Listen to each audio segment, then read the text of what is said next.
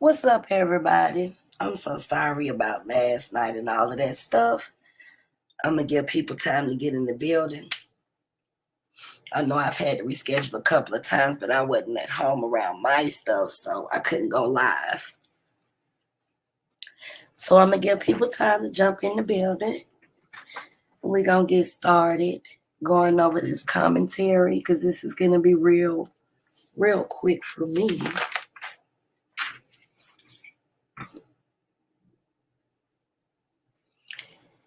Hope everybody's doing well. I hope if anybody was caught up in the area of this storm that they were safe and found shelter for all of the people who don't have a home. I'm hoping that we can that they safe. And I definitely got to go over this debate because the information, like I said, I want to challenge.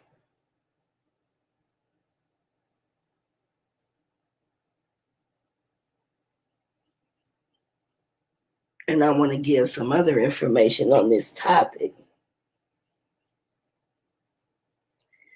Because people who really, practice polygamy and things like that, then they will know like all the definitions, the terms, the information that's put out. And I have a problem with it because if people, are going to practice this, and then you're the type of person that's going to teach this type of stuff,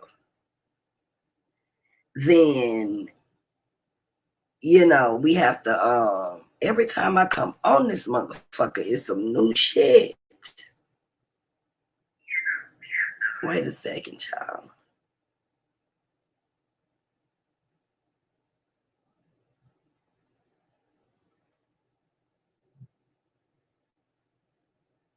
I know my notifications probably ain't went out or people might be busy this afternoon, but I really just don't want to get started, until people start to get a chance to get in. So I hope y'all understand why I'm stalling. I definitely don't want to get started until people start to come into the chat. And I'm looking at this shit. Judah, you better shut the fuck up. What the fuck you mean? Don't worry about how many motherfucking views that SVDL grossing. We rather have a handful of real than a house full of fake. Y'all niggas always got y'all mouth on SVDL. For SVDL to not be so successful, or if SVDL is not doing what it's supposed to do, why the fuck them niggas always over there with SVDL as the topic of their motherfucking discussion? Damn, I'm trying to go in on one pussy nigga and another pussy nigga loose. Why is it that every time I turn around, y'all discussing SVDL? If we ain't shit, leave us alone. God damn, I put Cascade. This bitch must be talking about me. Let me retract this shit ASAP. I put motherfucking Cascade in this bitch. Trying to put my Cash App info in this motherfucker. Y'all hold up a minute. I apologize. Because I got some on them hoes too. I'm tired of, like, these niggas is crazy. Man, y'all being the SVDL definitely gonna blow up. They definitely gonna blow up. It's just that we not no sellouts. We ain't finna go and kiss motherfuckers' ass and beg niggas to stay or hit cartwheels and shit for motherfuckers just so we can be a part of some shit. We not gonna do that one. See, all the people that is exiting SVDL are getting exposed ain't nothing but the motherfuckers who shouldn't have been there in the first place. A fuck nigga gonna tell on himself. A fuck nigga gonna tell on his motherfucking self. We ain't got to do nothing. Y'all always got something to say about motherfucking SVDL. Keep our shit out y'all motherfucking mouth. And if y'all can learn how to talk about something other than the goddamn Bible, you might be able to do something with yourself. Out of all people, Judah, I done spared your ass. Because I know you a motherfucking mental patient. Cross-dressing, you got 1,000 motherfucking personalities. And you fucked up over the pot. We know you stupid, so I tried to be nice. But your bitch ass up early this morning with your motherfucking title dedicated to SVDL. Why? Because you couldn't make it? See, the sad part about it is I done made a lot of little mistakes, technical errors, you know what I'm saying, difficulties, all kind of shit with my debates. And I have to stand on that. Nobody has never seen me say I don't claim my responsibilities of the mistakes that happens in my debates. It ain't nobody else's fault my fonts and shit was fucked up. If I wasn't fluent on this topic, that's nobody's fault. I've complained about individuals in the league, certain things and undermining things that they was using to try to fuck the league, but I ain't never complained about my own mistakes. A lot of you bitch ass niggas just couldn't make it. And instead of doing what the fuck I've been doing, stop going on YouTube every day and worrying about y'all niggas like y'all doing getting cash outs. I took time out to sit my ass still and learn where the fuck I'm fucking up at. Because I'm going to show Suave, he done talk too much about Nundy. See, the difference between me and a pussy nigga, you'll talk about that nigga, and he go to whining, fucking up the base, putting shit like pay Holliegh 150 on slides, because he don't give a fuck about the integrity of the league. A motherfucker like me, when you talk about Nundy, it make me beast mode up, nigga. It just made me go get my shit straight. And every time motherfucker that did that, I tighten up my game a little bit. Tighten up my game a little bit. Come in, boo. Tighten up my game a motherfucking little bit. And in the end, we gonna see who laughs last, because that's the motherfucker who laughs best. Okay, wait a minute. Hold on, y'all, 1 second, okay?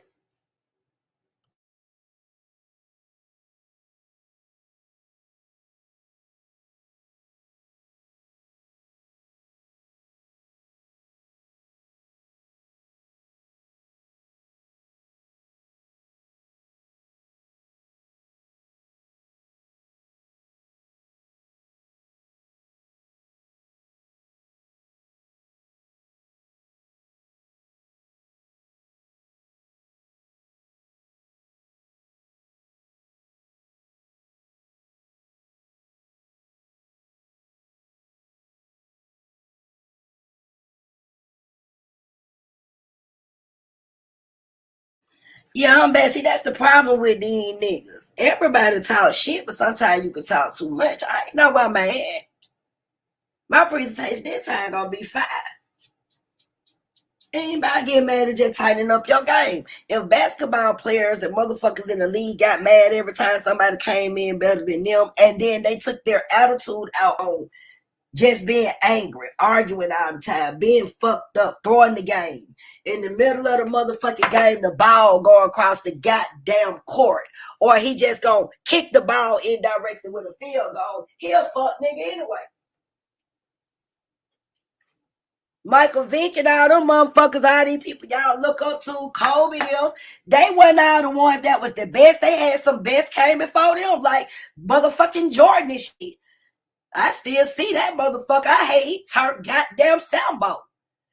I was crazy about Jordan. That motherfucker tongue, his tongue might reach the goddamn goal for the ball. Flame this motherfucker up. Some of you niggas can never outbeat some of these heroes we done seen today.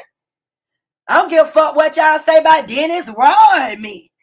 That motherfucker changed and flipped the fuck out every time he damn changed his hair color. But one thing about that elbow, he didn't come in that motherfucker crying about who was on the game. He didn't give a damn about Isaiah and them. He just knocked them motherfuckers out the way.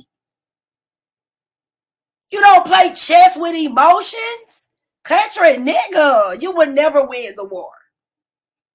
Crybaby ass, your ass up. Hold up, y'all. He talking shit. He was talking shit to Nundy. You said you couldn't see my name on the list. Well, fuck nigga, ain't you number 4 now? Flame this motherfucker up, pussy. You number 4 now. You study going down the goddamn ranks. We don't see it tonight. We finna go back over this debate. Cause see, I'm gonna play the debate first before I go into my commentary. Every time you open your mouth and your team, I got something for y'all. Cause see, I look at it like this. If you ride with a fuck nigga, then you got to be on the same motherfucking level. And a lot of these motherfuckers behind the scenes, some messy little motherfuckers. Oh yes, y'all motherfucking hand clap for this early morning service Nundy bringing to the table.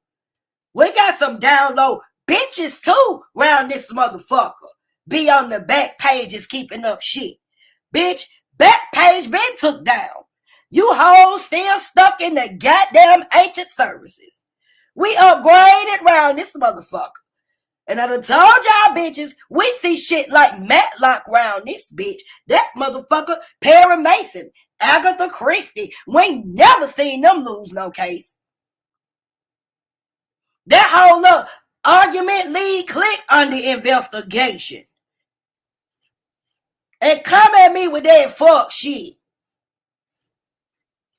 Trying to debate each other just to try to knock other people out the way, and both of y'all some stupid motherfuckers. Flame this motherfucker up, bitch. I told y'all I read the rules. Don't never tell Nundy to check herself, bitch. I ain't motherfucking perfect, but I'ma bring the motherfucking heat, I can tell you that. You talk too much, bitch. You know before. How many of us still gotta come at your... You know what? I can't wait. Come and get some free classes. So she know than everybody. So they can tighten up. Cause season 5, your bitch ass gonna run. If you don't run, by the time we put your ass at the bottom in season 4. See, we all know you a snake.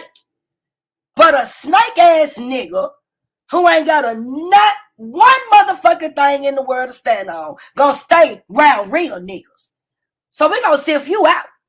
We gonna slow gas you, Suave false. Every time I turn around, you and these messy ass whores with the indirect fuckery shots to the camp. Y'all niggas really scared of us. That's what it is. Y'all gonna petrified y'all motherfuckers. All y'all so-called TRs won't even give us a debate. We've been asking. None of y'all won't let us debate y'all. Why? Is it a fucking conspiracy? Y'all trying to play games? We done called all y'all motherfuckers out. Some of y'all done disappeared. What the fuck ain't none at? The goddamn champion of the league. Y'all pussy ass niggas been exposed. SVDL is cleaning the house. And when you got a clean house from all the fuckery, then ain't no other way to go but up. The fuck y'all pussy ass nigga be talking to? We know what the fuck we doing in SVDL. Ain't nobody getting rid of nobody. These niggas falling off like flies they self. Been exposed as plagiarists. Using other people's shit. Can't thoroughly define a word. Motherfuckers don't know liberal from goddamn being a communist. Don't know that it's the same thing. How the hell you talking about you a liberal fighting against communism and you motherfuckers in the bed together?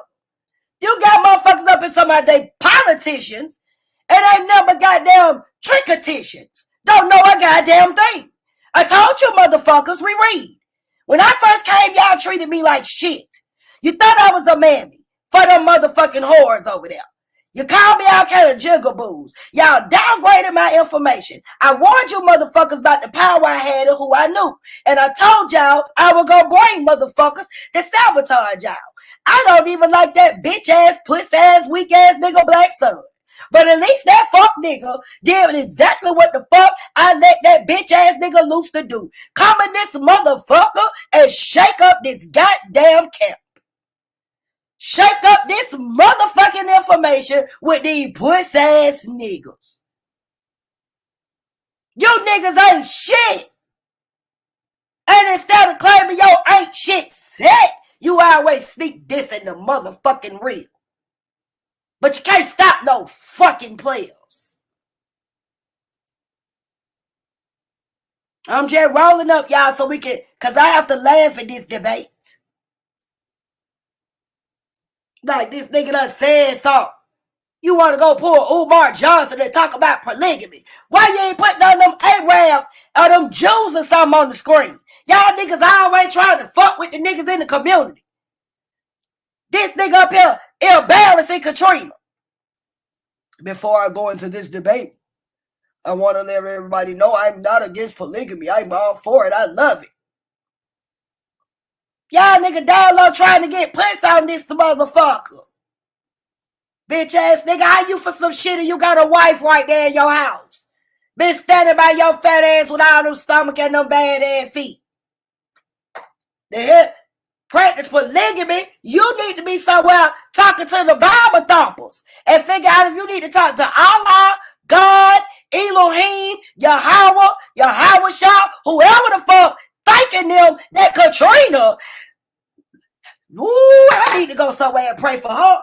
Yes, the Jesus in the name of Jesus or whoever the fuck I need to call. Helped her, not helped her. This motherfucker done stuck by your fat ass and you up here talking about you want polygamy. See, we know now what was going on with you and Cornflower and all them hoes. Them bitches was over there blowing your asshole. Cause they some salad tossing bitches too. Blame this motherfucker up for these hoes with this bullshit. I'm sick of it. I'm on Friday morning talking this shit. Bitch, nigga, I done sat back and looked at all y'all motherfucking shows and I see this fuckery. You motherfuckers don't have the integrity of the people that's left for SVDL, some of us. We ain't got but 3 or 4 pussy motherfuckers finna fall off. Cause their credibility being damaged. Nigga, you had 8 people watching your debate last night only because they support Solar. Cause we fuck with Solar and his queen. And we not gonna see the league be destroyed what y'all pussy niggas came to do. And then want to own your own league and just wasn't successful. Because you motherfuckers don't have no mind to have no solar vision for you to build no motherfucking league. Flame this motherfucker up. Solar vision outside you motherfuckers.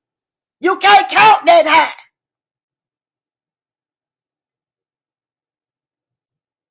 Keep on fucking with my folk. Them folk doing their thing and living a happy life. And every time I turn around, y'all on SVDL about something. And I'ma say fuck a sorry. Suck a sorry dick, nigga. Suck a sorry dick. Y'all good. Y'all specialize in that. Cause the judges goddamn handling business. I done had him on one of my debates, I think, if I'm not mistaken. The fuck I'ma come up here talking? If I'm one of the ones campaign judging information. Suck a sorry dick, nigga, cause you couldn't get away with that fake shit. Y'all niggas always bitching. Fuck, nigga. I say it for it. Alhamdulillah. Shalom. Islam or whatever the fuck a star practice. Suck his dick. On Yahweh Shah, Allah, or whoever the fuck he fuck with. Flame this motherfucker up.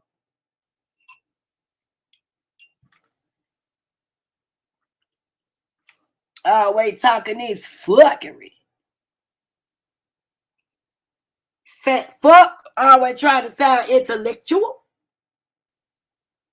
Dumber than a box of rocks. Worry about Umar against a pussy. How y'all niggas always been worried about Umar? Why? Maybe if y'all had stood up and helped him get the school open. Instead of being a country nigga sitting back donate $2 talking about the $2 you gave. It's very hard to get a black school open in this community. Do I agree with a lot of the shit Umar be on? No, I do not. You can't agree with everything nobody do, but I understand I don't work with the man. That motherfucker smart as hell. And instead of one of you motherfuckers using the brains that he got, let that nigga do what he do best. Talk shit and teach. You motherfuckers want to worry about how many pussies he got in this house. Because you can't get none. But you love polygamy. You fat disrespectful bitch. Couldn't have been me. I'd have blown my husband's brains out and collected an insurance policy. But floating this motherfucker up, y'all. From my real sisters. I done put up with your fat ass stomachs, your bad ass feet, them tumors on your shit, you not being able to ever wash or wipe your ass. You can't hardly talk. You can't pronounce my name. Katrina. The fuck, nigga. I can't find no dick. Me and your goddamn house down there playing pity pat. Me and you will never part. Singing God trying to tell you something shit, nigga. Fuck you, man. And you got the nerve to roll your big ass over talking about you believe in polygamy. Who else wants you besides me, you fat fuck? I would have put a life insurance policy. All you had to do was give him a shine, man. He'll choke. Well, that nigga be trying to swallow shit around this motherfucker.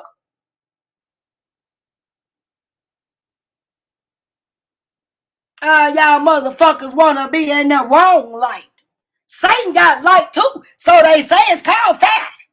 Flame this motherfucker up, because they done stepped in the wrong light. Too many of you motherfuckers been following Harpo. Y'all the darkest minds of the light. Well, let the light flood your bitch ass out. Hallelujah. Thank you, Jesus. Shalom. Islam. Fuck you, man, bitch. Told y'all motherfucker last week, tell me go to church. Yes, sir. We gonna be in church. Different between my services, my folk gonna come and congregate. They gonna be in church service every time I come in this motherfucker. Hallelujah. Cause this is the church of truth in this motherfucker. Talking about some goddamn polygamy and that ain't number 7 pussy. How you contract your motherfucking pussy hoe? Where my sisters at? Fighting this niggas contracting their dicks. Fighting this motherfucker.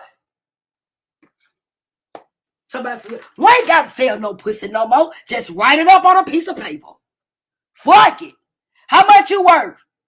Some tofu and a little dick. Sign right here. Fight this motherfucker for these confused ass bitches.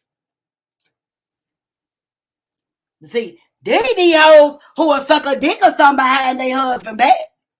Let's talk. Oh, yes, we got a lot of them out here. Yes. Go and get Tic Tacs behind their husband's backs.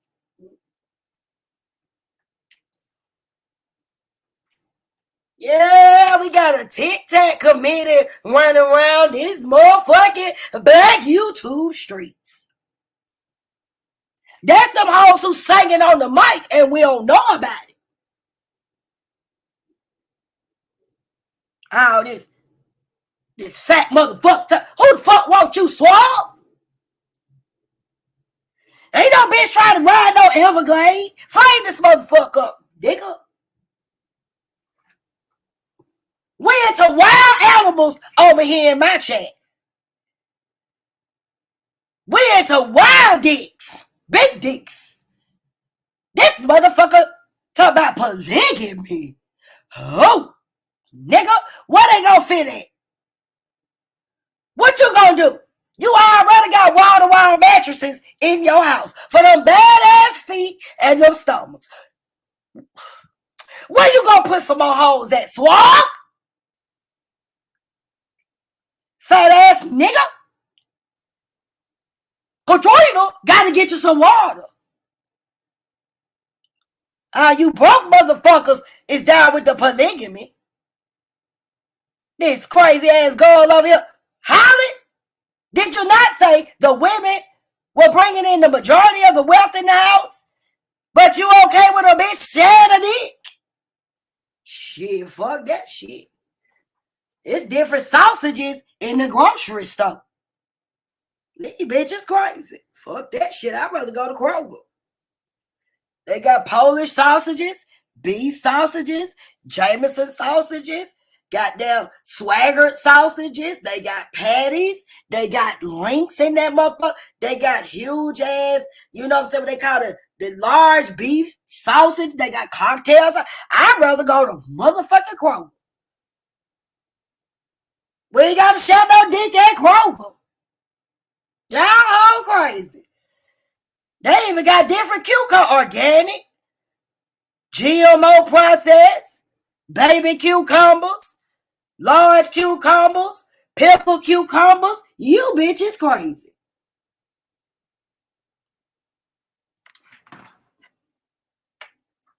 Get on there and pour this goddamn ragged ass debate up. Tired of you country ass nigga. You know on your ass when I get over there with that Sanita shit. Yes, I'm going in. We got 2 church services today. This and I'm sick of it. AOI up. Let's AOI up. How many of them donations for them $500 shoes y'all done gave to the people? I'll wait. I see I'm tired of motherfuckers with these goddamn fuck nigga campaigns out this bitch. Don't keep sending direct shots at my account. I ain't saying nothing to your little bitch ass, little fuck fat ass nigga. I tried to respect you and your wacky whack shit you over there promote. But let's talk about AOI. What the fuck AOI doing? Besides flexing them $2 goddamn jogging suits. Bitch nigga, that ain't nothing but a patch. And I looked it up. It ain't number $5 a patch. You done went and ordered a case of goddamn white motherfucking hoodies. And you done put a patch on it and trying to come up. This is broke nigga campaign. I was in the dope game. I'm quick flipping that shit. How much you pay? $10, nigga. $10. Fuck that shit. I ain't paid but $5 for the patch. I'ma throw in the motherfucking hoodie, nigga. Give me $10. Shit, fuck that shit, nigga. This pussy ass nigga talking about a harder for solar. Pussy nigga, you should have gave solar one free. You in the league. When you got products, you give it to your people in the league to promote. If you had your shit organized, you would know how to write it off on your taxes without being 501c3. Because you can't give away shit. They do have a charity box on the damn tax form. I gave this is some charity, you know. SVDL is great, you know. I decided to show them some charity. The fuck? This nigga's dumb as a hornery. Cause the patch motherfucking reflect. This pussy ass fat fuck.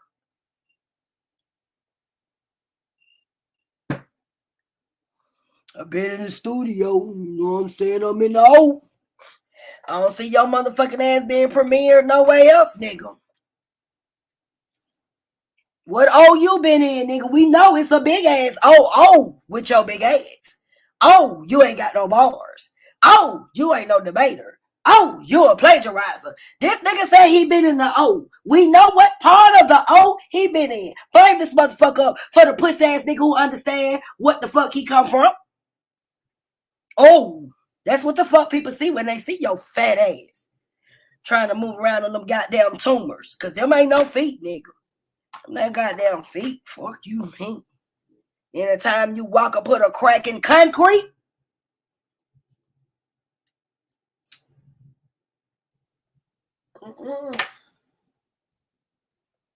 No goddamn feet.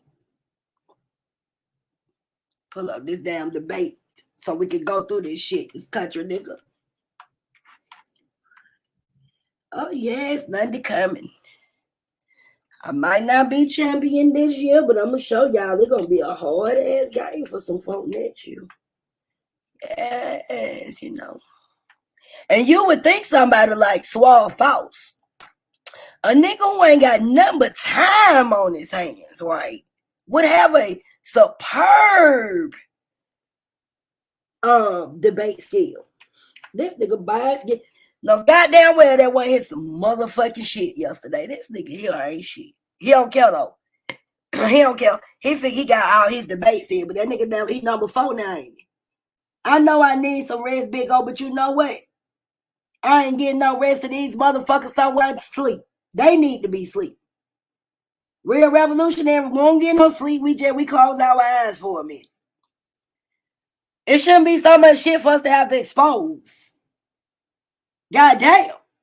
Between me, my boy Lex and Younger and our SVD, the teachers we got, we behind with the way they puts the nigga moving.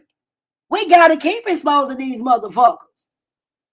This shit getting out of control. That's why they think we all the crazy. We ain't crazy. Lex ain't crazy. I ain't crazy. We ain't crazy. They crazy. Country ass niggas like this on the loose in the community. Hell no. We gotta go to work. We can't go to sleep. Fuck you, me. Like, I'm starting. I gotta go do some research. But boy, Lex said we been taken over by motherfucking aliens. He might be right. Some of these niggas here too. Got motherfuckers looking like Sanita running around this motherfucker. That cannot be no human. I apologize to my boy Lex. Cause he right. Looking at some of these bitches out here. Look at Suave. That ain't no goddamn human. Them ain't no humans. I gotta go back to some of Lex classes. He made me see things through a bigger picture. These motherfuckers gotta be for somewhere else. Nigga with bad feet and 100 stomachs. That nigga probably got so much. Lift that stomach up and see how, you know how the nigga had all that black shit when you can't get up under your stomach. Why? That nigga down? Who? Talking about polygamy. Polygamy. Oh, what, Suave? You trying to share a dick you ain't got. You trying to share a dick you ain't got. The fuck we gonna share a net?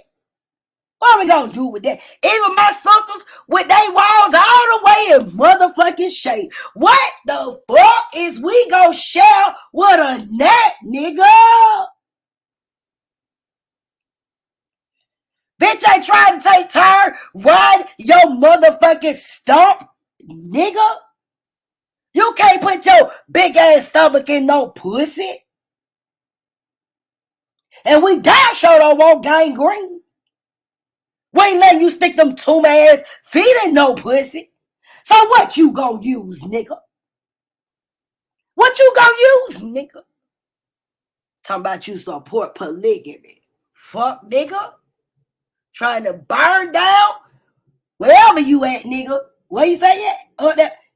Finna burn them folks shit down in that motherfucker. All those fiery signs you gonna have in that motherfucker. Them motherfuckers gonna hear y'all down there playing patty cake. And the next thing you know, whoosh.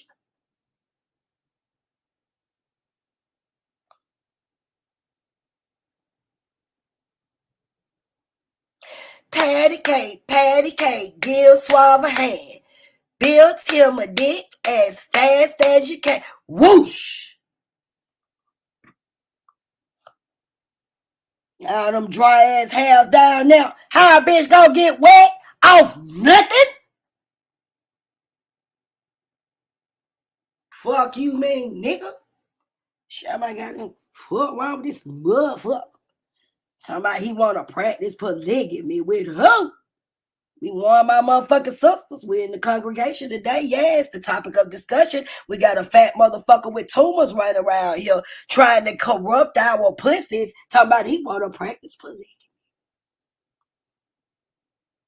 Then went into polyamory. Then tried to say polygamy mean you can have a man too. See, this is why you cannot have motherfuckers in your community teaching you who be putting their nipples in people's mouths. Babies. Motherfucker, no goddamn well polygamy don't mean no dick in your ass. They got a word for it, and I'm gonna teach it today. This puss ass nigga running around here trying to stick his nipple in a motherfucker mouth. And in your presentation, you added a man to polygamy? I ain't never seen that in Greekology. And they started this shit. Flame this motherfucker up, y'all. And they was taking all kind of dicks in their ass in the Greekology era, in the Greeks era. No motherfucker, they was after dicks. They was after all kind of dicks. They didn't even put that shit in their documents of polygamy. This motherfucker added a dick, shaking my head. This nigga starting to come out the closet. Yes, he is. What wrong with this nigga? Oh, we're talking this shit. This nigga crazy.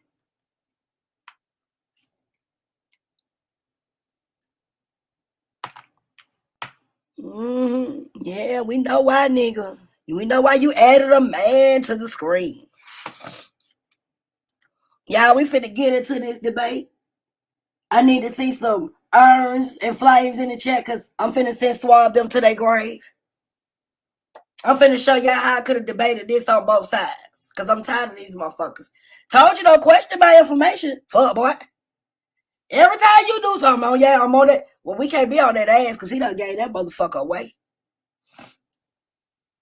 I need to holler at Katrina and see how many straps she got in that motherfucker. Cause we know Suave ain't getting the job done. Where my sisters at? Where my sisters at? We need to go online and dedicate some dicks to Katrina. All shapes and sizes and colors because we know she's miserable over there with Suave Falls. And some foot cream and some incense while we at it. Cause that ass stink. Somebody said yesterday in the chat, tell Suave let us see the back of that chair. I wonder why. Flame this motherfucker up, none to see everything. Did y'all see it? Flame this motherfucker up, put one in it. What's going on with your chair, Suave? Did you have some shitty streaks on that motherfucker? Cause you wear skinny jeans and we know why you trying to make it look like you got a dick print. Flame this motherfucker up for my sisters who know better. Told y'all we specialize in this shit in 2022. When they came out the closet, we started learning. Somebody said they want to see the nigga back of the nigga chair. I don't want to see that motherfucker. All right, y'all. We finna go with this debate. I'm finna let this shit play.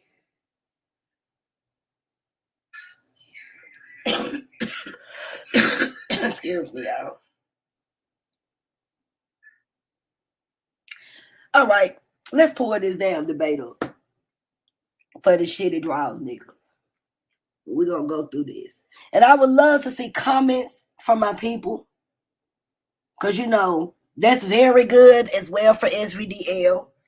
We try to, keep it respectful over there, but sometimes it get critical. We're a deadly goddamn team because we read. So sorry, but over here that would give Solar the opportunity to see other people's opinions on these debates. So I opened the floor for real for y'all to put y'all opinions in there along with mine. And then I'm gonna open the floor after we watch the debate and let people on the panel to give their commentary.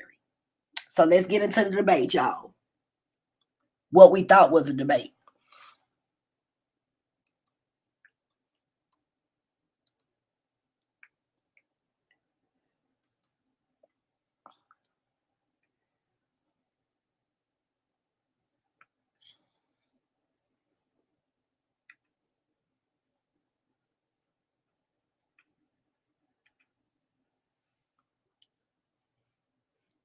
Hold on, y'all. Make sure I hit play. Gotta go. Let me size this down and go make sure I hit play on it. Hold on, y'all. Sorry. There you go. All right.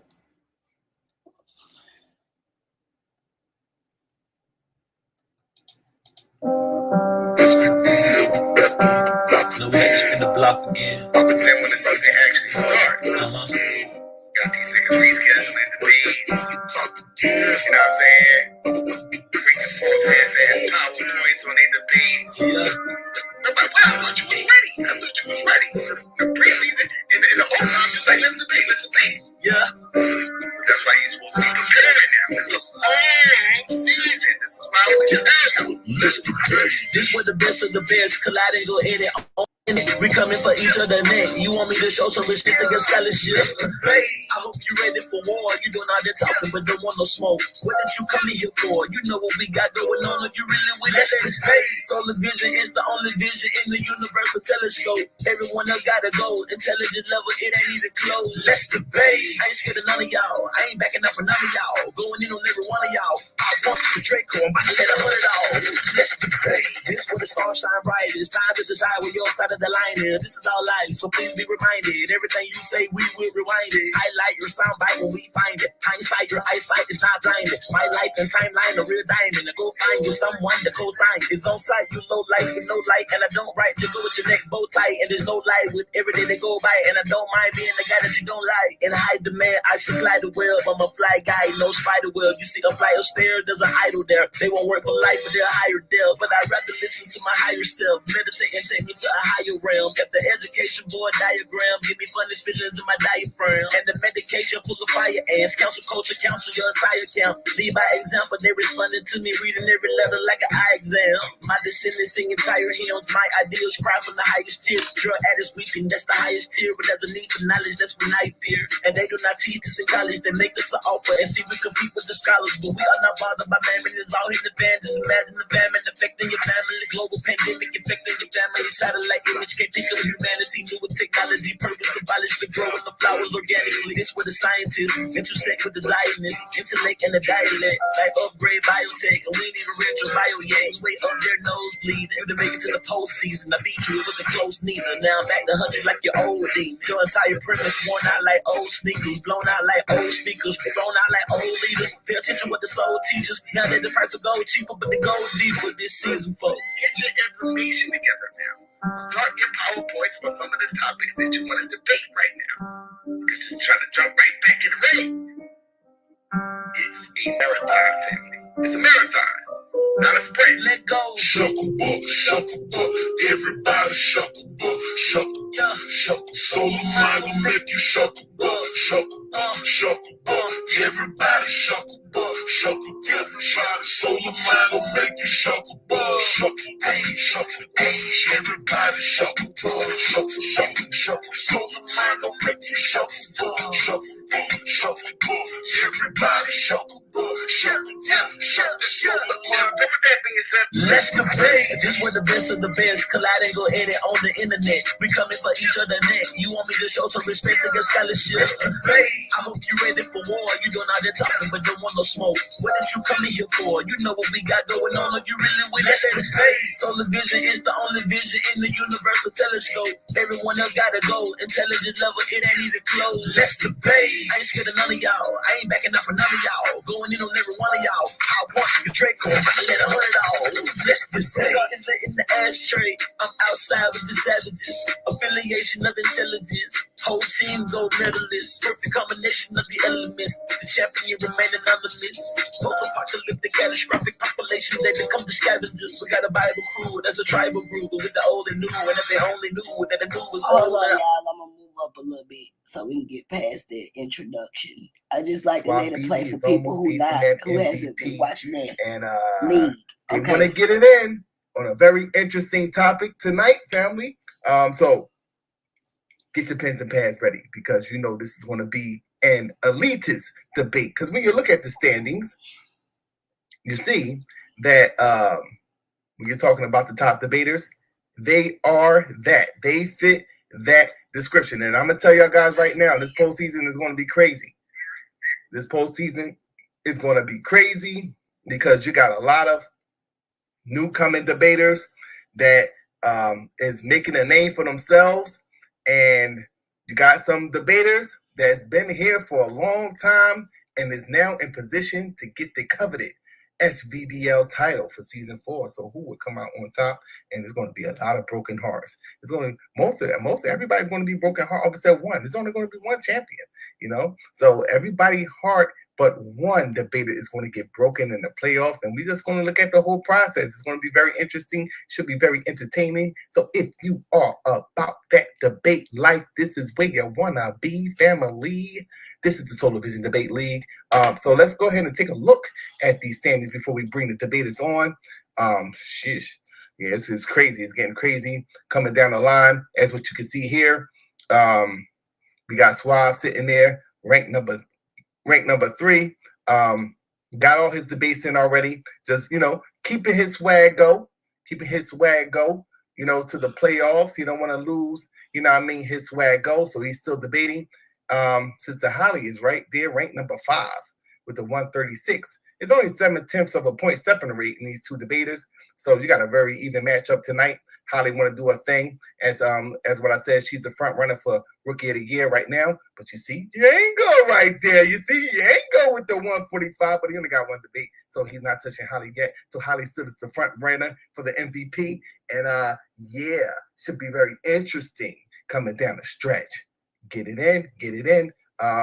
Some of the contenders for the MVP will be Brother Moses. Obviously, he's sitting there. Will he touch Holliegh, though? I don't know. Black Sun, I think, has a chance. You know, he got to get it in and raise that average a little bit. And Scheme has a chance. I say, well, Black Sun and Scheme has a chance. and then maybe Brother Moses. I don't know. You know what I mean? So it should be very interesting coming down the stretch to get these awards. I don't know, Shucklebuck of the year, looking like it's going to go to Minister Howe thus far because he's leading in that category, and we'll deal with all that later. But right now, let's bring on tonight's debaters. What's going on? Suave.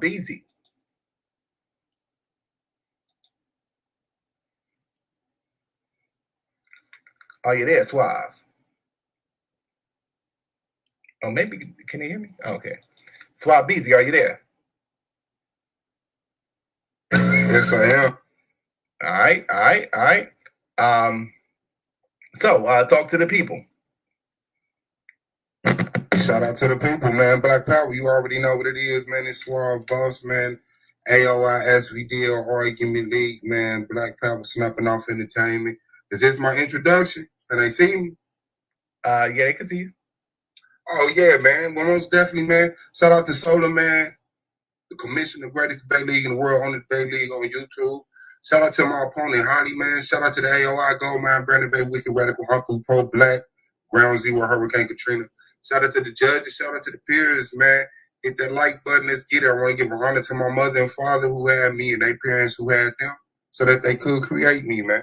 It's going to be another one, man. It's a classic, man. Suave Boss versus Holliegh. Shout out to my sis, AOI. So you already know, man. It's going to be fire. All right. And we got Sister Holliegh in the building. What's going on, Holliegh? Peace, Solar.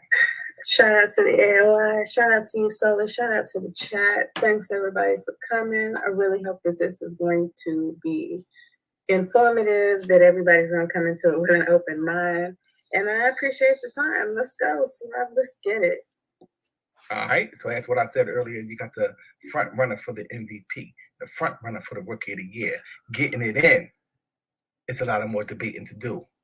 So coming down the stretch, especially for Sister Holliegh, and with the chase, that's what I said earlier, the people that's on her tail for the Rookie of the Year is Blackson and Scheme. I think it's the two. We got Yanga right there with the 145 average, but he's only got one debate in. So, it's really Blackson, Scheme. And then a long shot probably will be Brother Moses. He does have his debates in. He has his 5 debates in. Okay, how do we move this whole thing over? Move this thing over. What's going on? But he does have his 5 debates in. Let's shrink it. Let's do it that way.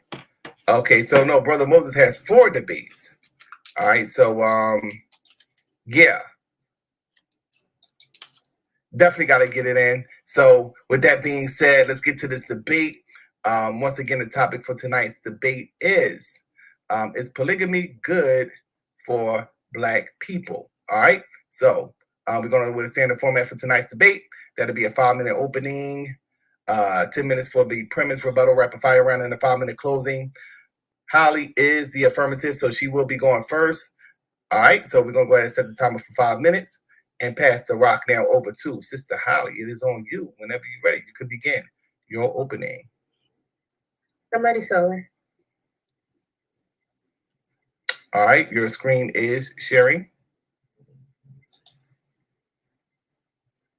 Okay. Is polygamy good for Black people? That is the question for tonight.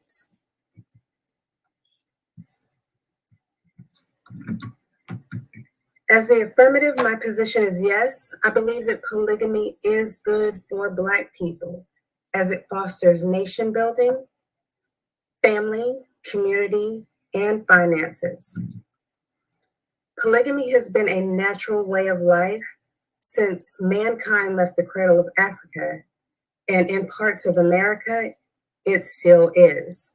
According to researchers at BYU, there are 30 to 50,000 people that are currently living in polygamous lifestyles in the U.S., and a separate study by NPR reported an estimate of 50 to 100,000 Muslims in America living a polygamous life. Let's talk about nation building.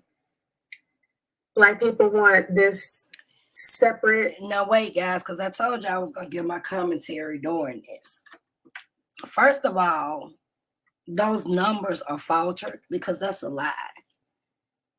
You have communalism going on. You have relationships of people that's living together in religious backgrounds, but bigotry and polygamous relationships is outlawed in all 50 states. So if you had all of these people in the United States practicing this, the prisons would be full.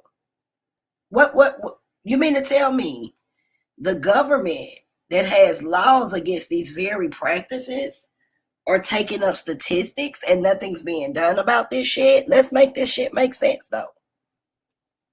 I'm gonna go find out where that is and see what the statistics are, if there is some, and where they came from. It doesn't make sense to me that they would have a statistics like that. And we all know that they don't practice polygamy here in the so-called United States of America. But let's continue with the debate. Wakanda, well, that's nation building. A nation identity, unification of people. It's the creation or development of a nation, especially one that has recently become independent. That's the Wakanda, an independent nation for Black people. Family. Family is the building blocks to success. Strong families create strong adults. Larger families makes couples less likely to divorce, which reinforces strong family bonds and a sense of community. And that's great, seeing that Black women have a 72% unwed mother rate. Community. Communities share common cultural and historical heritage to continue your base interest, religion, and your race. People living in the same place that practice polygamy are by definition a community. And of course, finances. That's the last point that we're going to be talking about tonight. Finances that are pulled from the family's multiple sources because you have multiple income earners in the home. It puts the family into a better standing financially. Definitions. Polygamy is the practice or custom of having more than one wife or husband at the same time. Polygyny is the state or practice of having more than one wife or female at the same time. Polyandry is the state or practice of having more than one husband or male mate at one time. Now let's stop right here. Look at her definitions. First, she said that polygamy meant having more than one husband. That's not true. Polygamy has absolutely nothing to do with one husband. That's why they have polyandry. I need to get a few responses, and I don't expect to have a lot of people in this chat today. I only expect to keep the people who want to learn something about what's going on. Look at the sources. You can't even see them. How do we know the sources are valid? So they be always talking about my slides and shit. Crazy colors. You can't top greens and stuff like that with black, but I couldn't see it. But anyway, the definitions are all wrong. Polygamy has absolutely nothing to do with having multiple husbands. So let me continue. Sorry, y'all. Okay, let me go back to the video. Here are my sources.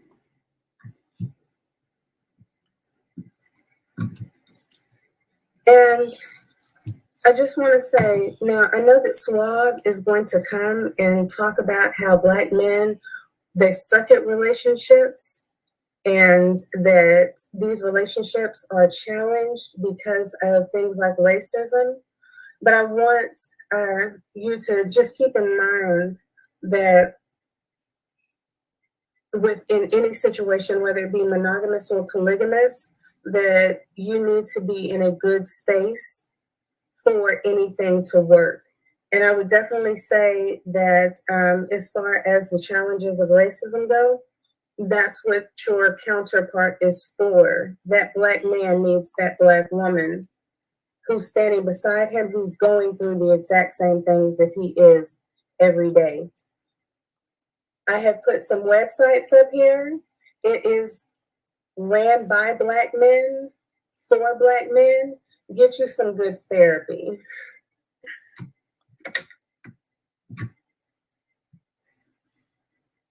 And with that, I yield my time. Shout out to Sister Holly. We're going to keep this thing rocking and rolling. We're going to pass the rock now over to Suave. It is on you. You got 5 minutes. Suave Fleazy. And they got a lot of fleas in his ass. Now look at this shit. Suave Fleazy in the building.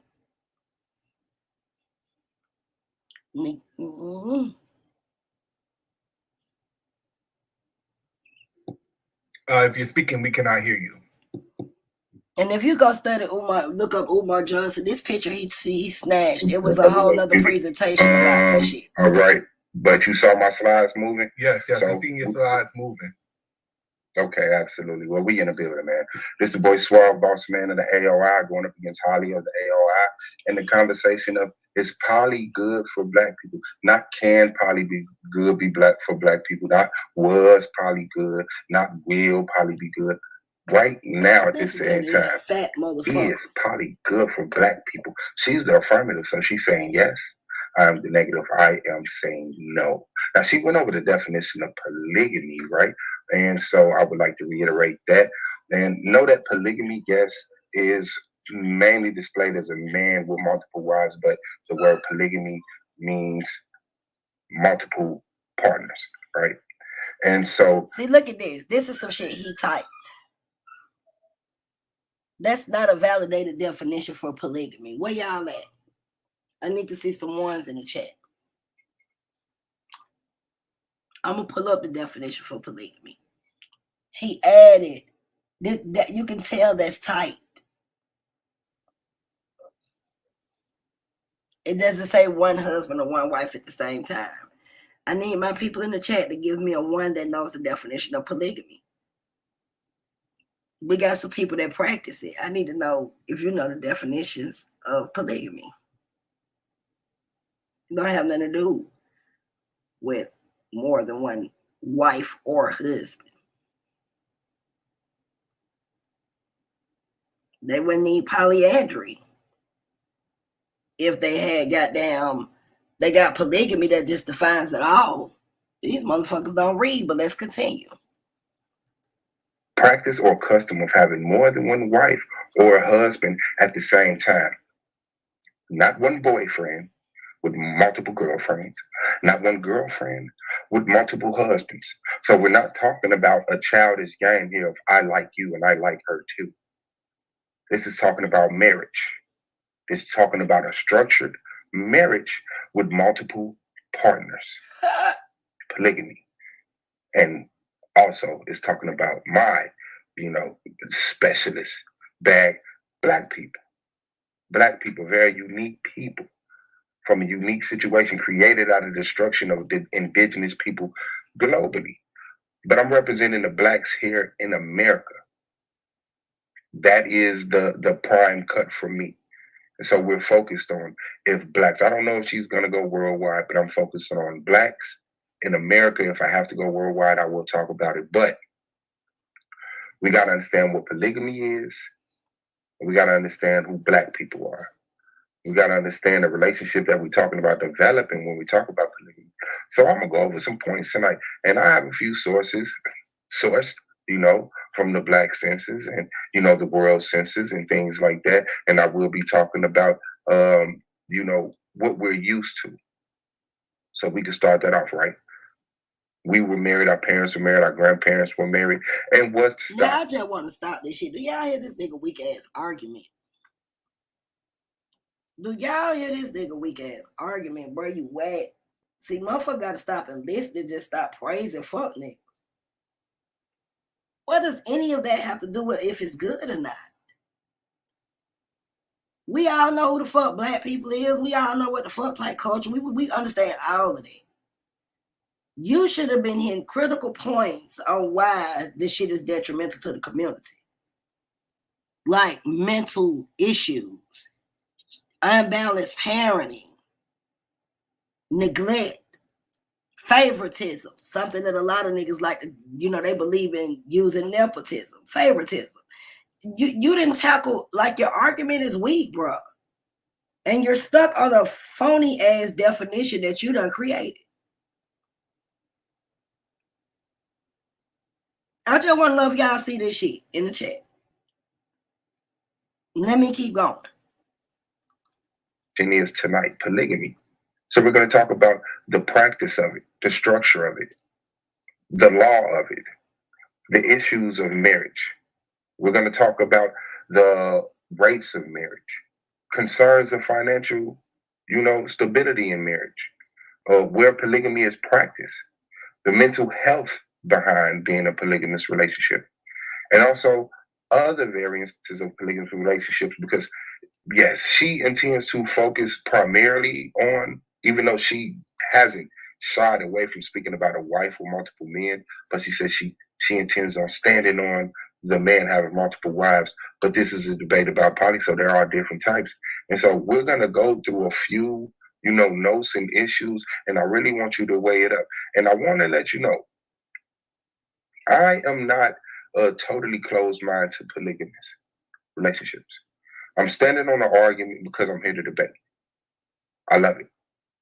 And so for tonight, I'm not expressing my mentality per se, but so they are issues and concerns, because the conversation of marriage is a very mature conversation at its own. So when we start talking about polygamy, we indeed, without a shadow of a doubt, have to have a very mature conversation about this. And so that's why I want to take it to where I'm taking it to. Because even if I'm for it. See, I just got to say this. This why this fat ass nigga is on YouTube trying to get some pussy. You already married. How could you? And from what I can see, she got to be a wonderful sister because she don't get involved in the fuckery. How could you be sitting up here saying you love polygamy? That's a motherfucker that'll cheat on his wife. You don't see it's nothing wrong with having multiple women. So the first motherfucker who tell you your fat ass stomach is something she can deal with, you'll branch the fuck off and go backstab your wife. Look at the psychological. For these niggas to always be talking about they not religious. It's funny how they all stand on everything that comes from religion, because they don't study history like Suave, so they wouldn't know that. They don't stand on no history. I ain't never seen no shit like this. So that means you'll cheat on Katrina. Type shit that is. Let's continue. Which I haven't said I was, but there are some aspects, but let's see how she defends that. But even if I was, these still are concerns that I would have to face myself if I was taking this polygamy conversation serious. And we know we're black people ourselves, the majority of us. We range from, different types of lives. There's no one uniform status for blacks, no matter what's grandly accepted. So we're going to talk about it, and we're going to talk about it tonight, man. Suave Boss versus Holliegh is probably good for black people. Black power, let's go. Shout out to Suave BZ. We will be right back right after this brief intermission. This is the Solar Vision Debate League.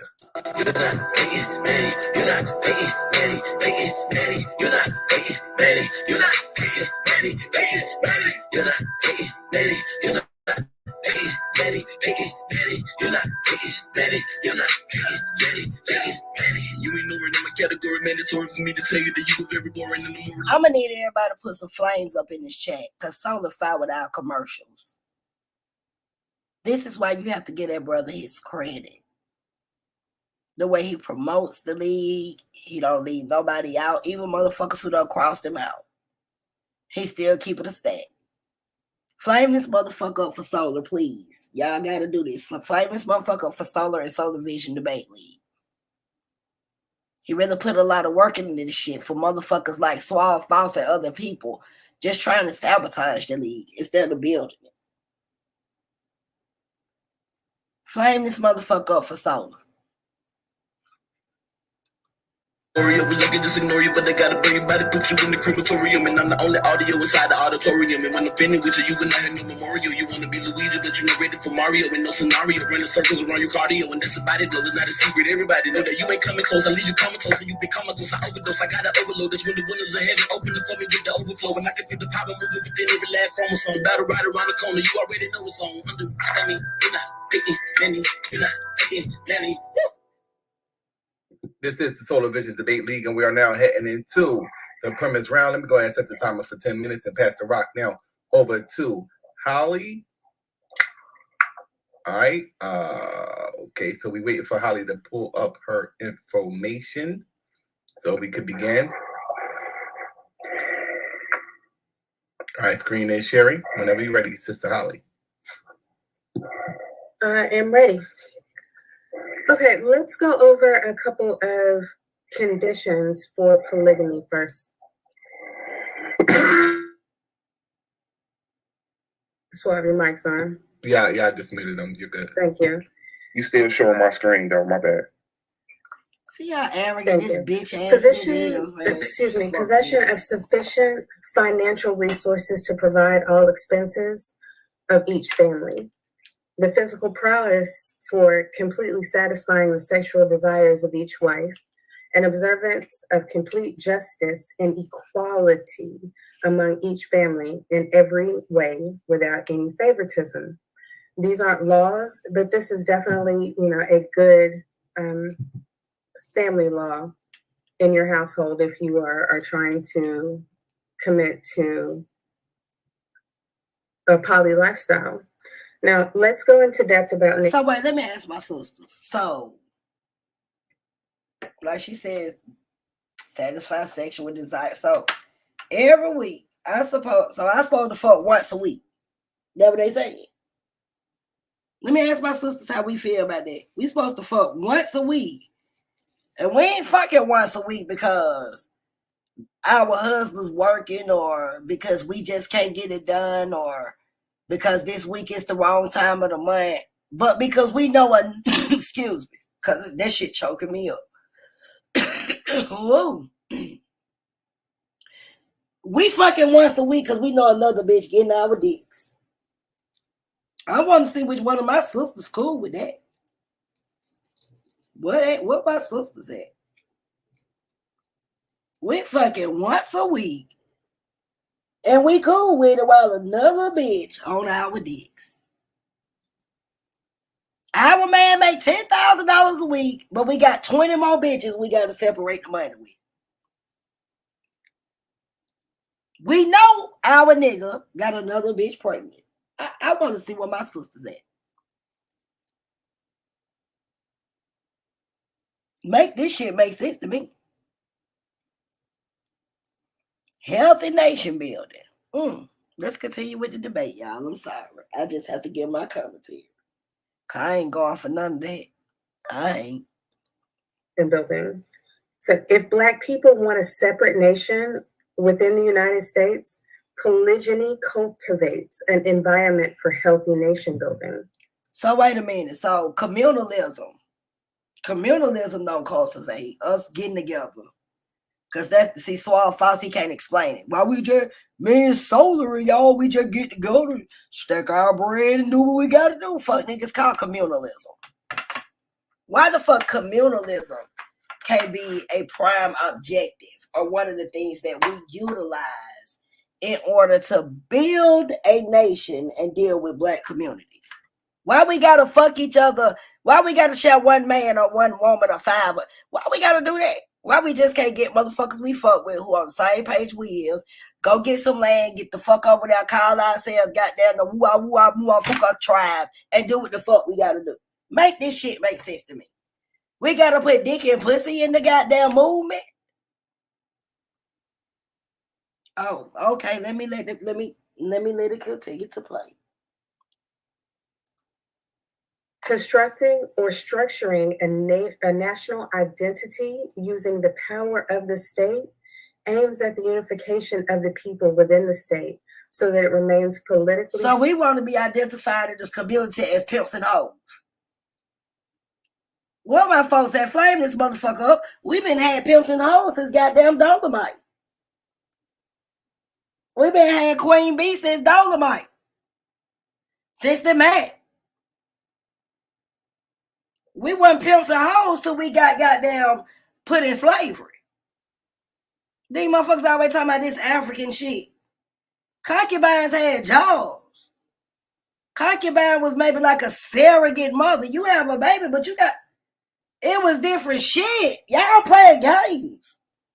Ain't no hoe coming in my house telling me what to do. That's why they tell you the main wife. They let you know you's a hoe. Fuck, I look like being the ninth wife washing this nigga badass feet. Imagine being in polygamy with Suave. And you gotta be the 10th wife holding up all them stomachs.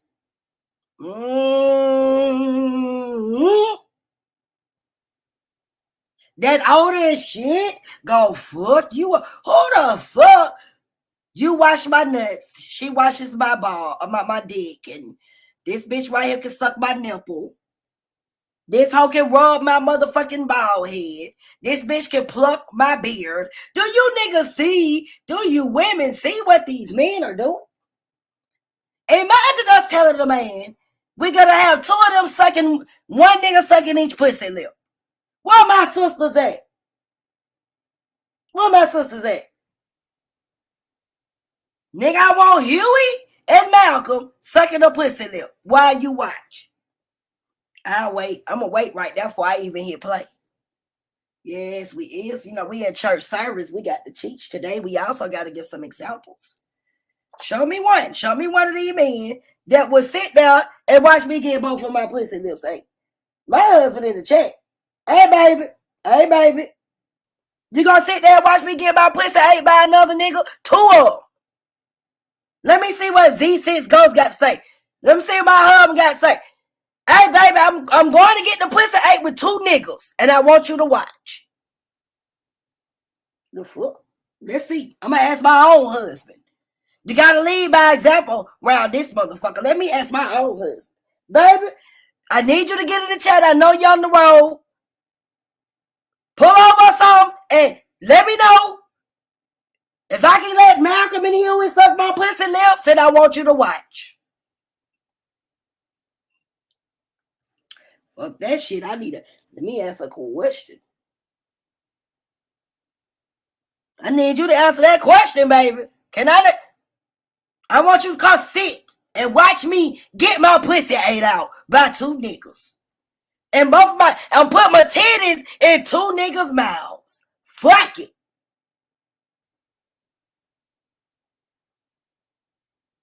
God no man.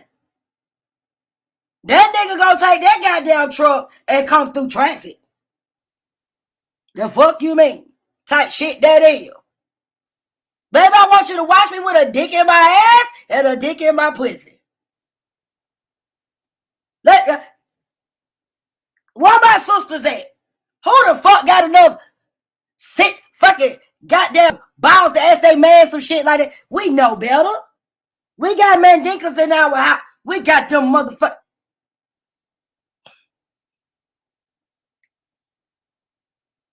I was just asking the question. You ain't gonna tell if you a bitch who pimping. Flame this motherfucker. You ain't gonna tell your side nigga you gonna get a side nigga. Flame this motherfucker. That nigga said it's just you, me, and he, bitch. What the fuck you mean? You, me, and he, and Fred. Huh? Flame this motherfucker. You ain't gonna get a side nigga on the side nigga. And this bitch up here talking about we shall practice polygamy. It's a shame. The way they mess around with your mind. God damn, was y'all getting education back in the day? Explain. Around these motherfuckers. My real sisters at goddamn big dick committee campaign. Where my big dick committee campaign at? And my tight pussy campaign niggas at? Where y'all at? They pushing this shit all over goddamn YouTube. And viable in the long run. Polygyny raises the population in said nation, which will help maintain the cultures and the values of that nation. Both economic and social factors are influential for the success of the nation, and polygyny is a key to both of those things, to the economic and social factors within the nation, as it promotes no outside influence, as there are many families to intermarry with. Now let's talk about family, that beautiful brown family you see in front of you. How polygyny helps with family. If it's done right, it upholds a woman's natural rights.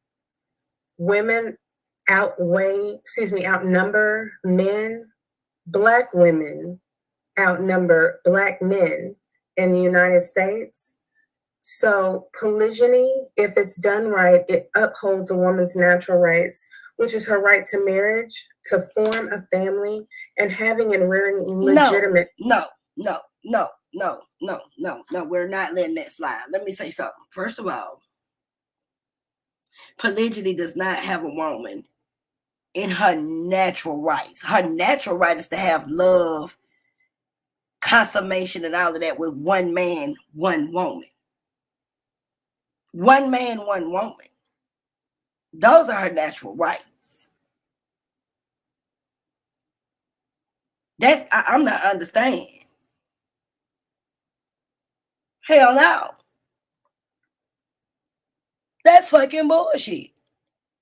Rights to marriage, you's a hoe. You ain't married, you got a contract. You selling pussy. Y'all misconstrue this shit.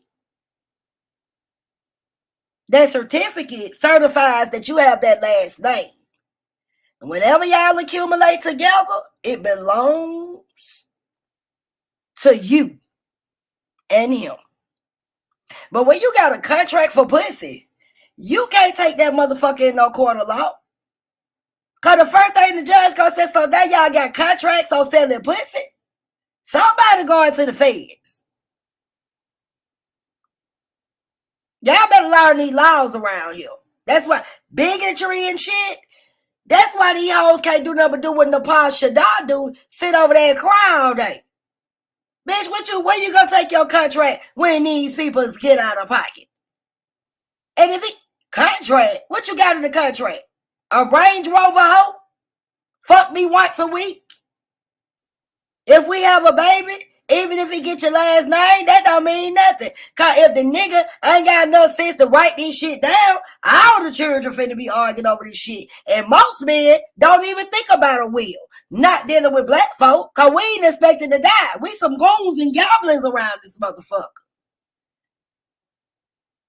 Insurance policies. What that mean? You gotta wait till the nigga die to eat? You gotta wait on the motherfucker to die to eat. I'm shaking my goddamn head. Let me go on back into this, cause this shit motherfucking crazy. Caregiver, who the fuck? I ain't trying to be funny. And I ain't trying to be, that's the fuck I am. Actually, I am. I'm finna be motherfucking cruel. I ain't seen nobody in the history of niggerdom, because, you know, we got to give a shout out to Cat Williams for that. Well, my sisters volunteered to take care of their husband's whores' babies. Flame this motherfucker up. Lest that bitch was crazy, deranged on some crack rock or something, and it took a stiff tongue to do that. I don't want this, but I'm going to let him in, because this motherfucker, come on now, where my sisters at? Flame this motherfucker up. What we got women that volunteer to take care of their husbands' whores and their children? Put a 1 in the chat if I'm right, put a 2 if I'm wrong. Ain't no women, none of our women, signing up to claim let no nigga whore move in my house and her baby. I don't give a damn who said it. Where my sisters at? Before we hit this motherfucking play button on this crazy motherfucker.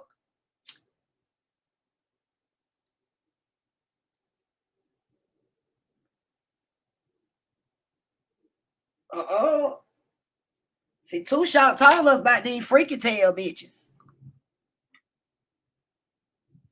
No goddamn woman going for that. Oh, you know you was fucking my husband, but it's okay. Since you're his whore anyway, just come on in. I have cornbread and baby milk for your baby. You got me fucked, bitch. You better not even call me.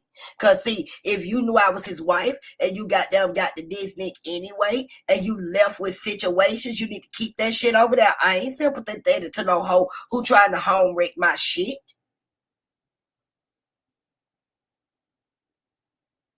I ain't trying to goddamn motherfucker. Bitch, are you fucking serious? I'm gonna co-sign the horn. I ain't never. Oh, let me see, Jasmine. Hold on, let me drop the link for my sister before I go back into the video. They motherfucker crazy. I ain't got no room for that extra ass shit. And ain't none of my real sisters going for it either. Sitting up here talking this crazy shit. Wait a minute, y'all. Let me put the link in the chat for Jazzy. I don't know why I ain't did it at first. I be just so ready to go in on these lame ass niggas with the fuckery. There you go, boo. I'll start the video back when Jasmine come up, y'all.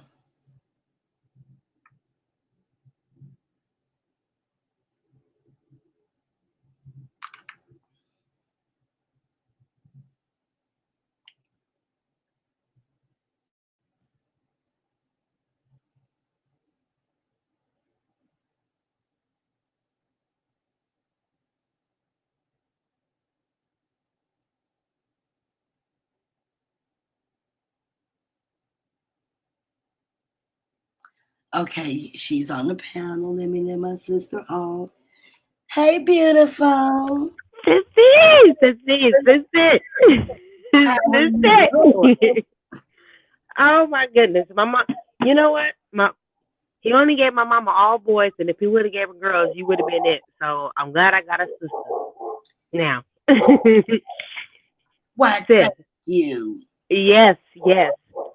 So I had to come say this real quick. So, you know why? And tell me something if I'm wrong. You know why polygamy or anything won't ever work in this country is because our moms, generationally, we was not raised into that type of thinking. We weren't raised into having a, we call them, and back home we call them mate. They your mate. We weren't raised like that here. So it's not a real thing here. You know what I'm saying? To be into any, especially polygamy, you got to be trained up like that.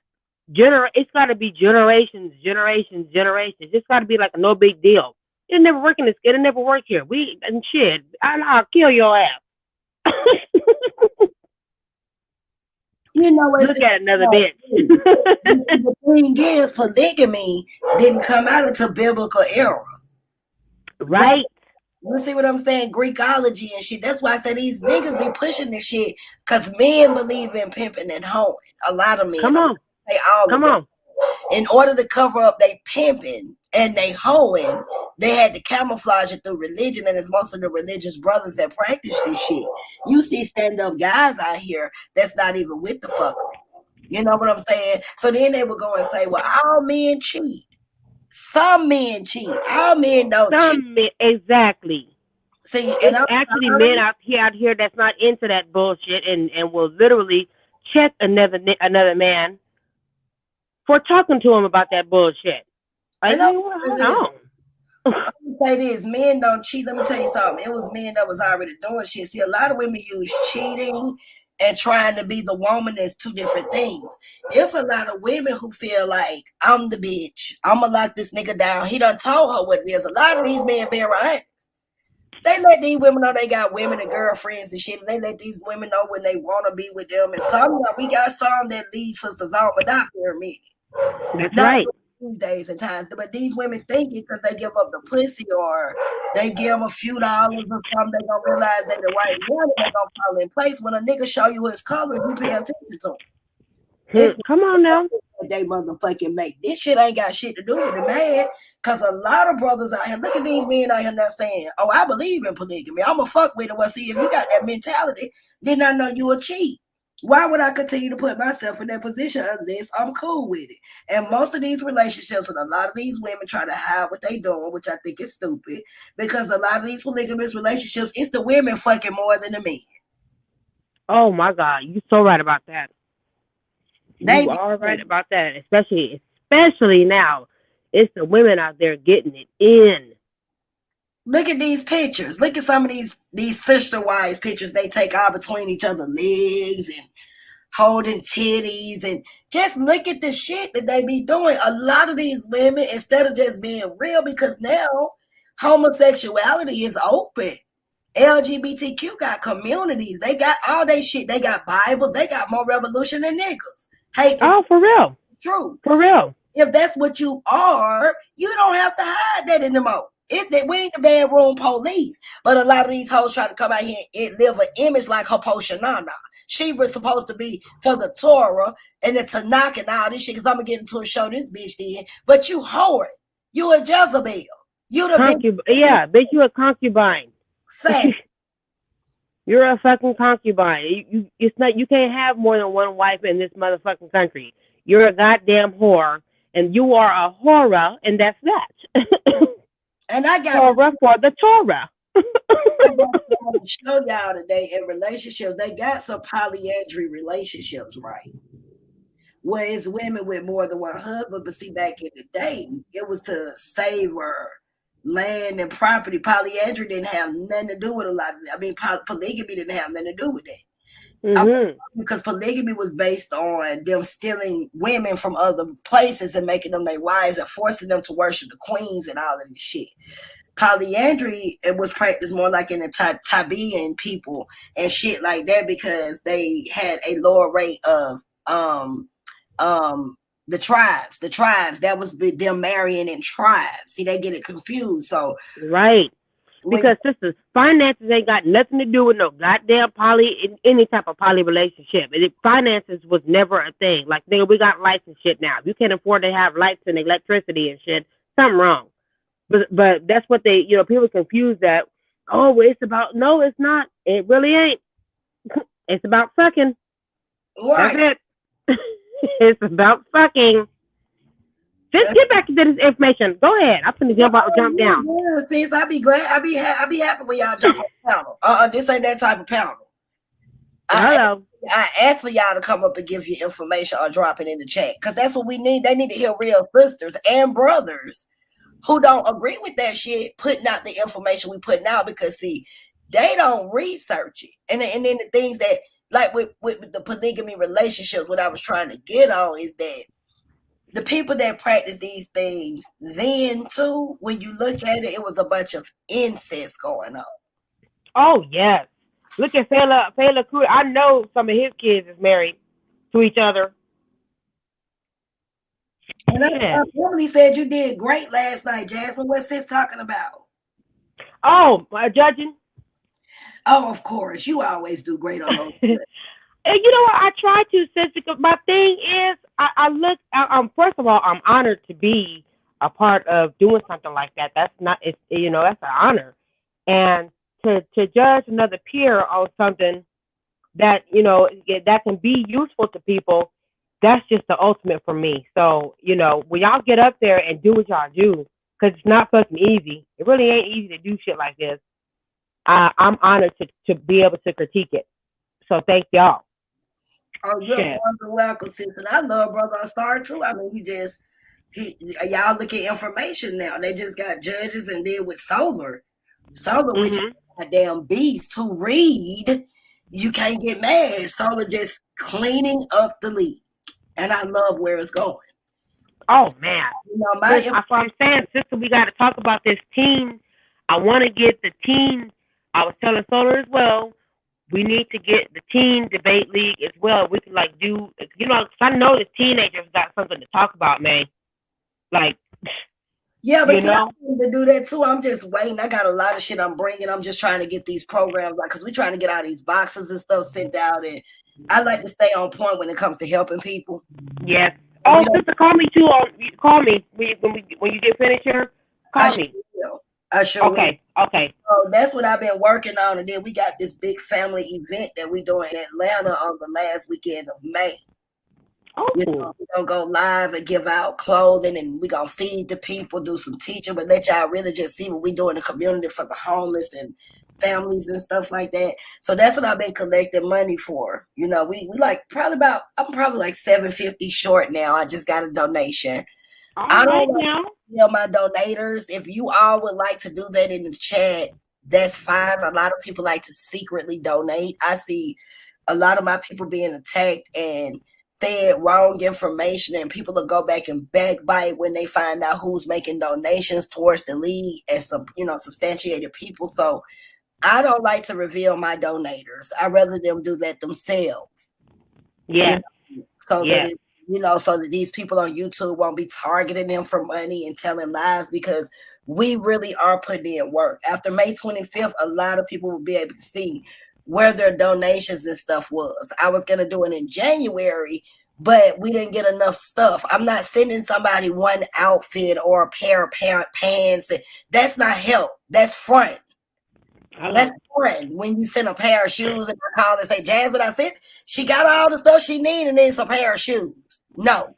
Did you know what's the name out there with you? What's her name? She be on YouTube all the time, the rapper. And I think with your connections, you can probably link up with her and do something as well. Do something big like that, because she's into that. What's her name?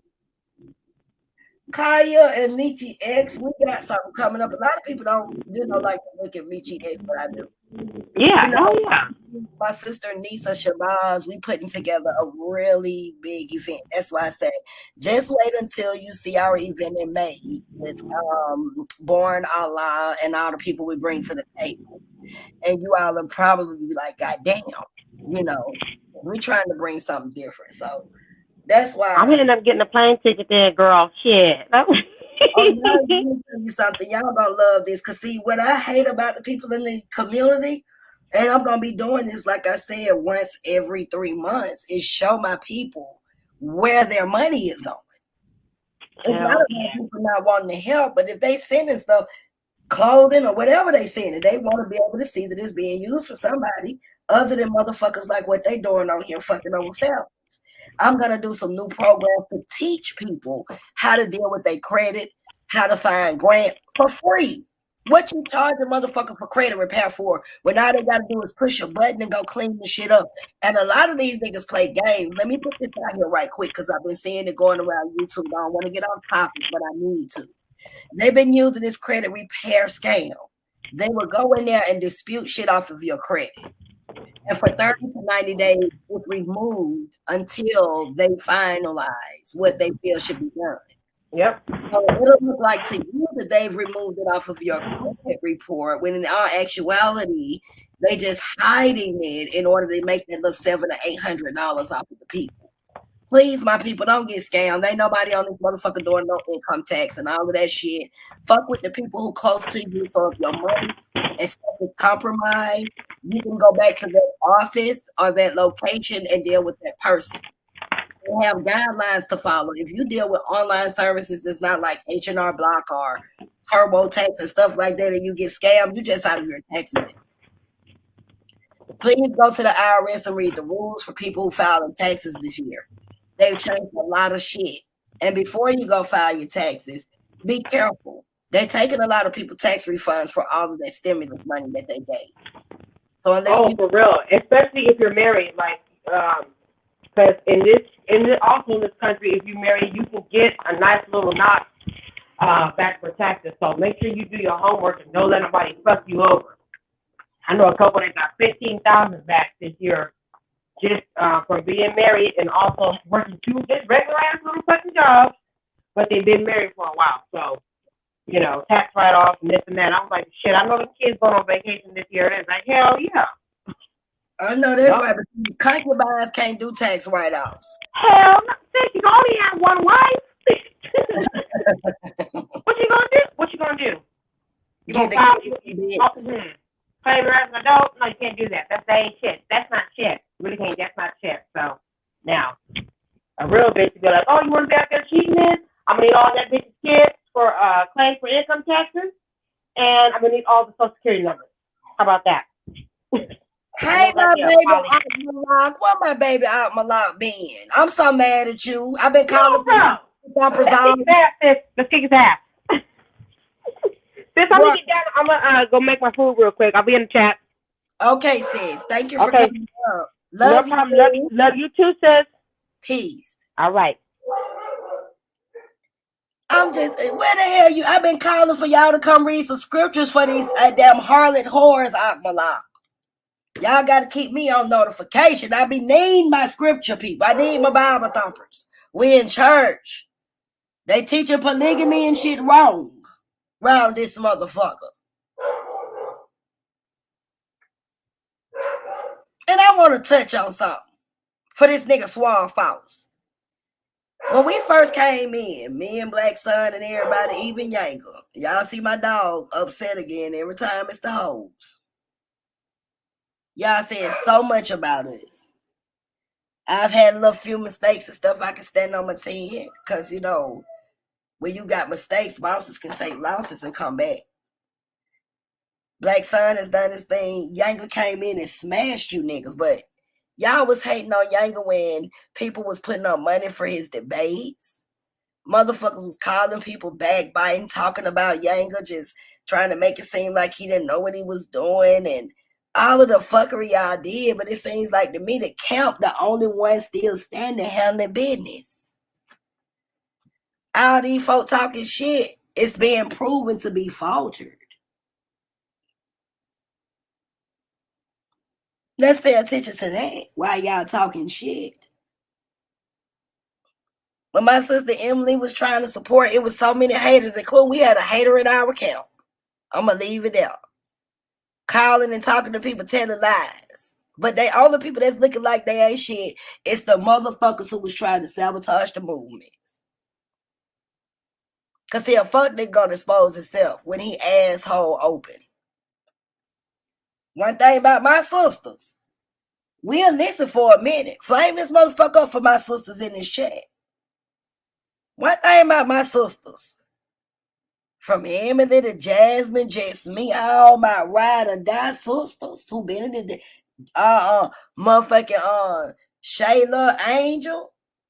Oh, we see asshole open niggas. All my sisters, Donica, we got new family members. We see asshole open. We might be cool for a minute. We might listen. But you can't make no fool out of me or none of my sisters, Barbara. None of us. You can't make no fool out of the Camp sisters. You can try. You can call us with them lies. You can talk shit, drop salt on niggas. But we ride or die sisters over here. We don't listen to information off the drizzle. We sit back and marinate. We might not participate for a couple of weeks. You might think you done got away with it. Oh, Nandi ain't over there in the chat no more. But Nandi watching her sisters. That's why I pop up like Casper every time one of you motherfuckers try this backstabbing shit. But we been mastered the counterintelligence. I've been cool with some of these sisters on YouTube for some of you motherfuckers came on here. They know Nandi ride or die for them. We play games. We ain't never queens run the board of chess. And what I did, when all my folk came across that board, I made them queens. I didn't look at them as pawns. These motherfucking monsters in training. All my sisters came across that motherfucking got queen status. So when y'all be calling us, trying to stop us from being cool, backbiting, starting shit, lying, thinking we ain't supporting each other, thinking they gonna stop donating and not loving me, you got the game fucked up. We don't buy into fuckery. We analyze it. And we want you pussy ass niggas up out our way. You calling my sisters talking this shit. Hey, but for one way, I ain't mad if I ain't getting no donations right now. Now you know why? Because I understand when you show your people, and I've been about this shit 20 plus years. I was showing when I was spending my own motherfucking money. You know I done spent my own money on a lot of the shit we already got. But you came in the camp, and instead of you trying to keep it real, you thought all my sisters was weak and tried to get pussy. But they ain't followed. You can't play with the real ones. I know my thoroughbreds. Find this motherfucker up. I know. Just give it a minute. Cause when they see you for who you is, bitch nigga, you can't infiltrate me in the camp. My sisters ain't weak. Not the ones I fuck with. I wouldn't give a damn if nobody else came in my check. The ones that I know, I've been riding the dime with for years. And they know who they is. They ain't motherfucking weak, nigga. What you thought? What you thought, nigga? Y'all motherfuckers be lying on us, and the sisters talk behind the scenes. We united over here. We call each other when a motherfucker tell a lie. We will email. We reach out to church our sisters like Southern Belle in this motherfucker. Hallelujah. Thank you, Jesus. Shalom. Islam. Where my sisters at? We make contact around this motherfucker. And we sit back and figure it out. Didn't I tell you motherfuckers? We some Matlock and Perry Mason motherfuckers over here. Hindsight and shit. Cannon. Magnum P.I. Fuck you in the heat of the night.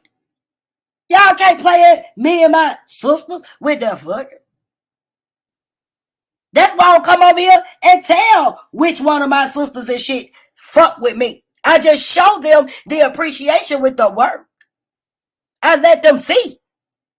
They don't want to be exposed. All my sisters got checks. All my brothers in my check got checks. We don't want to be compromised. Y'all be talking to them like they give a fuck about this little bit of ass money. Y'all don't even recognize the real. They don't care about no money. Giving it away, they care about what's being done with it. So when you're calling the motherfucker talking, you only making yourself look bad. I ain't never talked about none of y'all to nobody. I'm doing it live because you motherfuckers tried me and thought I didn't know. You motherfuckers, and some of y'all I still ain't throwed you under the bus. I'm sparing your bitch ass. Because my sisters, we talk. They know the truth. They have been warned of the rapists and the pedophiles on the loose in the community. Flame this motherfucker up, y'all. We ain't gonna let our sisters get caught up in that bullshit. We make content around here. You ain't gonna snatch none of us that quick. Oh, wait. Trying to backbite real motherfuckers. Hating on a real nigga. Younger came here and did better than you. Fuck you, mean. And I gave that man credit better than me. Presentation was on point. I love it. How can you hate on your team? We came in this motherfucker together. How can you do that? And I hope he keep going up with this shit. You calling out the people who supporting us, hating. Because they nobody putting no money on you. Because they know you stupid and dumb and in a box of rocks. But they tolerated you because you fuck with the camp. You a lame ass, pussy ass nigga. Had you left them folks alone, they money with Younger would have been quadrupled on that damn debate. That nigga came in and beat ass with flying colors. And it ain't no diss to Madonna, because you know we fought with Madonna. Madonna Tierra, he been in this shit. But for Younger to get here after niggas who been in it 4 years and showed his ass. Black son, you just mad. Because you came in shitting on me and Younger, but we doing way better than you. Don't nobody want to keep hearing about no motherfucking letters and theocracies, nigga. Some of us got a theocracy on our pussy. We don't want to talk. We don't want to hear that shit you talking about. Fuck you, mate. We got some sisters that wrote a whole theocracy about how to keep their pussy where it's supposed to be. Hell, you talking about that's why we got walls around this motherfucker. Calling all my sisters I love to death. Can't wait to be in person with.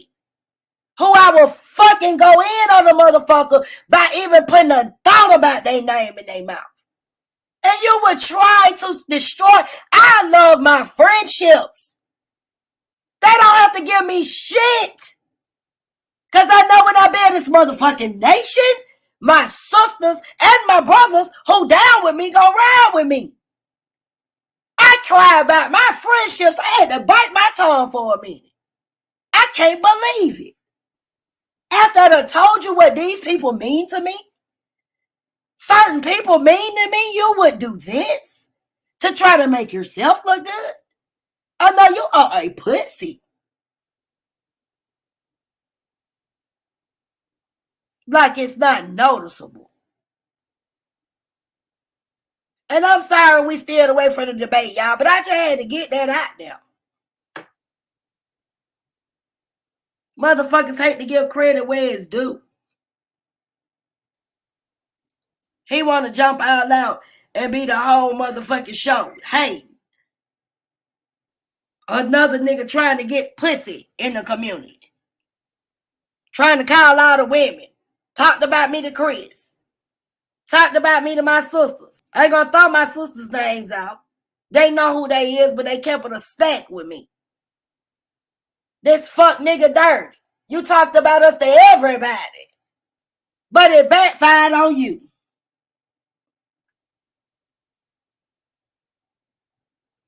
Sick of your motherfucking ass, nigga. You know I got some. Why fuck your world up? You better leave me alone.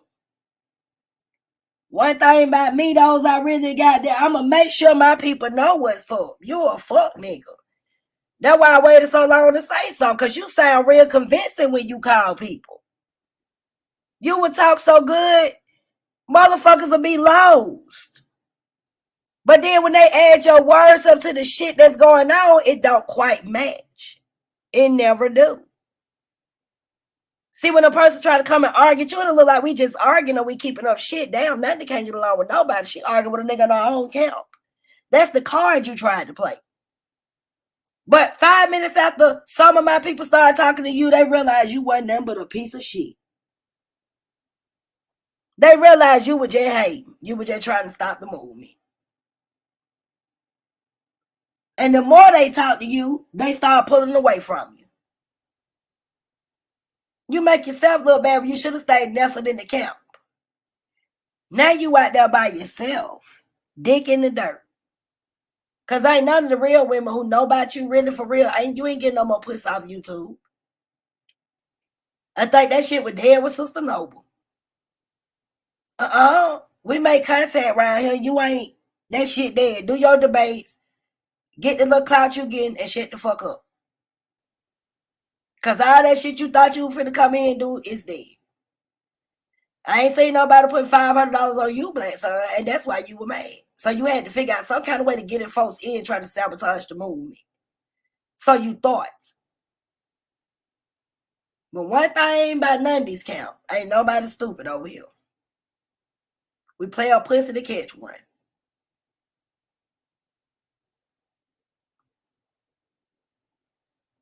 Y'all, let's get back into this debate for this fuck nigga in the cut who think I don't know he watching.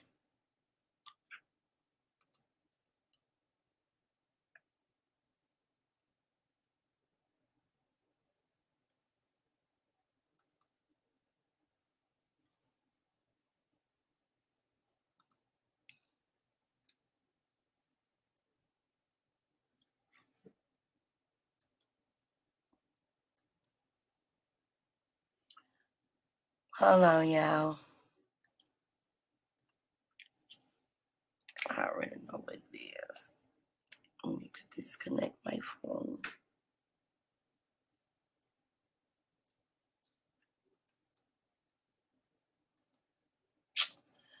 Hold on, y'all. Let me see why it's not playing.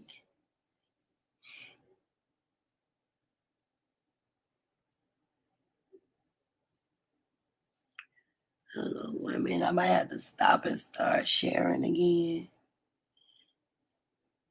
And I really ain't gotta go. You know, I wanted to just play the debate just to get it out there, but I really ain't gotta go through all of that. Let me stop sharing this for a minute. Wait 1 second, child.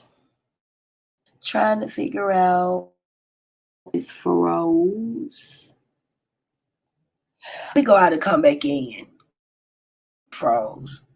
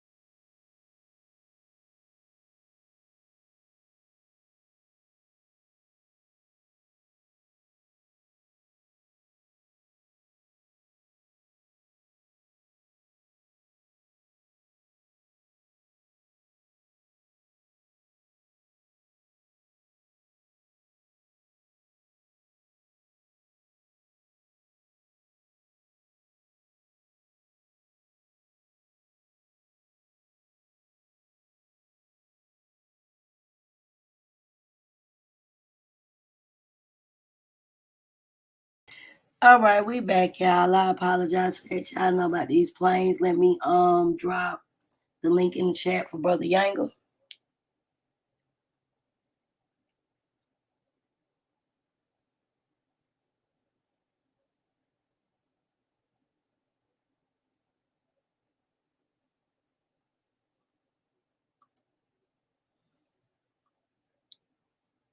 That deserves to be on the screen. That deserves to be on the screen.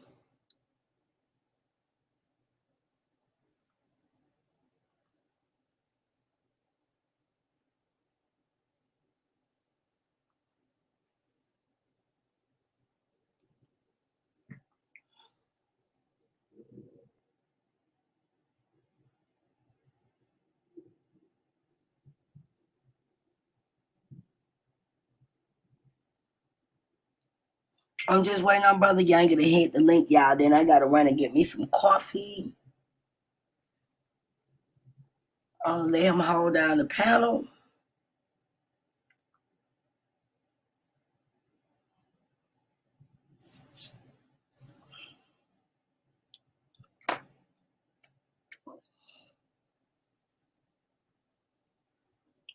But yeah, it just been too much fuckery going on. I'm gonna keep going till you get up here.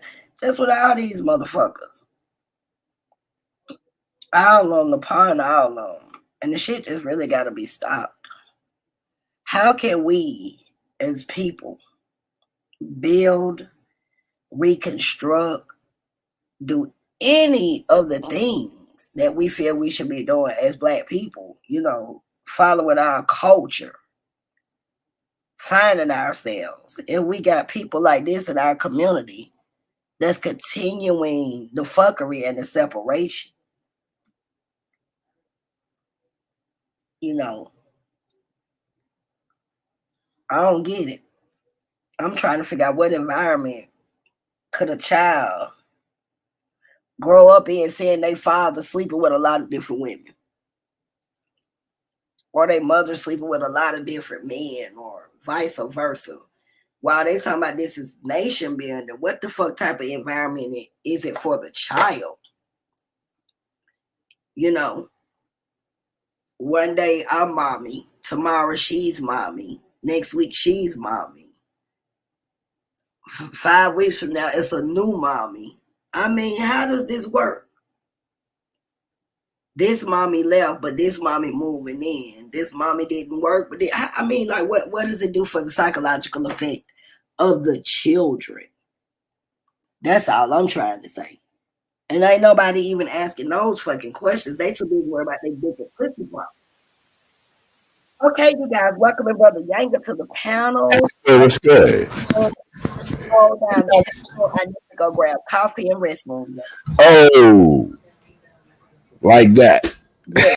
As soon as I jump on. Yes. I just stepped in the house, man. I'm not even hip to what I see the title, but we're discussing a debate on the polygamy thing and putting out information on how we look at polygamy. You know, do we agree, disagree? Just, you know, going over the debate. Okay. Continue. Man, I'm gonna be so honest. I've been on the run. I haven't even had a chance to watch the debate. Congratulations to Holliegh, though. You know what I'm saying? That's a good look, climbing up. But I haven't had an opportunity to see the debate. We actually been watching it live, so I could let it play a little bit. Yeah, give me. Yeah, let me watch a little bit of it. Because that's what we've been doing. We've been watching it, so that way I can grab my coffee. That'll take me about 5 minutes, and you can be a little updated. Okay, that's what's happening. Shouts out to SVDL too, man. It's debate. The league, the debaters in the league. It's commissioner and everybody involved. All the the support and the supporters, man. So yeah, let me check out some of this debate. I really want to get this done. I don't care how long I do, because I've been saying that I want to go through from now on, and the rain and all of that stuff. And I wasn't where I needed to be around my things last night to use my generator and stuff. So I want to be able to finish this. So let me put it up, and I'm gonna start right from the opening, so that you will be able to see the opening and the premise. And by the time when I get my coffee, we'll be able to open a discussion. Okay, sounds good. All right, you guys. So we're gonna do this for Brother Younger. Let's get into the debate from last night. The title was Holliegh versus Suave. Is polygamy good for Black people? Holliegh was the affirmative yes. Suave was no. So let's go watch the debate. I'm gonna skip around the intro.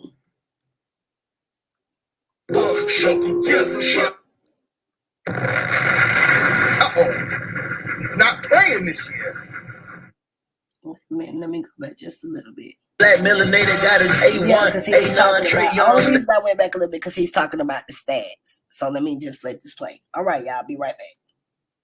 We in solar system making space for 'em. Stay calm when they calm. They arm and they palm. Explode on them. Cut them up like a lawnmower. Unload them like a gun on them. But not the one with the baton on them. Not the one who only feeling important when they rock a Louis Vuitton on them. Not the one who turned it back and gun and forgot what he done for 'em. Season 4.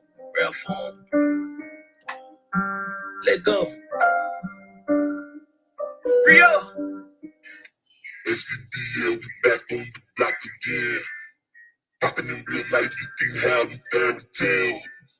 Season 4, right back on the top again. Number 1 debate league, and that ain't hard to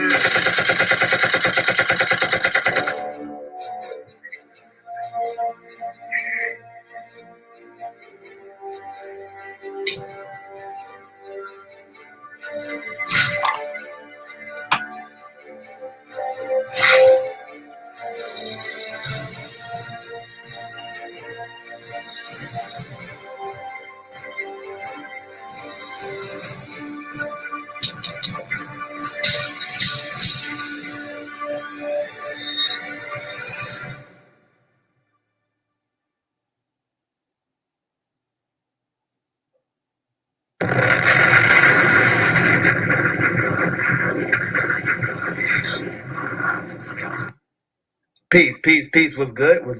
This is your boy Soul of Mine, and I am here live, family. So when you come in the building, hit the like button. Hit the like button when you come in the building. This is the Solar Vision Debate League, and we got the People's Champ in the goddamn building. He's not playing this year.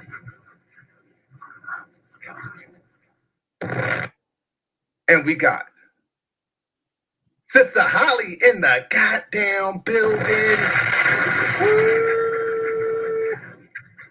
I know she's been doing the damn thing thus far in the Solar Vision Debate League, and she is almost tasting that Rookie of the Year. And guess what? Suave is almost tasting that MVP, and they want to get it in on a very interesting topic tonight, family. So get your pens and pads ready, because you know this is going to be an elitist debate. Because when you look at the standings, you see that when you're talking about the top debaters, they are that. They fit that description. And I'm going to tell y'all guys right now, this postseason is going to be crazy. This postseason is going to be crazy because you got a lot of new coming debaters that is making a name for themselves. And you got some debaters that's been here for a long time and is now in position to get the coveted SVDL title for season 4. So who would come out on top? And there's going to be a lot of broken hearts. It's going to most everybody's going to be broken heart except one. There's only going to be one champion, you know. So everybody heart but one debater is going to get broken in the playoffs, and we're just going to look at the whole process. It's going to be very interesting, should be very entertaining. So if you are about that debate life, this is where you want to be, family. This is the Solar Vision Debate League. So let's go ahead and take a look at these standings before we bring the debaters on. Sheesh. Yeah, this is crazy. It's getting crazy coming down the line. As what you can see here, we got Suave sitting there, ranked number 3. Got all his debates in already. Just, you know, keeping his swag go, you know, to the playoffs. You don't want to lose, you know what I mean, his swag go. So he's still debating. Sister Holly is right there, ranked number 5 with the 136. It's only 7/10 of a point separating these two debaters. So you got a very even matchup tonight. Holly want to do a thing. As what I said, she's the front runner for Rookie of the Year right now. But you see, you ain't go right there. You see, you ain't go with the 145, but he only got one debate. So he's not touching Holly yet. So Holly's pushing the front right now. Man, y'all clap for Yango, man. Very interesting coming down the stretch. Get it in. Some of the contenders for the MVP will be Brother Moses. Obviously, he's sitting there. Will he touch Holly, though? I don't know. Black Sun, I think, has a chance. You know, he got to get it in and raise that average a little bit. And Scheme has a chance. I say, well, Blacks in the Scheme has a chance, and then maybe Brother Moses. I don't know. You know what I mean? So it should be very interesting coming down the stretch to get these awards. I don't know, Shuckle Buck of the year looking like it's going to go to Minister Howe thus far because he's leading in that category, and we'll deal with all that later. But right now, let's bring on tonight's debaters. What's going on? Suave Beezy.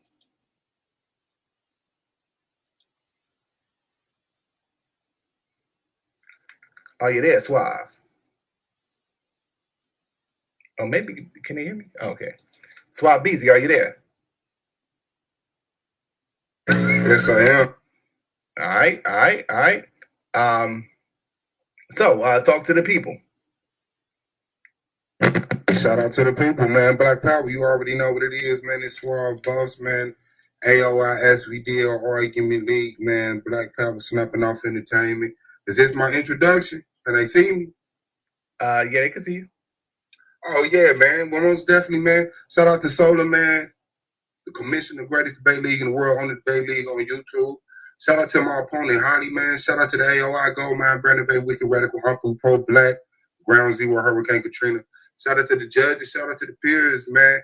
Hit that like button. Let's get it. I want to give an honor to my mother and father who had me and their parents who had them so that they could create me, man. It's going to be another one, man. It's a classic, man. Suave Boss versus Holliegh. Shout out to my sis, AOI. So you already know, man, it's going to be fire. All right. And we got Sister Holliegh in the building. What's going on? Holliegh. Peace, Solar.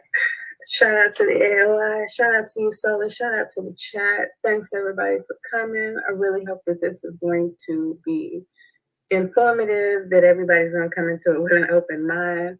And I appreciate the time. Let's go, Suave. Let's get it.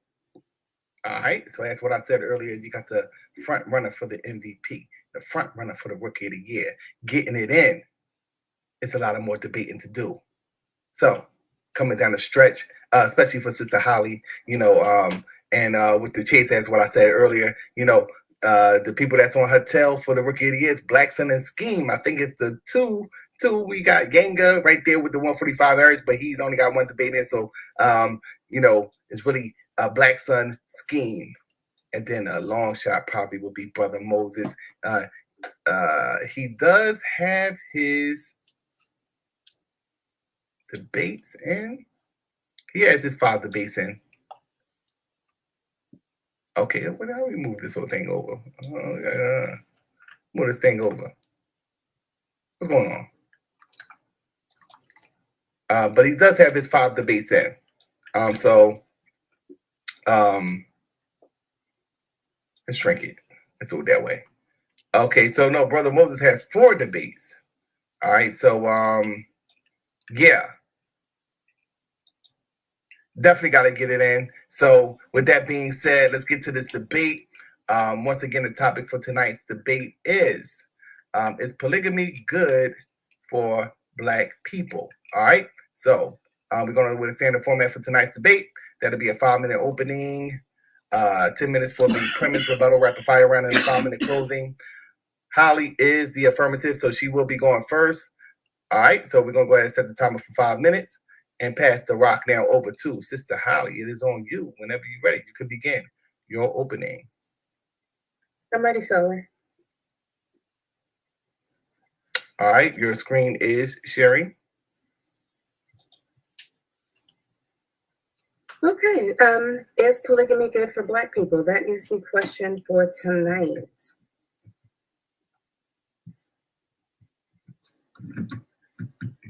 As the affirmative, my position is yes. I believe that polygamy is good for Black people as it fosters nation building, family, community, and finances. Polygamy has been a natural way of life since mankind left the cradle of Africa, and in parts of America, it still is. According to researchers at BYU, there are 30 to 50,000 people that are currently living in polygamous lifestyles in the U.S., and a separate study by NPR reported an estimate of 50 to 100,000 Muslims in America living a polygamous life. Let's talk about nation building. Black people want this separate Wakanda. Well, that's nation building.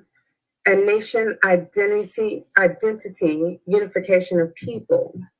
It's the creation or development of a nation, especially one that has recently become independent.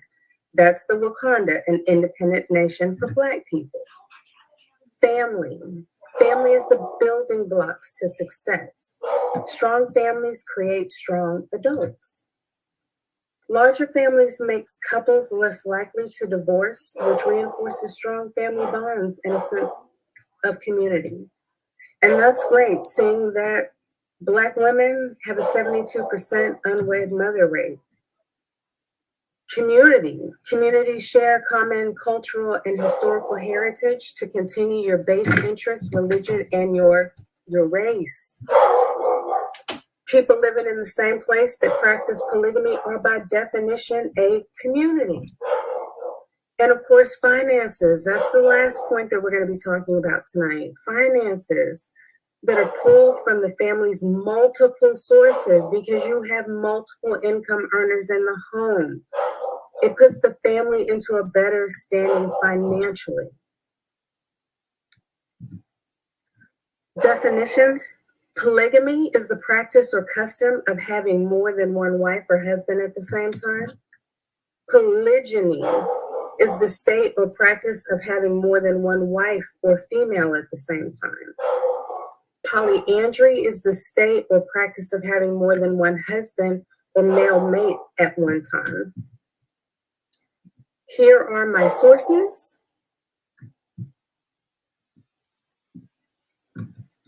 They hit her for that.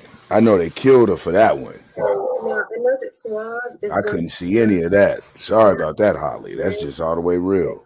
Relationships, and that these relationships are challenged because of things like racism. But I want you to just keep in mind that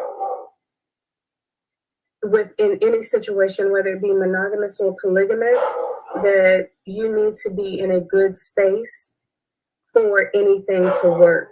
And I would definitely say that as far as the challenges of racism go, that's what your counterpart is for. That Black man needs that Black woman who's standing beside him, who's going through the exact same things that he is every day.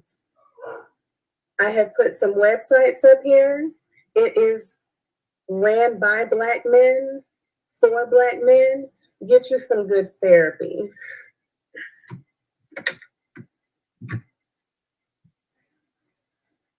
And with that, I yield my time.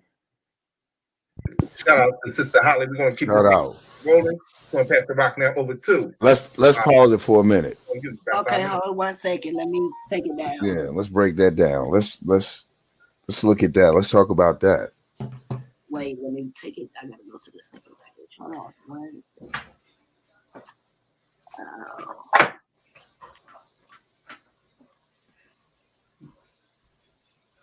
All right. There you go, Brother Younger. What'd you think? I mean, I disagree with all of it. Like I said, the slide with the sources was terrible. The definition for polygamy and all of that was terrible. Polygamy does not consist of more than one husband. There's polyandry.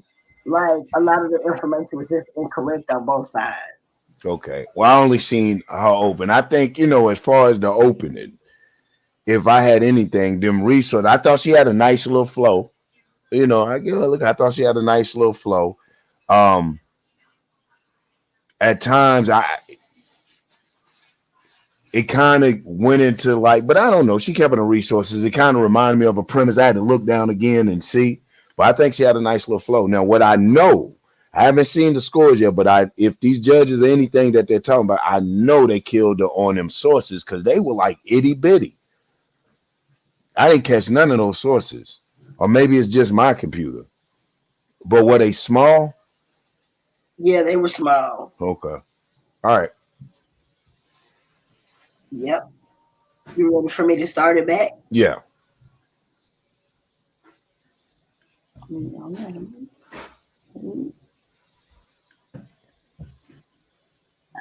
1 second. You know, I'm controlling the chat too on my other device. So just give me 1 second.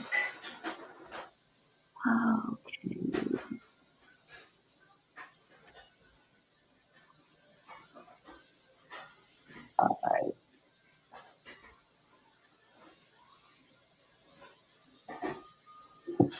All right. If you're speaking, we cannot hear you.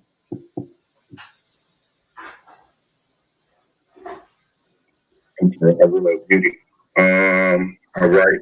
But you saw my slides moving? Yes, I've seen your slides moving. Okay, absolutely. Well, we in the building, man. This the boy Suave, boss man of the AOI, going up against Holliegh of the AOI.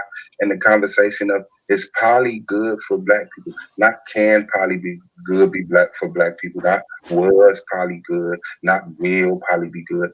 Right now at this same time, is poly good for black people? She's the affirmative, so she's saying yes. I'm the negative. I am saying no. Now, she went over the definition of polygamy, right? And so I would like to reiterate that. And know that polygamy, yes, is mainly displayed as a man with multiple wives, but the word polygamy means multiple partners, right? And so the practice or custom of having more than one wife or a husband at the same time, not one boyfriend with multiple girlfriends, not one girlfriend with multiple husbands. So we're not talking about a childish game here of I like you and I like her too. This is talking about marriage. This is talking about a structured marriage with multiple partners, polygamy. And also it's talking about my, specialist bag, black people. Black people, very unique people from a unique situation created out of the destruction of the indigenous people globally. But I'm representing the blacks here in America. That is the prime cut for me. So we're focused on if blacks, I don't know if she's going to go worldwide, but I'm focusing on blacks in America. If I have to go worldwide, I will talk about it. But we got to understand what polygamy is. We got to understand who black people are. We got to understand the relationship that we're talking about developing when we talk about polygamy. So I'm going to go over some points tonight. And I have a few sources sourced, from the black census and, the world census and things like that. And I will be talking about, what we're used to. So we can start that off, right? We were married, our parents were married, our grandparents were married. And what's the option is tonight? Polygamy. So we're going to talk about the practice of it, the structure of it, the law of it, the issues of marriage. We're going to talk about the rates of marriage, concerns of financial, stability in marriage, where polygamy is practiced, the mental health behind being a polygamous relationship, and also other variances of polygamous relationships, because yes, she intends to focus primarily on, even though she hasn't shied away from speaking about a wife with multiple men, but she says she intends on standing on the man having multiple wives. But this is a debate about poly, so there are different types. And so we're going to go through a few, notes and issues, and I really want you to weigh it up. And I want to let you know, I am not a totally closed mind to polygamous relationships. I'm standing on an argument because I'm here to debate. I love it. And so for tonight, I'm not expressing my mentality per se, but so they are issues and concerns because the conversation of marriage is a very mature conversation at its own. So when we start talking about polygamy, we indeed, without a shadow of a doubt, have to have a very mature conversation about this. And so that's why I want to take it to where I'm taking it to. Because even if I'm for it, which I haven't said I was, but there are some aspects, but let's see how even if I was. These still are concerns that I would have to face myself if I was taking this polygamy conversation serious. And we know blacks, we're black people ourselves, the majority of us. We range from, different types of lives. There's no one uniform status for blacks, no matter what's grandly accepted. So we're going to talk about it And we're going to talk about it tonight, man. Suave Boss versus Holliegh is probably good for black people. Black power, let's go. Shout out to Suave BZ. We will be right back right after this brief intermission. This is the Solar Vision Debate League. Manny, you're not picking Manny.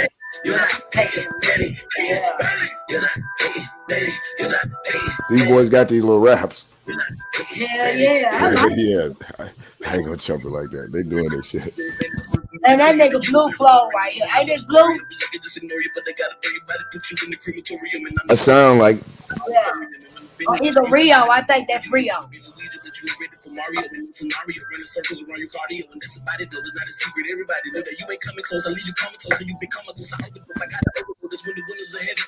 Yanga, did you get my yeah. Okay, I'm gonna leave it there. Okay, this is right here. Oh, he says Rio. That's Rio? Yeah. I like that song. I ain't gonna This lie. is Solar He Vision be Debate going League, and in. we are now heading into. He's a the five premise spitter round. though. Go You ahead, can't take nothing 10 from minutes Rio. past the rock now. Over to I like Holliegh. his music. All right. Okay, so we waiting for Holliegh to pull up her information so we could begin. All right, screen is shared. Y'all hear Suave fat ass breathing in the background. I am ready. Okay, let's go over a couple of conditions for polygamy first. That motherfucker need a hammer pump. What your mic's on? Yeah, I just muted them. Thank you. You still showing my screen, though. My bad. Arrogant piece Thank of you. shit. Possession of sufficient financial resources to provide all expenses of each family. The physical prowess for completely satisfying the sexual desires of each wife. An observance of complete justice and equality among each family in every way without any favoritism. These aren't laws, but this is definitely, a good family law in your household if you are trying to commit to a poly lifestyle. Now, let's go into depth about nation building. So if Black people want a separate nation within the United States, polygyny cultivates an environment for healthy nation building. Constructing or structuring a national identity using the power of the state aims at the unification of the people within the state so that it remains politically stable and viable in the long run. Polygyny raises the population in said nation, which will help maintain the cultures and the values of that nation. Both economic and social factors are influential for the success of the nation, and polygyny is a key to both of those things, to the economic and social factors within the nation, as it promotes no outside influence, as there are many families to intermarry with. Now let's talk about family, that beautiful brown family you see in front of you. How polygyny helps with family. If it's done right, it upholds a woman's natural rights. Women outnumber men. Black women outnumber Black men in the United States. So polygyny, if it's done right, it upholds a woman's natural rights, which is her right to marriage, to form a family, and having and rearing legitimate children. Co-wives form a bond with each other as they lean on each other for support. Having co-wives gives mothers time and space to bond with new babies, as she's not the only caregiver for her other children or being solely responsible for household and wifely duties during postpartum recovery and lactation. All seems like bonuses to me. A man can produce a child or children with many women in a polygynous relationship versus only one per 9 months in a monogamous one. And if he tries to have multiple children back to back, with that one woman, you increase her likelihood of developing postpartum depression, putting her and the children at risk because her body is constantly unbalanced due to hormonal shifts. Family is the building blocks to success. Polygyny creates large families, and large families help to mold successful adults. As children, your siblings are your first friends, and this teaches children cooperation, which is imperative in adulthood. Creating a larger family will put older children in a position of responsibility as they can help with the home and siblings. This is something that will be second nature to them rather than a lesson learned later in life. Sibling rivalry isn't a bad thing because it helps them mold and shape each other into the best and the brightest. Larger families make divorce, which reinforces strong family bonds and a sense of community. Community is a group of people living in the same place or having a particular characteristics in common, a feeling of fellowship with each other, polygyny is included. I ain't gonna mute your As a background. result of sharing common attitudes, interests, and goals. People living in the same place that practice polygyny, by definition, are a community as they share the commonality of polygyny. Fellowship with others, share common attitudes, interests, and goals. Polygyny helps grow the community, keep cultural practices alive, social in-house welfare system, and in times of war, the male to female ratio becomes further limited. Polygyny provides women with viable marriage options still. And please, let's not misunderstand the situation. As Black people, we are at war every day that we wake up. Finances. Money's always good to talk about. It's tight. Polygyny has several economic advantages over monogamy. In most cultures, women contribute significantly to the wealth of the household and can thus materially benefit from the labor of an additional spouse. If you have 4 people in the household, 2 can go to college. The other 2 can hold down the household. When the first 2, they finish school, they can then turn their resources over to the other 2. The other 2 can then go to school while the first 2 tutor them. Now you have 4 people in the house with advanced degrees. Polygyny has economic factors that are influential for the success of a nation, family, and the community. Finances can be pulled from family resources, and seeing that there is a substantial amount of family members that provides for multiple streams of income, bolstering the family into better financial standings. You can go from the household median of under 45,000 to over 140,000. Living frugally and having more than one income earner in the household makes it easy to afford this lifestyle. If all agree, instead of separate homes, one big home can be created for the family, which would save money and also foster a closer bond between the wives and the children. Doing basic things like learning to sew and design clothing will make sure that all children stay smartly dressed without breaking the bank, and buying food in bulk keeps grocery bills lower. I can sit and I can tell you about the advantages of polygamy all day, but let's talk to Master Fumi Fee, who not only counsels people in this way, but she also has been married for over 20 years in a polygamous relationship. One more time, a couple of brothers have sent me some emails and texts and phone calls, and they're wanting to know, how can you make a contract in polygamy if you cannot marry 2 women? There is a interesting way to go around it. I've seen a few ways to go around it. There is a cohabitation law in some states that you can look into. Or you can have a cohabitation contract. Boom.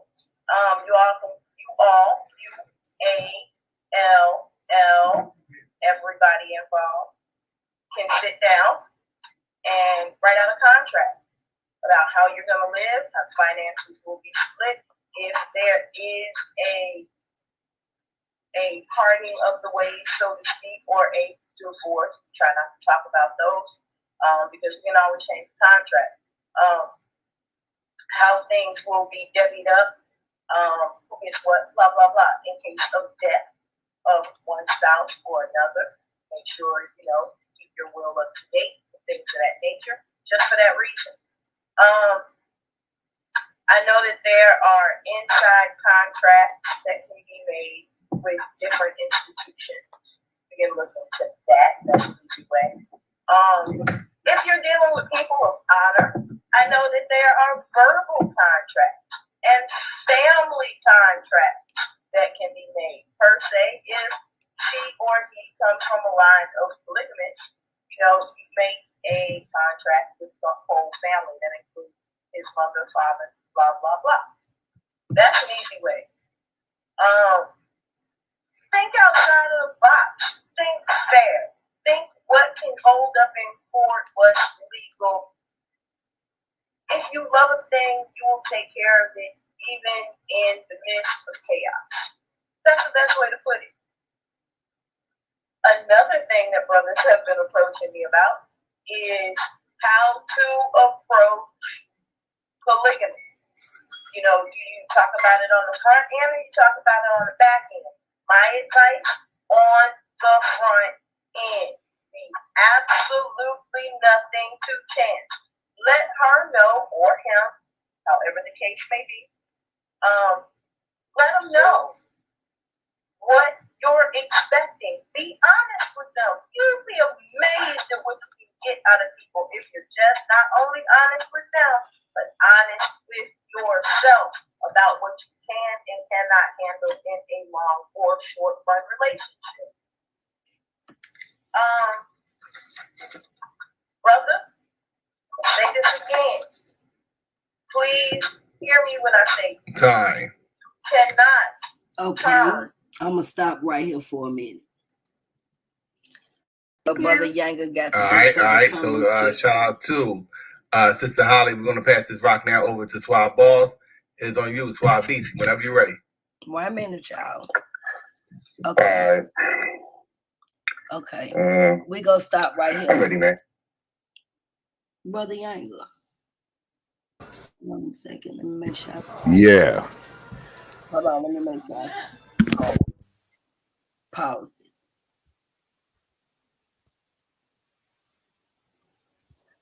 I'm gonna stop right now. So, what you got to say about what we've seen so far with her opening? Yeah, I mean, the only thing I really, I'm taking my little notes here. I'm also studying. You know how they do you got to study the debaters. So there's some things I see that I'm going to keep to myself because I'm sure that she and I run across one another in the playoffs. But right here, my open criticism would be, if anything, is the video. Such a waste of time. I wouldn't allow a video to argue my debate. I wouldn't waste that many minutes, not having my influence, my say, taking opportunity to win the people over to what I'm saying, even if I have to stutter and stammer through it. I damn sure wouldn't have allowed. That's probably my biggest critique of it all. You know what I'm saying? That she actually allowed somebody else to close her to close her debate out. To me, that's just a huge waste of time and a huge waste of an opportunity to get some points in. It's going to be interesting to see how she scored on the opening and the premise. It's going to be and then the other thing, I'm going to keep some things to myself. Yeah, but that would be it. Okay, let me go ahead. We're gonna get it to Suave. Oh, let me shout out Scheme too, man. I see him in the chat, man. Yeah, Shouts out. Scheme. Hey, That's listen, my dude. I don't know. You can, if you go back and check. I think we did like a little post debate thing of you and the brothers debates, man. We kind of give us some good marks, man. I think that you were spot on, and like you said, you and I are like the same. We brushing our shit off, getting used, but with some polish, some spit shine, man. Cat's gonna have to watch for you, my guy.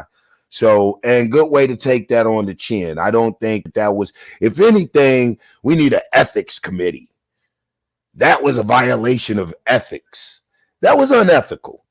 What Suave did in there, man, to that degree was just at a point what I would just say unethical. So way to take it on the chin, continue to bait, do your thing, man, and show that mark of professionalism and hold the bar as far as standard and shit is concerned, because that is very important, as you're gonna find when you take this along with you, man, on this debate thing. But yeah, that's all I want to say on that.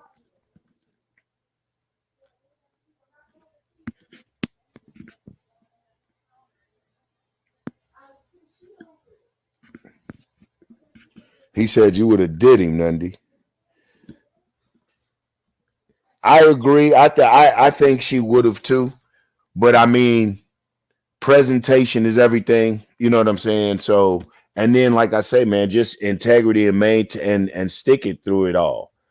That just shows, that alone just shows a certain character. And if you keep that and just maintain your standard, you know, don't drop below your standard of performance. I didn't go in it for a point system. I still completely don't understand. I'm learning it, the point system as I go and everything. I just have a standard that I set for me.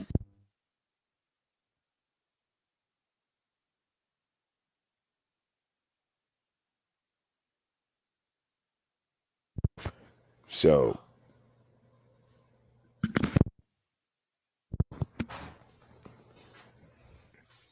but yeah. Wait a minute, I think we lost 94 minutes. So we'll keep talking. That's the other thing. Yeah, no problem, bro. No, definitely no problem. Because I think coming on until Nundy comes back on, like people have heard me say on the last one, man, just the rookie class this season is hard. I think I've heard when we said that on the last chat, a lot of people would have agreed. So the rookies coming in are gangster.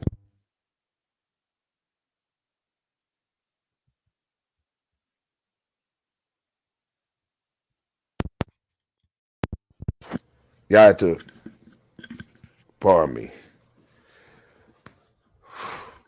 The playoffs are gonna be hype. You know, so I'm looking forward to that. As far as I'm ready to see Suave's argument on this whole polygamy thing. And I'm not even talking about the information. I'm just looking at now presentation and the way that it's brought across. You know.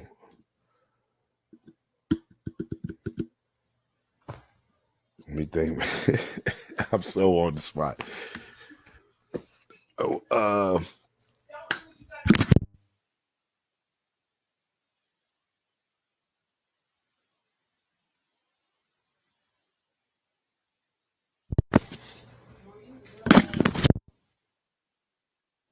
All right, guys, I'm back. Sorry about that.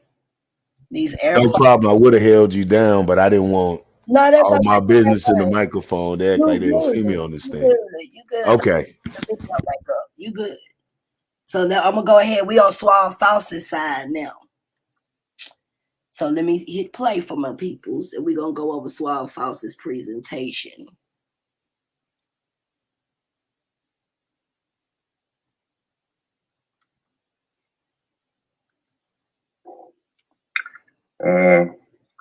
I'm ready, man. It's probably good for black people. No, man. No. Umar Johnson lied to you yet again. And let's talk about it. Wife and husband are terms of marriage. So you can't just be walking around calling whoever you want to your husband, your wife. Okay? Those are legal terms. If you're not married, it's just an orgy that never ends. Now let's get to it. Now wait a minute, y'all. 1 minute. The black family, man. Monopoly. What pisses me off with this nigga, he's supposed to be so pro-black. Why you had to use Umar Johnson? Why you couldn't say the Greeks lied to you? That's the thing. Why you couldn't say the Greeks? Because they the ones who started this shit. That's why I say you're a non-historical asshole. If you teaching something, the best way to go through the information is to show people where the fuck it came from. And it didn't come from Umar Johnson. Umar Johnson doing what most of the people that's doing this practicing this shit is trying to get some pussy. That shit don't make no sense. Why the fuck you didn't just say why the Greeks taught you wrong? Black power. Well practiced. Your grandma did it. Your pops did it. You did it. We have a history with this.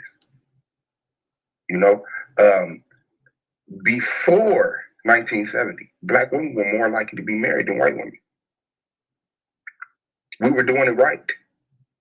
Now, I mean, you could argue what changed it. Before the 1960s, black men were more likely to be married than white men. This is our history, right? It's more structured. We're talking about monogamy. This is what we're used to. This is what we're used to. This is just a comparison. It's protected by law, okay?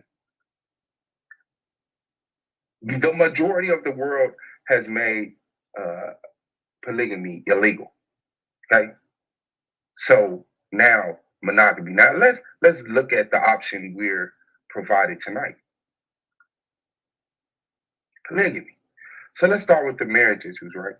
Because we already know the past that we have, the present that we see about marriage between black people. Okay, we were doing it better in past times. Marriage statistics right now, okay, we're the worst. We're the most never married, okay, and the least married, and up there with the most separated. This is black people in marriage, okay? And although we fail in comparison in a lot of other categories, we're right there competing with the white males in the divorce rate. This is black people in marriage. So the black marital status right now, right? Black people, 50% never been married. Black men, 52, never been married. 52%. Black women, 48%, never been married. This is black people in the conditions right now handling a monogamous relationship. Now let's talk about the concerns of money, because where are black people economically? And when we're talking about family, economic stability is what we're talking about. Paying for unexpected expenses, buying healthy food, living in safe neighborhoods, paying for medical bills, affording college tuition, buying a home, saving money to build generational wealth. How are we going to do that if we're having the numbers and the struggles and the numbers that we see now with monogamous relationship, and then we talk about poly? Oh, okay, well, let's look at what we're doing right now and then vote. Is poly good? No, it's not. It's not. If the racial wealth divide is left unaddressed, the median of black household wealth is on the path to hit zero by 2053. Shout out to the Institute of Policy Studies under Prosperity Now. This is what we need to be focusing on. Is it good for black people to be in polygamous relationships right now? Now, where are the black men with the jobs? Where?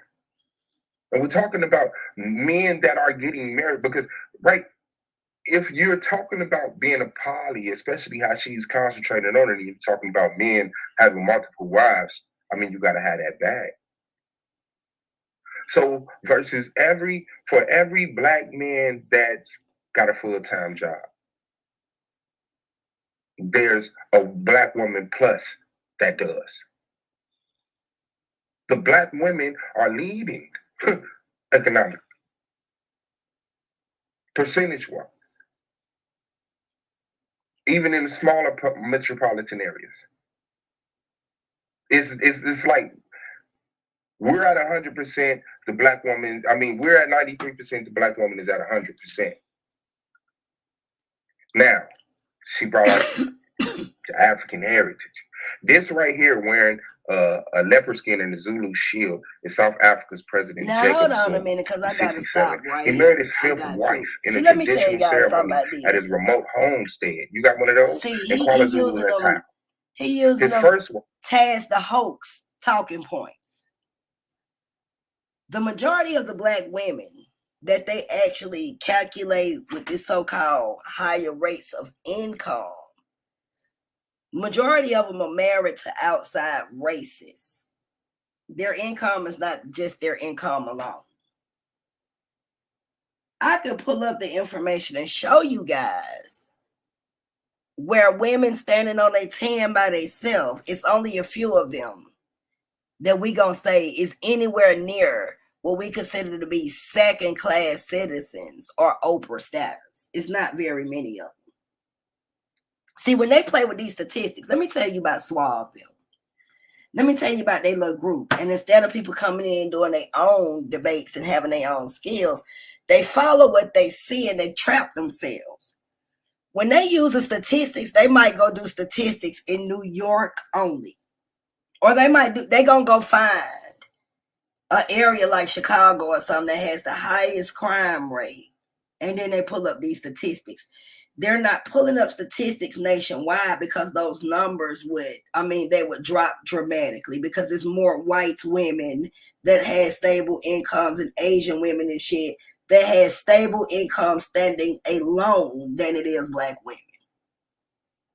And I'm just tired of the lie being told. See, it's not about tearing shit down because as long as we're led to believe we first in everything, we ain't gonna never feel like it's a goddamn thing to accomplish or fight for.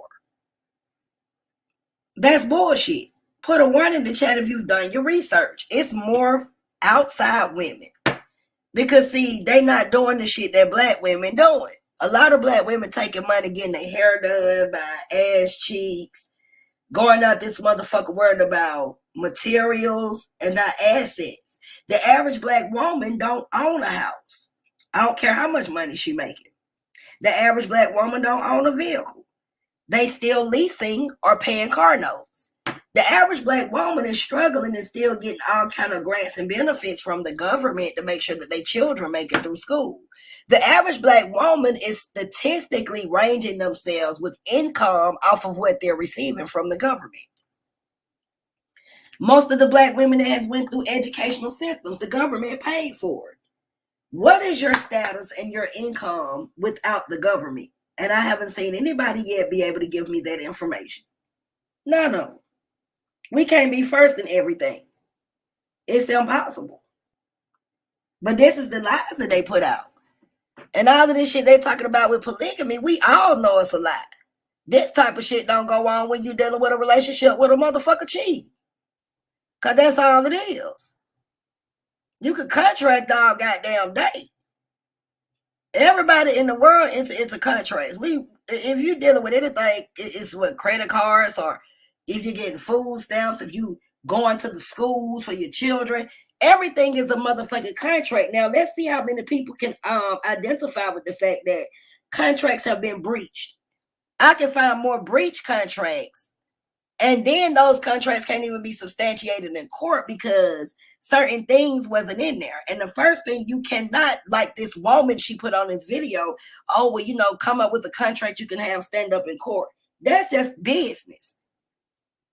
I can't go in there and sit up there and say that my husband, the man that I'm with, he has 5 wives. I'm number 3. He wrote this down and said I'm supposed to get this house. That shit don't mean nothing.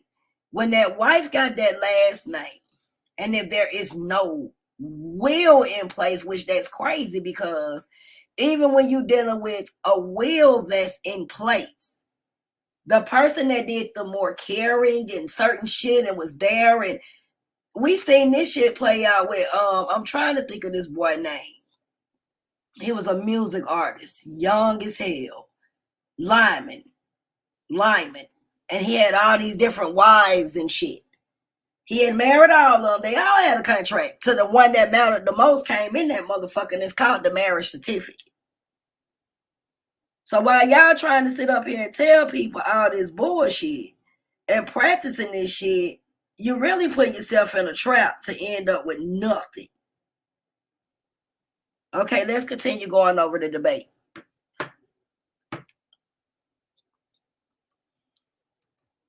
Whom he married in 1973 was there to see him wed a woman 30 years his junior. Is polygamy good for Black people? No. No. Because this is the view you're Now, going to I want get. to address that right quick. You talk about 30 years his junior. If you even in polygamy, is it right, period, for a motherfucker to marry somebody 30 years younger than him? That ain't got a damn thing to do with polygamy. See, the debate was about pointing out why polygamy wouldn't work for people. And the age group of people getting married has absolutely nothing to do with if it would benefit.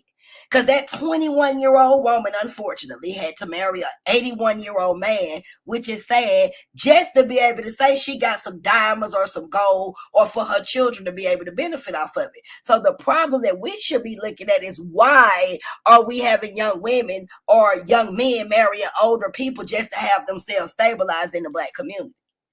Not trying to emphasize that shit like that should be something critical to look at when it comes to a motherfucker who decide they want to fuck a lot of people. Let's continue. It's the male's point of view. Should men have multiple women at his access? Yes. What man's gonna say no to that? Meanwhile, he's on his fifth wife, and his people are still wearing leopard skins. I mean, it's for traditional, but we see the conditions in Kuala Zulu. And see, I'm sorry, I keep stop. That's another thing. What the fuck does the leopard skins they wearing got to do with anything? That's their tradition. That's their background, their culture. And you talking about the conditions. If you look at them folks, they rich as hell. They don't put it out there. That's why they still wearing leopard skin. But you don't even understand the value of what leopard skin consists of. You don't know the possessions that they have according to their tribe.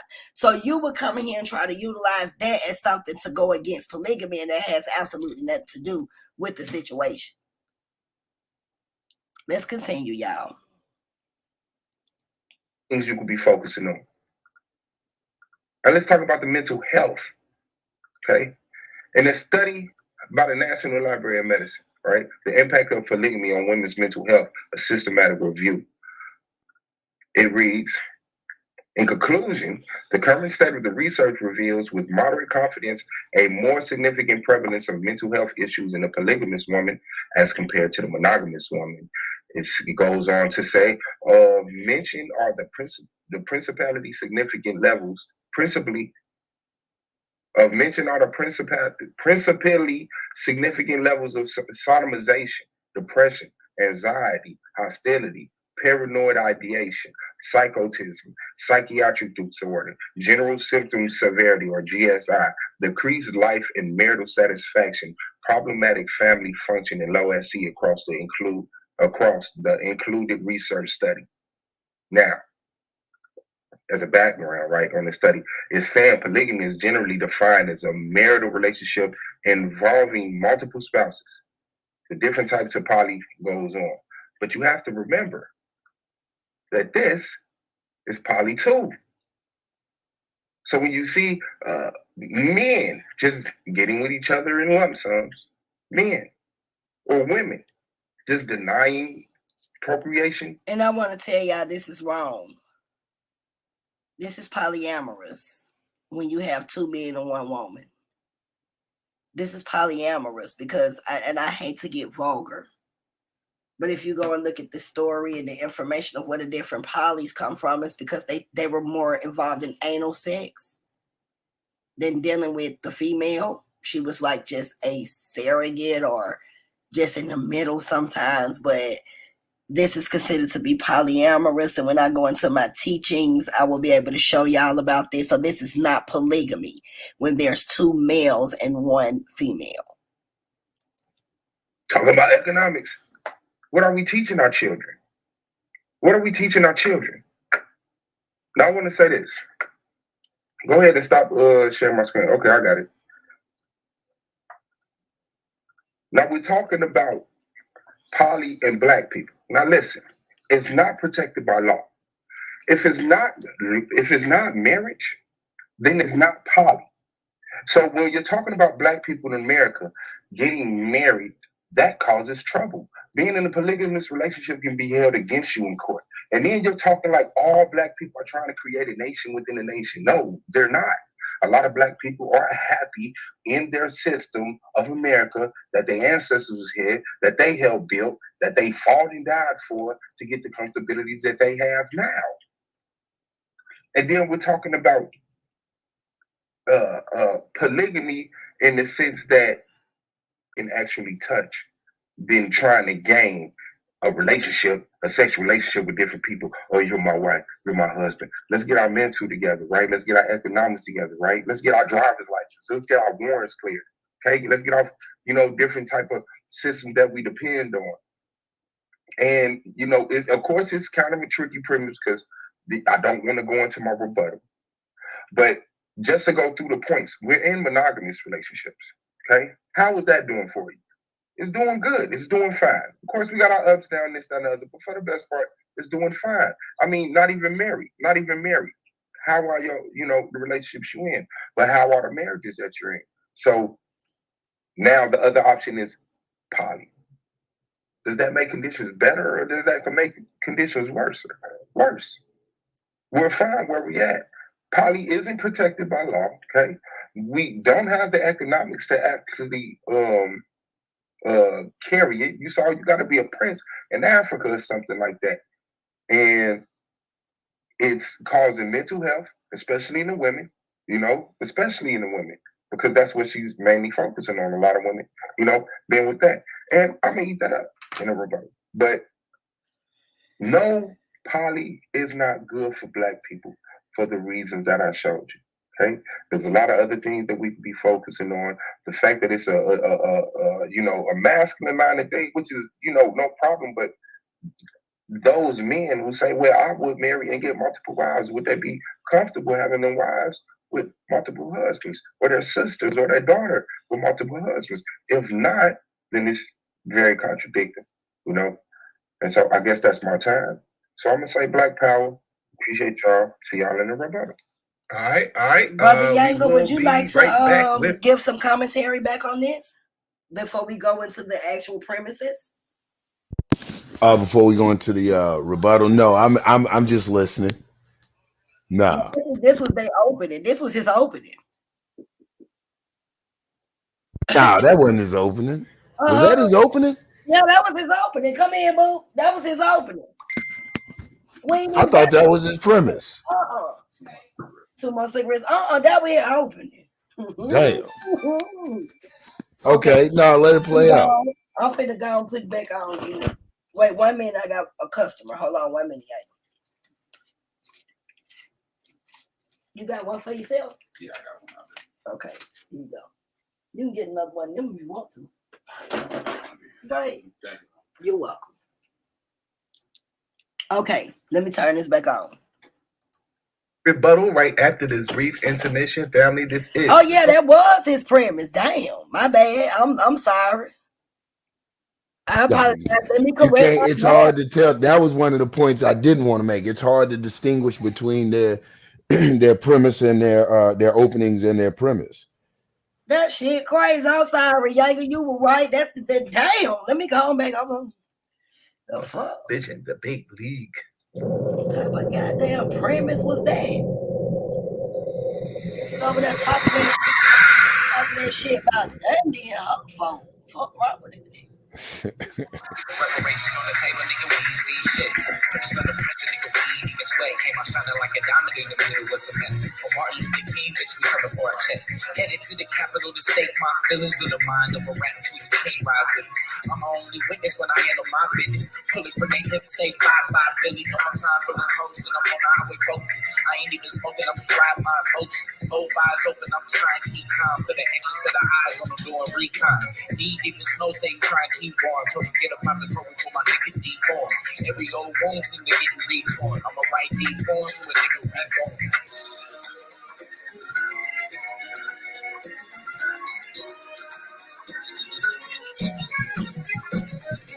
I'ma make a statement before I make it out alive.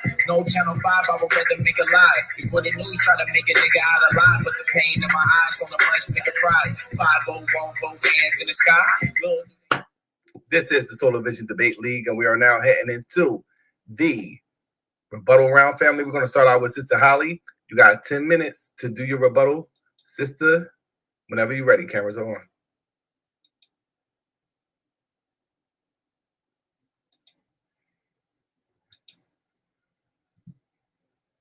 I am ready. Let's start with how you said that polygamy was illegal throughout the world. A worldwide survey of 849 different societies show that 708 cultures are polygamous. 4 are polyandrous, and only 137 cultures are monogamous. Hold on, I got to. That doesn't seem illegal to me. You said that marriage now is at a higher rate, marriage is at a lower rate now than what it was.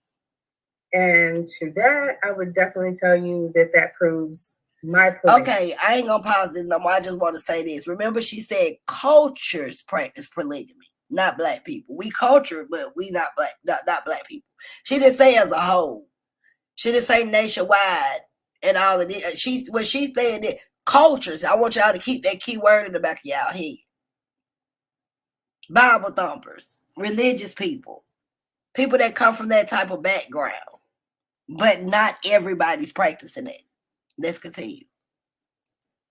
And why there should be one husband with multiple wives. It showed that black men are not getting married at a higher rate, are unwed at a higher rate than black women. So you have got a whole bunch of, I believe, because I pulled that same chart up, and I believe, that it was 52%, and black men was 50 that had never been married. So again, that 52% beats that 50. So we can squash that other 2% by marrying off those women to one man who has multiple wives. You talked about the racial wealth divide. And again, that also proves my point, because having more income earners in the household help close that divide. You showed a chart of black men with jobs. Guess what? That also proves my point. I appreciate it very much. Not as many black men with jobs. Well, you know what? That goes back to the wealth divide. If there are multiple income earners in the home, having advanced degrees and so on and so forth, hey, that's great, because those multiple women can be married to those multiple men that have jobs. And you were talking about the Prince of the King and how he was on his 5th wife, and how it's a patriarchal system. That's just not true, because polygamy is ran by the woman, the women. First wife, she is the one who decides if and when any other wives can come into the home. And at that point, when the other wives are added, then they collectively, when husband comes to them to ask if he can take on another wife, they not only decide if he can, but they decide if the woman whom he chooses to bring forth into the relationship, if she's suitable for their family. It's their family, it's not his. You were speaking on the mental health. Well, I found that as well. But I also found articles that stated how the mental health of a woman in a monogamous relationship just as troubled. I mean, you know, if a man is going to go out and cheat on his wife, or he's going to cheat on his girlfriend, lover, whatever you want to call it, he's going to do that, and he's going to cause her anguish. So why would it be any different within a polygamous marriage? I didn't quite get that, but okay. That's also the reason why, like I said, I knew you were going to go there. I knew you were going to, you know, pull on the heartstrings. And in any relationship, you're going to need to get counseling or whatever it is that you need to do to work on you before entering in any relationship, not just a polygamous one, but a monogamous one as well. So, yeah. And you were talking about as Black people as a whole, how it's not, that polygamy is not good for us as a whole. Well, there's no quantity on, is it good for Black people? Like, if it's good for you, aren't you Black? Aren't you a people? Hey, then it would be good for Black people. So I'm not quite sure how you were coming across the entire populace. And not just that, but I mean, polygamy is a choice. You choose or you not. And then you were talking about how polygamy is a marriage, but even though that it would be best that way, that's not what polygamy is. Polygamy, by definition, is about being in relationship. Oh yes, it's being in relationship, not just marriage, but relationship with more than one person.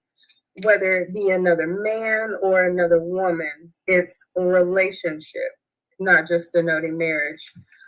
But I'm not exactly sure how you're coming across, the finances, how that can't be good to have more people in the home that are income earners. Like I said, the average household, Black household, has a financial median of $43,862 a year. That's a single family or one working individual, whereas the Black family has an average median of $81,545 a year. Well, if you add just one person, one other spouse into that situation, your average income jumps up to $136,483 a year. Excuse me, $483 a year.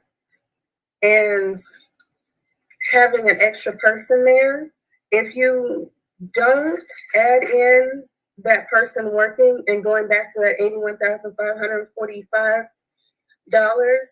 that's still middle class. And that second wife, she can be there to tend to the children and to teach the children. That way you eradicate the financial responsibilities of sending the children to childcare. That's one bill out of the way. And also, with more income, debt goes down. Finances, this polygyny seems to be helping in a very financial way. Going back to community, like I said, fostering a fellowship with others and sharing a common attitude, interests, and goals. Now, if you have a system like polygamy, and polyandry that you are being a part of, well, now you have a community. You have children, you can turn around and you can intermarry those children with the children in within your society. That way that any political or socioeconomic systems that you are in, you keep it within your family. Sounds like a plus to me. Marriage if we want to hold true to marriage, marriage can only occur by mutual consent. Again, to a bride is able to stipulate that her husband to be is not only able to take a second wife. All right. So shout out to Sister Holly. It is on you. Suave, whenever you're ready. All right, here we go, man. Yeah, Sister Holly got a whole spiel, man. But one like the elephant in the room that like killing the whole thing is, why are you married? Why are you married? We talking about poly. We talking about it is married. Ain't nobody saying, oh, I'm in a poly relationship. I got multiple girlfriends. They say husband and wives. Those are unique terms that go to marriage. Nowhere outside of that. You don't respect nobody calling nobody no husband and wife and they don't have legal papers. And Black people are in America. America has laws.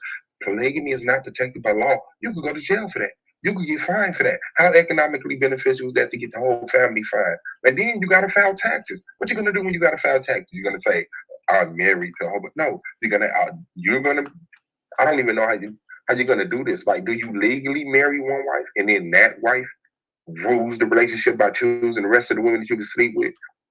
The ruler of the poly relationship is the one who has the economic. Show me the female president of the country that's married to multiple husbands. Show me that. You're not. So, no, we're not even going to play no games like that. Now, you're going to marry brothers to sisters. Me and my wives are going to have babies, and then those babies are going to marry each other, and we're going to remain one big retarded inbred family like that. And we're not talking about individuals. You didn't say, oh, is polygamy? No, is polygamy good for Black people? So that is a sample of the people, at least if not all people. Okay, so you saying and accepting Black men as cheaters, just saying they're gonna cheat anyway, is a horrible thing. I don't cheat. I know plenty of men that don't cheat. They don't cheat. If I was cheating, it'd have been a girl in this chat talking about some Katrina, so I'm about to blow Suave spot up. I'm live all the time. Okay. Well, she said 708 cultures. Guess what? America's one culture. Asia's another culture. Europe is another culture. And then you got 1,000 little, you got the Bloods, the Crips, the Latin Kings, those are cultures. They're insignificant cultures. The numbers, like, it's being misrepresented there. They sound like the Moors. The lady that you play, she like, all you gotta do is get you a trapper keeper notebook and you write you a marriage proposal and get your butt in jail. You're gonna need a lawyer for that. And none of this is unique to poly. That shit, that is wild. And it's actually better without the marriage, without saying, you know what, we finna get married. Like, why can't you just be a group of Black people that's economically sticking together socially, helping each other? What is the unique benefit to being married, to having a sexual relationship to that person? And so, let's see, boom, boom, boom, boom, boom. Okay, bet. Now let's go to her slide isms. Now, I want you to know, I hope y'all ready to be Islamic, because that's what some of her sources was from. She's talking about possession of significant financial resources to provide all expenses of each other's family. Where are you going to keep that at? I'm telling you, you're in America. That stuff is going to get taxed. They're going to say, how much money did you earn? What is your address? Oh, really? Oh, okay. Y'all think y'all love something. And y'all going to get y'all butt evicted and sued. Okay. And physical prowess for completely satisfying the sexual desires of each wife. Wow, really? You're that impressed? Good news for you. I'm glad you're straight, honey. But a lot of women aren't getting sexually satisfied by their man. So now it's 5 more of them that he, and then we're talking about mental issues. As much as men complain about women die, and then you think you're going to sit up here and be the type of dude that comes from being what we are today to dealing with 5, 6 different women saying, I want to go to the store, I don't want to go to that store, I want to go to this store, I don't like that type of ice cream, I don't like that type of ice cream. All of the attention you have to dedicate to a relationship, you think a man can do that 6 different ways? Probably a woman. A woman probably can micromanage men, but I mean, come on, man. It's like sending kids off to school. Go work. You know what I'm saying? Okay, and then, let me see. I hate that even added this little thing. Okay, so now nation building, right? want a separate nation within the United States. How many of us want a separate nation? I want a separate nation. You may want a separate nation, but are we the majority? No. So that's crazy. And then it says constructing national identity uses the power of the state. Cool, nice little argument. Not the majority of people, and even if some people practice polygamy, like I said, you're in the United States. You gotta obey the laws. Why break the laws just to have different, multiple sex partners? Why not just do it without it? So both economic and social factors are influence for success in the nation. You can have the same economic and social factors included without getting married, without putting yourself in a contractual agreement with somebody of the opposite sex just so you can have sex with them. Polygamy done right upholds a woman's natural rights. A natural right, her right to marriage. Marriage is a natural right. No, that's a man-made right. That's misrepresented. That kills this whole source right here. Marriage is not a natural right. Form a family. In what manner? Just have them and let them, grow up like deer in the forest. Man, wife, children, all of this stuff. This is man-made in structure. Co-wives form a bond with each other. Why can't you just form a bond with each other's sisters? What brings you closer? Having menage a trois, the orgies bring you emotionally closer to the women. And then she said time and gives them space to time with new babies because the other women can take care of the other kids. So she's going to be disconnected from her other kids just to make sure she have a new baby for this dude to sit up here and act like he like it too. You know what I'm saying? And responsible for household wifely duties. I want to see you get 5 of those in the same room. Okay, a man can produce a child. A man can produce a child or children with many women in a polygamous relationship versus 1 per 9 months. Get better at having 1 per 9 months, and then we can talk about polygamy. That's dead. Family is the building block to success. I agree, but we don't have to be screwing each other. Brother and sisters and cousins and uncles and nieces and nephews and aunties are family. You're not screwing them, but guess what? You're getting together and you're getting all of the benefits of polygamy without the STDs and the IG posts. With that one woman, you increases the likelihood of developing PPD, putting her and the children at rest because her body is constantly unbalanced due to hormonal shifts. Get better at having 1 baby, okay? And then we can worry about having multiple wives and 6 different hormonal shifts. You know what I'm saying? Creating a larger family will put older children in a position. I agree. But you don't have to be married. Family is more than just husband and wife. What was the husband? What was the aunties and uncles and stuff in your slide? Everybody, you ain't got no kids in it. Okay. Community, a group of people not having sex and being economically and socially developed. Okay. I just changed your slide. That's what it should have said. But you said a group of people living in the same place and having particular characteristics in common, a feeling of fellowship with others as a result of sharing common attitudes, interests, and goals. I agree with that. Guess what they're not sharing? Sex. You see how that's the only factor? The only factor in polygamous relationship is the sex. You can get all of these benefits outside of it, but with the fact that you're getting married, sex, you're my wife, I'm your, showing ownership and possession, you're now conflicting relationships. We're not mature enough for that. Polygyny helps grow the community, keep cultural practices alive. So how, with penises and vaginas being involved, you can do all of this stuff. This is not unique to polygyny. Community helps grow the community. In times of war, when the male to female ratio becomes further limited, polygamy provides women with viable marriage options still. Sure. I'll concede that point. During times of war, black women are going to have more options. How? If the men are going off to war, that's a dramatic decrease in men. But we do marry our family in polygamy, so your son or your daughter might be, polygamy has several economic advantages over monogamy. Name one. In most cultures, women contribute significantly to the wealth of the household and can thus materially benefit from the labor of additional spouse. That's not unique to polygamy. That's marriage, period. In marriage, women contribute significantly to the wealth of the household and can thus materially benefit from the later contributing to the household. Dead. Polygamy has several. Oh, that's the same one. Polygamy has factors that are influential for success in nation, family, and community. Why? Because you're sexually active with another person. This is not unique to polygyny, and polygyny doesn't even bring this. Show me the correlating factors of having multiple sex partners adding to this being the truth. You can't. It's just, if people click up, you make more money. I get that. But when you're clicking up and having sex, you get the same benefits, but psychological trauma that Black people are not mature for. Finances are pulled from a family resources, seeing that our substantial amount of family members, cool, can happen without polygyny. This whole statement was said without the word polygyny. I get it. Living frugally, listen to this. Living frugally and having more than one income earned in the household makes it easy to afford this lifestyle. Cool. Me and Katrina move in the house with you and your husband, move in the house with Soul and Angel, move in the house and with Bingo and Z, and none of us cheat, no police, and we stack our bread and we get to it. Let's do it. I agree with you. There's nothing unique about this to poly, man, that makes this even a good conversation to sit up here and say, yeah, poly is good. Wow, what is the difference? Like, for real, what is the unique difference from poly to any other relationship other than, oh, look, you have multiple sex partners? And I mean, who wants that? Do the women want multiple men, right? Do women want to deal with more than one penis at the same time, openly?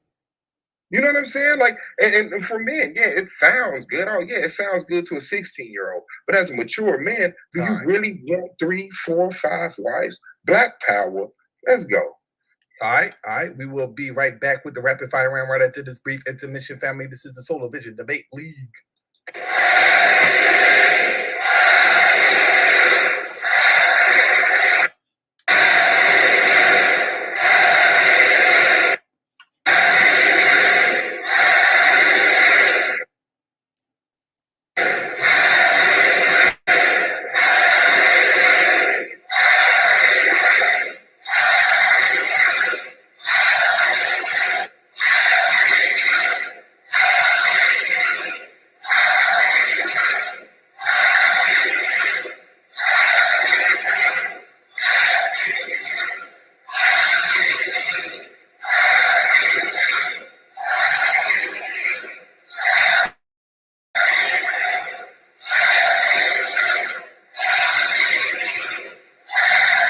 Let's make this clear. There is only one debate league. And this year, there can be only one league MVP. The MVP conversation. That MVP trophy feels great in your hands. He is such a sniper extraordinaire. Domo has left the building. Another debater baptized by Minister Howe. But I am telling y'all right now, nobody, and I do mean no one, can be definitively placed ahead for league MVP honors. He is doing his thing. Look, this is one of those seasons where it's going to go every 2 weeks. We're going to have a different MVP front runner because guys are balling like that. But when it comes to right now, today, I'm giving him the slight edge. It just doubles down on your point when you said about this season being one of the best seasons of all time. You really want the smoke? Yes, KG, we want all the smoke. You see the cameo with the former MVPs of Solar Vision Debate League. Let's get to the top 3 for this year's MVP. Number 3, we got Out the Blue in the building representing the dark side. And I'm telling you, it's something about Blue this year that's special. He's getting a little more aggressive in the rapid fire round. He's going to stretch. Now remember, Blue, you see the numbers. He's over 1,000 points ranking. So, could it be the year of the dark side winning the first championship? We'll see. Number 2, we got Minister Howe. He's always in an MVP running every season. Season 1 MVP, doing the damn thing with the spoken word. And as you can see, the numbers do not lie. Ranked over 1,000 points this season. Hey, it's possible that Rio could be bringing home his second MVP. But he got a long hill to climb because Suave has been doing the damn thing, and he's the front runner for MVP for being like 1,000,000 times. He wants to make it clear to the league that he's one of the top debaters, and the numbers do not lie. You can see that he's clearly over 1,000 points this season. In the top 2 in every statistical category, So let's close this thing out with another cameo and add a little bit of smoke, because I know y'all like the smoke, family, because that's what we do around here. We bring all the smoke. There's only one place you're going to find a smoke, family, and that's here on the Solar Debate League, man. SVDL for life. Yes, this is the Solar Vision Debate League, and we are now heading into the rapid fire round. We're going to start out with Sister Holly. You got 10 minutes to interrogate Suave Beezy. Whenever you're ready, sister, you can begin your interrogation. All right, Suave. Hello, Holly. Suave, is polygamy good for Black people? No, Why is it not? because Black people are not economically stable to support a polygamous nation. The Black people are not mentally stable enough. I'm sorry?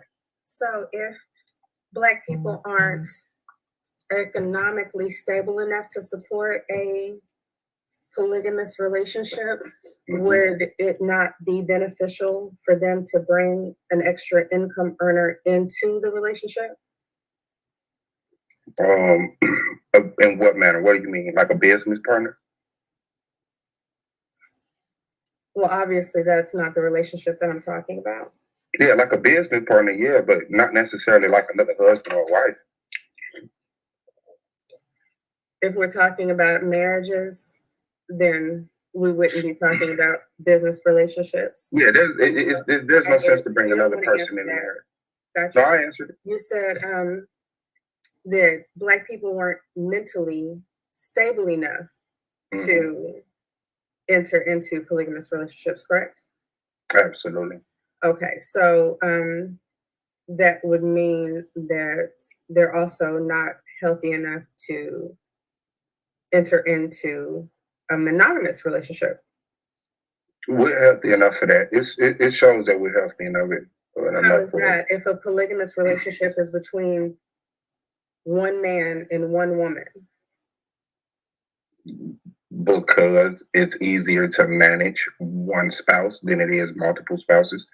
I'll ask you that again, because you either weren't listening or you didn't hear me. So, okay. In a polygamous relationship, if a man is not, or Black people are not healthy enough to enter into a monogamous relationship, then how could they not be to enter into a poly? Because a poly relationship is between one man and one woman. Yes. Okay. Well, let me explain to make sure that I clarify. In context to the question, Black people are not mentally stable enough. Black people are not as mentally stable to enter poly relationships as they are to enter monogamous relationships. There's a better chance the monogamous will survive over the poly. A poly relationship is between one man and one woman. Yeah, I thought poly meant multiple spouses. It is, but they have a relationship separate of each other. Oh, wow, really? And what separates it? So, do the same issues exist in a monogamous relationship as the ones that you stated? No. And a poly one? No. There are problems that are unique to the poly relationship. What are those? Yeah. The fact that you have to worry about does your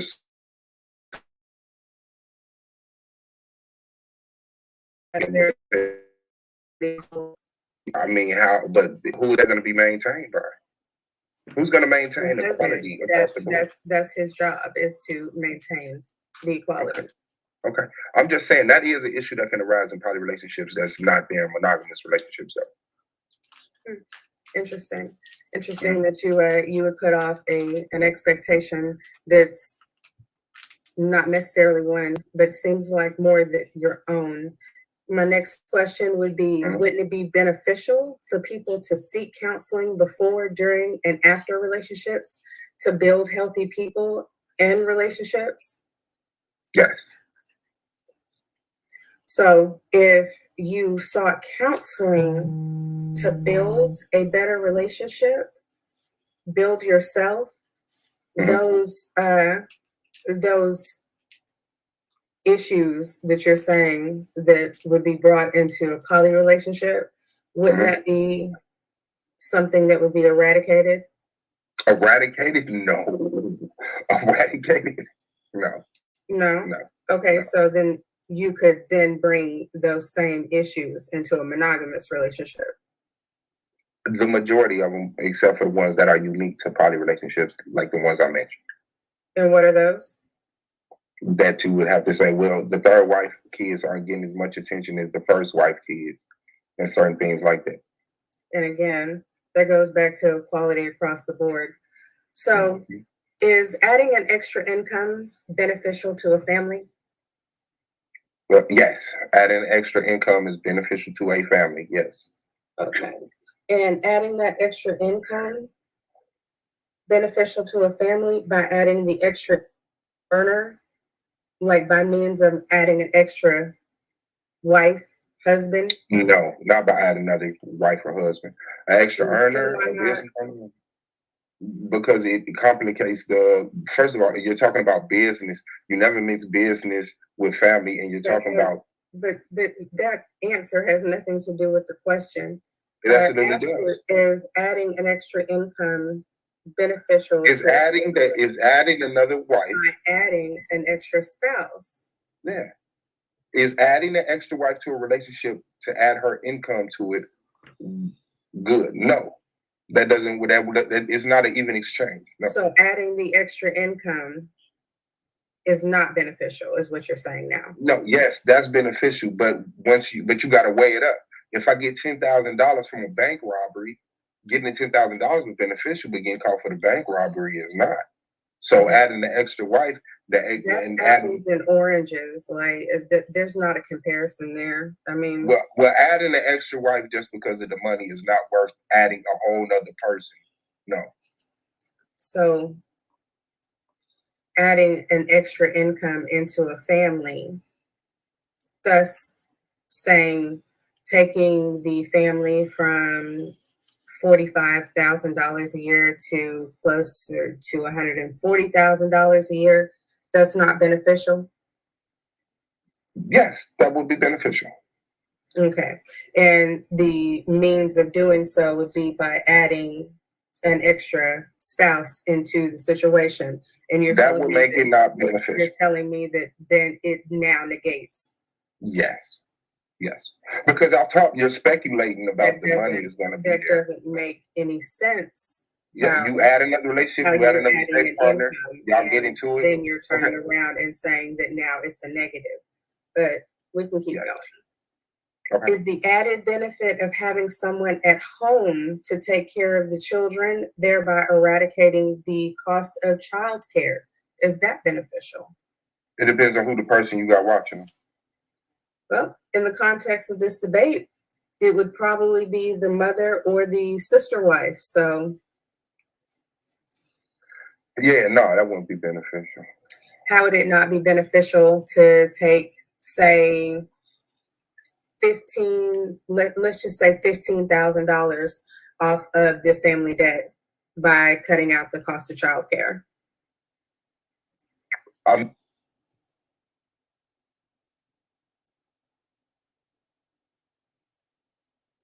They're running more water, using more electricity. The money wouldn't be there because it would be spent on childcare. So how is it not beneficial? How is it not beneficial?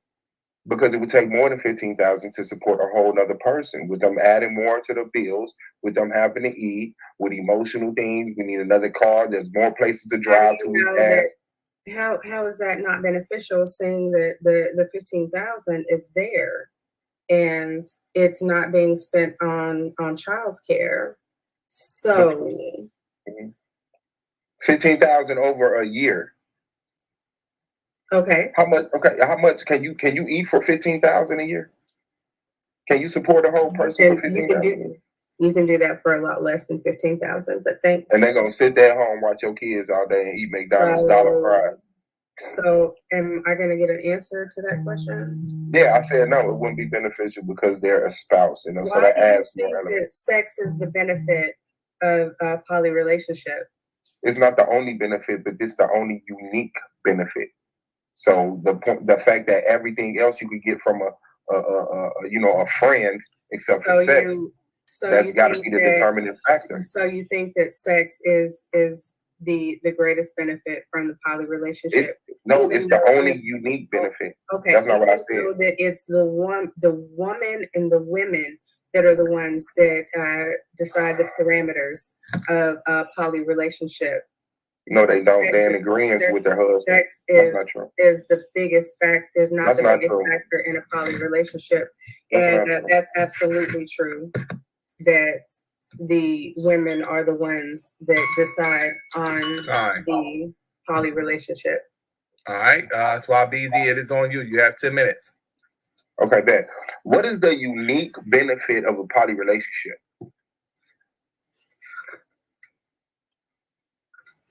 You're dead. Everything that I just told you. Everything you just told me is unique to a poly relationship? Yes. Family. So you can't earn money. So you can't earn money in a monogamous relationship? Okay. Well, first let's start. No. We already started. I talk a little slower. No, it's cool. I'm gonna cut you off when I need to. I'm asking you, can you get money in a monogamous relationship? Not as much as if you bring in. That's not what I asked. You're clearly going outside of the context of the question. No, I said, can you get money while in a monogamous relationship? Not as much as. So you're taking the question out of context of how I'm asking it to be right. Okay. Well, let's just the judges take notes that she didn't give me a yes or no before she tried to explain herself. She's trying to do a comparison thing, which I never set the narrative for. Okay. And so if there's no unique benefit to poly other than multiple sex partners, why is poly good? Okay, so no, I'm sorry. Why is poly better than any other relationship? Repeat the question. If the only unique benefit to poly is having an extra sex partner, why is it better than any other relationship? Okay, well, first of all, that narrative is your own. I think that I've shown more than enough evidence that sex has nothing to do with the benefits. Sex has nothing to do with poly? You said that you make more kids. Don't you make more kids through sex? You do. And don't you make more kids through sex? You listen to what I was saying? I did. And so I don't want you to reiterate it. I just want to. But you do you get kids through sex? You don't know? You want to Google it? Okay. So is poly, is one of the benefits of poly sex? It's reproduction. Is one of the benefits of poly sex? I know you didn't come to me with this debate to sit here and not answer. Is part of the benefits of poly sex? Yes or no? Reproduction. So you can't answer yes or no to nothing. Okay. Just take notes of that. What you're trying to do is minimize. I'm trying to get a straight answer. It's okay. It's all right. It's okay. More it's kids. Right. That's reproduction. I got you. Do people argue in relationships? You thinking of a way not to answer yes or no? Okay, sure. Good job. Okay, so with more spouses, wouldn't that be more arguing? I don't think that arguments are necessarily something that is unique to a poly relationship. I didn't say that. Why are you avoiding the questions today, sis? I said if you have arguing in relationships, if you have more partners, when you have more arguments, yes or no? That's not something that can be answered yes or no, because you're talking about individual relationships. How do people in individual relationships relate to each other? You can have people that don't argue at all. Thank you, ma'am. In a poly relationship, who determines the roles? Who watches the kids? Who goes to work? Who washes the dishes? Who's the educator? Who determines those roles? That's going to be a family decision. Okay, so the wives are in agreement with the husband? Again, that's going to be a family decision. So the wives are in agreement with the husbands, right? how are you saying that the wives are in agreement with the husbands when we're talking about individual families? When you I can't tell said you what it's a works in your family, house. I can tell you what works in my own. so in a poly relationship, would the wives have to be in agreement with the husband? The wives would have to be in agreement with everybody. It's a family decision. Okay, everybody. Okay, including the husband. So how He's do the part of women the rule? family. Yes, I understand. But so how does the women rule the poly relationship as you spoke of, if they have to be in agreement with the husband? How do they rule the relationship? Well, you just took that and made it a completely different narrative. What I said was that it's a family decision. No, So you didn't. I could totally flip that and tell you that the husband would have to be in agreement with his wives. That's cool. That doesn't conflict with what I'm saying. But you said that the women rule the poly relationship. Absolutely. They're the ones that So make do the women have to be in agreement with the husband?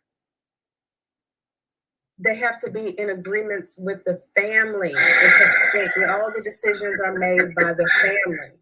Is the husband part of the family? What I just went over that. Okay. All right. And so if there's no unique benefit other than sex, okay, with poly, why is poly better than being monogamous? Okay, so family, nation building. Can you do both of those with a monogamous relationship? Can you do all three of those with a monogamous relationship? I'm asking. Not on the level that a polygamous one would be. That's speculation, because if the polygamous relationship come together and people just argue, fight, bust each other up the head, ain't no nation building, ain't no community, ain't no family. So if people aren't prepared to do that, then there's no nation building. Okay, then so ain't no need to sit up here. So why answer the question? Okay, so you're answering the question. So hold on. I didn't ask you nothing. What are you asking? What are you answering? You don't answer the questions I ask you, and then you answering phantom questions that I guess I've answered every question that you asked. What I'm saying is, can you get family, community from a monogamous relationship? I just told you, sure, but not on the level that you. So what? Okay, so I'm asking you, if multiple sex partners is the only unique benefit to a poly relationship, you can get the economics, you get the spiritual support, the social support, the friends, the celebration of birthdays, kids, whatever you want, in a group of people who decide to come together and not have sex, versus a group of people that come together and say, well, we don't mind having sex. If there's no other unique benefit other than that, what makes it better than monogamy? Because of the level. There's levels to it. You can't get the finance, the community, the family. You can't get that on the. You have to be having sex that you can for polygamy. If 14 monogamous, you clarified. I got you 20 seconds. If you bring in. If 14 monogamous, you haven't even let me finish the last question, and you want to ask me another one? Yes. If 14 monogamous relationships, I know you wait on Solar. I know you begging for Solar to say time. Oh, no, if 14 monogamous relationships come together, form a community, and say we're brothers and sisters, and we're staying faithful to our spouses, isn't that the same thing as a poly minus only the sex? No, because going back to what I was saying, now, if we're building families, community, and nation building, these things, now you have these 14 poly relationships. They're producing children. Now, if we're building a nation from these families, now they've had multiple children from these multiple wives. Now I can take these 14 couples and start intermarrying these children amongst each other. That family is turning into a nation with the same Okay, thank you. Okay, how do you sound at Texas? How do you? Hold the fuck up. Wait a minute. with Wait a minute. 17 Let me get my wives goddamn sound at mouse. Texas? Hold Does he on. She sound just said jointly some or crazy individually? shit. Wait a minute, y'all. You would Wait a file minute. jointly. Wait a minute. With who? Let me First Lady. downsize this for a minute. Because you got legally married? I believe that legal marriage would definitely be the way So to go. would you legally marry every wife? In places where it's legal at, yes. Okay, can you name one place in America where it's legal? Utah. Where black people can go and have poly relationships? Now we're talking about black people. So black people can't go to Utah? Do black people want to go to Utah? The Utah, like, they're there. So, I mean, black people are definitely in Utah. You black people want to Utah. You want to move to Utah? How do I know my set of... Do you want to move to Utah? Let me see if I can read your thoughts. No.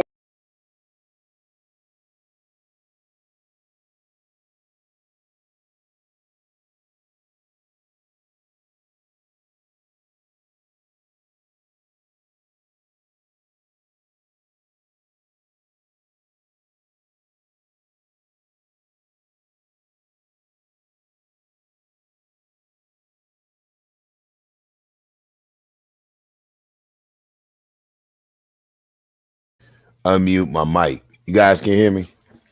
I don't know what happened to Nundy. Man, they trip. This is a trip. This is good. I didn't got all into it.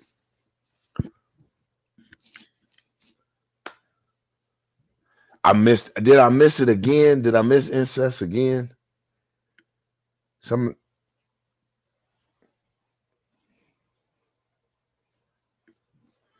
It's all a little drab to me though, man. There's so many things that they could pick up on.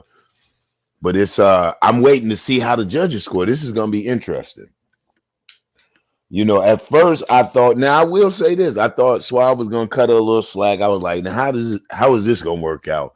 They in the same camp and they going to, but apparently, man, now they're really doing their thing. Yeah, you were saying that, Queen Emily. I hate that I keep missing. I got up and did something for a moment and missed it that brief, that quickly rather. Damn.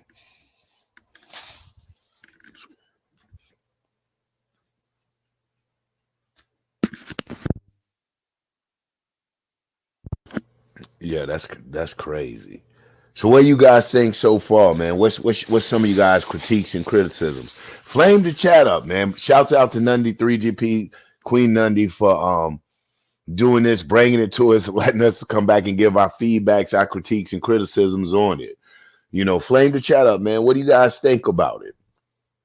I'm watching it. I'm hungry. I'm looking forward to the playoffs. I'm looking forward to getting at that camp. I'm looking for one of my big things. I'm looking forward to Domo and I going at it. I know I'm gonna see him in the playoffs. A couple other people. I know Blue gonna give me wreck. I know I'm gonna see Blue in the playoffs. I'm looking forward to, but not looking forward to, because I know that's gonna be sweat. And a couple people, man, I know it's gonna be sweat, man. But that's what, that's what challenges us to be our best. But what I'm seeing here, man, no diss, just straight up facts. If they don't pick their game up, some of that I'll blow through. They're gonna have to put the lackadaisicalness, the laid backness, and so cool and swoon. I'm putting a little heat up under that. I'm gonna have you sweating a little bit more than that. You're gonna come up out there in sunglasses messing with me. That's guaranteed, Shane. But yeah, man, so far, so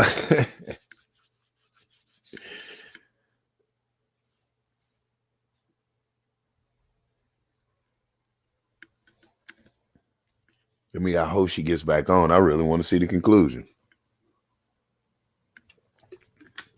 So who ended up winning the debate? Did Holly win the debate?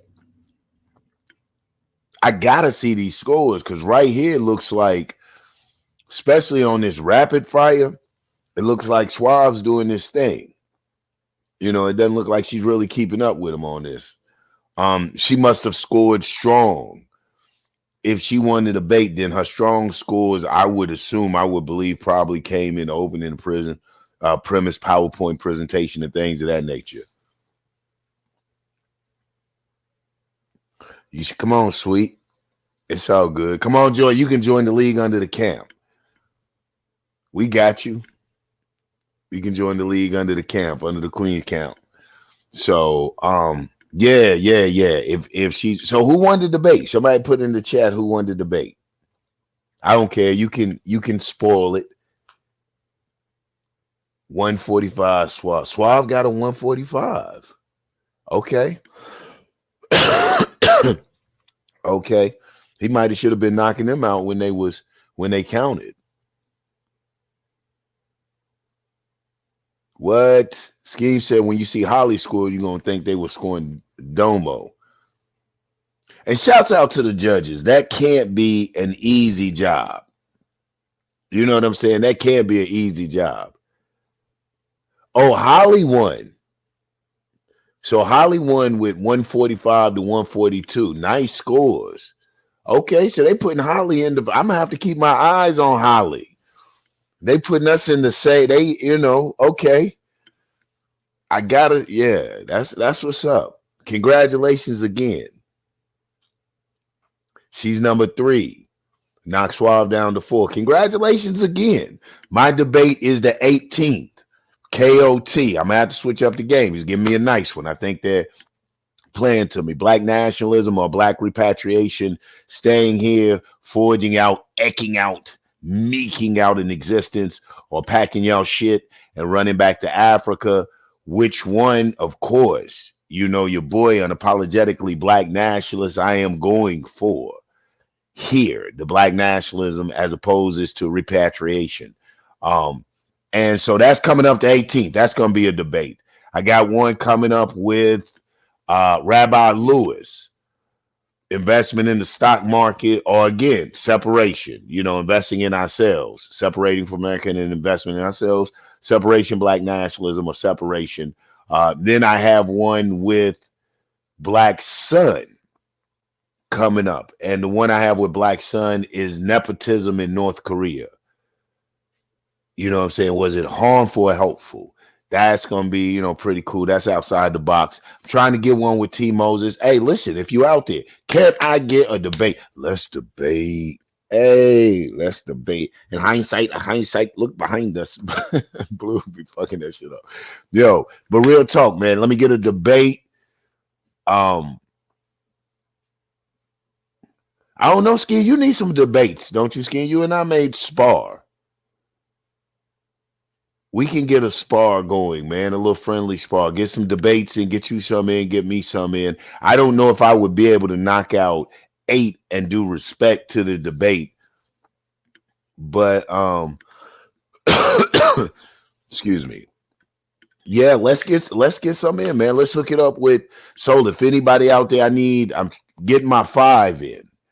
Like I said, I got 3. I need about 2 or 3 more good solid ones. If you guys want a good friendly debate, yeah, man. Get at the commissioner. Solar shouts out to the commissioner, and let me get one. Let me get a debate. Other than that, I can't wait to see Queen Nandi and Holliegh. That's going to be a good debate. I think Hollie's going to definitely have to put herself in the charger. She's going to have to amp up more if going against that. Man, that's what's up, Scheme. I appreciate it, man. We'll get at the commissioner. That's what's up, bro. I appreciate it. I'm going to fuck with you, man. We're going to get you on over to the camp. I know all I know all these cats seen the potential. I know the dark sides and the AOIs. I know there's a million camps getting at you. But get out of camp that's going to really work with you.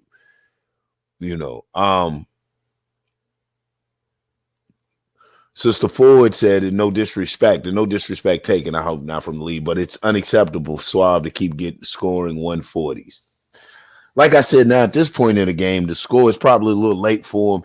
Maybe he should have been hitting those a little earlier in the game. No shade, just straight up facts. But I don't know. I think also we have new judges. There again, man, shouts out to the judges. I know that can't be an easy job. Oh no, it says she didn't win. She had 143. Suave had 145.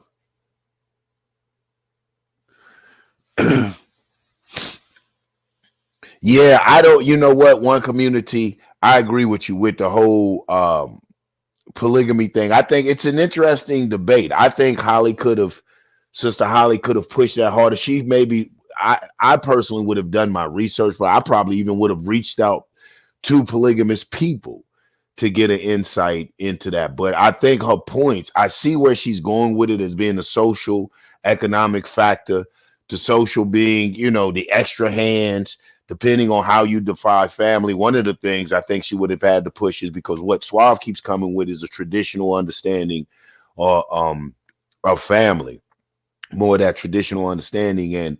And when I say traditional, I mean traditional to us being up under this particular brand of colonization, this particular social understanding that's been enforced upon us, monogamy, capitalism, the whole nine. Whereas that is a thinking outside of the box type of philosophy and way of life. Probably would have stressed that a little bit more and challenged his traditionalism. Peace, Nundy. Peace, man. Y'all, these planes terrible. I moved into another part of the house, because I got 4 bedrooms. So I call myself going into a bigger space for an office. Mm-hmm. But the services back here is terrible. So I got to go back to my smaller office. So I'm going to deal with these difficulties. But go ahead and finish your information while I get to the last part of the debate. Okay, yes, we see. Yeah, just talking about, so that's the whole thing, man. Just breaking them. I would have challenged them to come outside of that traditional thinking more, and just challenge them to think. A lot of times, if you challenge these Negroes, will think you'll find out that they cookie cutter, that they copy and paste, that there is no real thought given into what they're talking about. And if you just challenge it, probe deep enough, you'll find they'll get stuck. And when they get stuck, that's when you go in for the attack. And it didn't even attack. You just talk. You tell them what you do know. You explain to them, you let them know why they're totally wrong. She just didn't sound that convinced to me, but that may be her, veneer. She may be one of them cool, she's Miss Crabtree, man, the school teacher, man. She doesn't get ruffled. So, there again, shouts out to Holly, man. I am looking forward to running across you in the playoffs. That's going to be interesting. Suave, I'm looking forward to run across you. We're going to debate this black power. It can't be 2 black power generals in this motherfucker.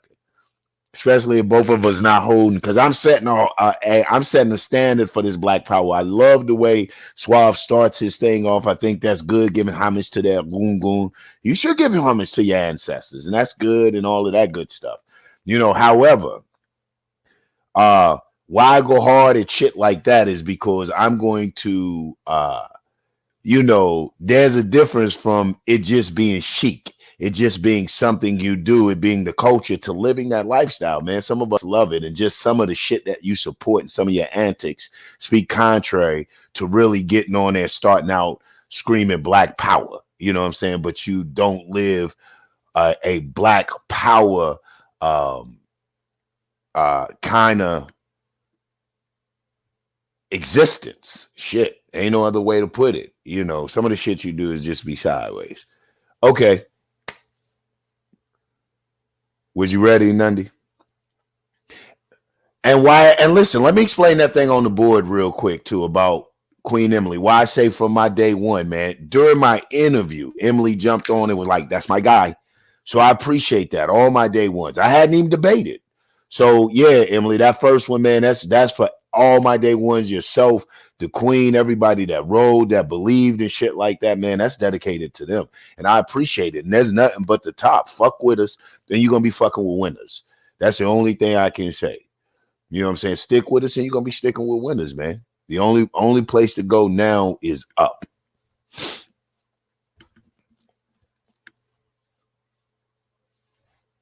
I'm ready if you're ready, Lundy.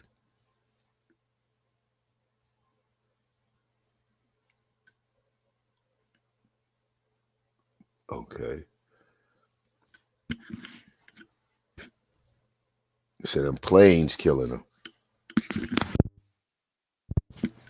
Well, you know, I'll keep on running my mouth. Shouts out to the league. It's debaters.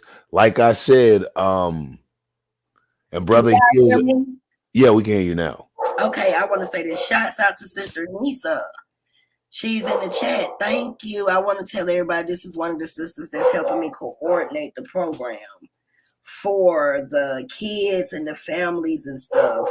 And I just want to give a shout out to her and Brother Kevin, the African griot, for people that always helps us in the community to give our place of, you know, something to come home to as far as our programs is concerned. Shout out to Knowledge More Allah. We also helping, you know, with the Million Woman March again this year and all of those different things. And I just want to say thank you for all of the people that has donated. We are actually down to $240 needed for the programs. So I want to tell everybody thank you. Anything else you want to say, Brother Yanga, before we start the video back? No, that's excuse me, I'm good. All right, thank you. Okay, That's not what I said. so that it's the woman and the women that are the ones that decide the parameters of a poly relationship.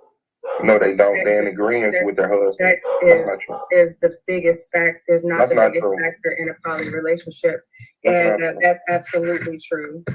That the women are the ones that decide on the poly relationship.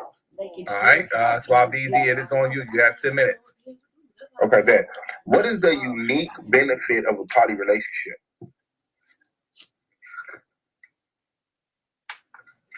You're dead. Everything that I just told you. Everything you just told me is unique to a poly relationship. Yes. So you can't earn money. So you can't earn money in a monogamous relationship. Okay. Well, first let's start. No. We already started. I talk a little slower. No, so, it's cool. I'm gonna cut you off when I need to. I'm asking you, can you get money in a monogamous relationship? Not as much as if you bring in. That's not what I asked. You're clearly going outside of the context of the question. No, I said, can you get money while in a monogamous relationship? Not as much as. So you're taking the question out of context of how I'm asking it to be right. Okay. Well, let's just, the judges take notes that she didn't give me a yes or no before she tried to explain herself. She's trying to do a comparison thing, which I never set the narrative for. Okay. And so if there's no unique benefit to poly other than multiple sex partners, why is poly good? Okay, so the question. No, I'm sorry. Why is poly better than any other relationship? Repeat the question. If the only unique benefit to poly is having an extra sex partner, why is it better than any other relationship? Okay, well, first of all, that narrative is your own. I think that I've shown more than enough evidence that sex has nothing to do with the benefits. Sex has nothing to do with poly? You said that you make more kids. Don't you make more kids through sex? Don't you make more kids through sex? You listen to what I was saying? I did. And so I don't want you to reiterate it. I just want to. Do you get kids through sex? You don't know? You want to Google it? Okay. So is poly, is one of the benefits of poly sex? It's reproduction. Is one of the benefits of poly sex? I know you didn't come to me with this debate to sit here and not answer. Is part of the benefits of poly sex? Yes or no? Reproduction. So you can't answer yes or no to nothing. Okay.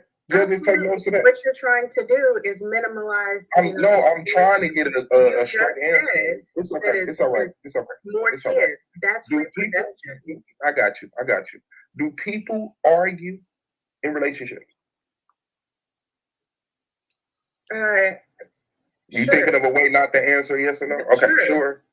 Good job. Okay, so with more spouses, wouldn't that be more arguing? I don't think that arguments are necessarily something that is unique to a poly relationship. I didn't say that. Why are you avoiding the questions today, sis? I said if you have arguing in relationships, if you have more partners, when you have more arguments, yes or no? That's not something that can be answered yes or no, because I mean you're talking about individual relationships. How do people in individual relationships relate to each other? You can have people that don't argue at all. Thank you, ma'am. In a poly relationship, who determines the roles? Who watches the kids? Who goes to work? Who washes the dishes? Who's the educator? Who determines those roles? That's going to be a family decision. Okay, so the wives are in agreement with the husband? And again, that's going to be a family decision. I mean, so the wives are in agreement with the husbands, right? How are you saying that the wives are in agreement with the husbands when we're talking about individual families? When you said it's a family, I can tell you what works in my own.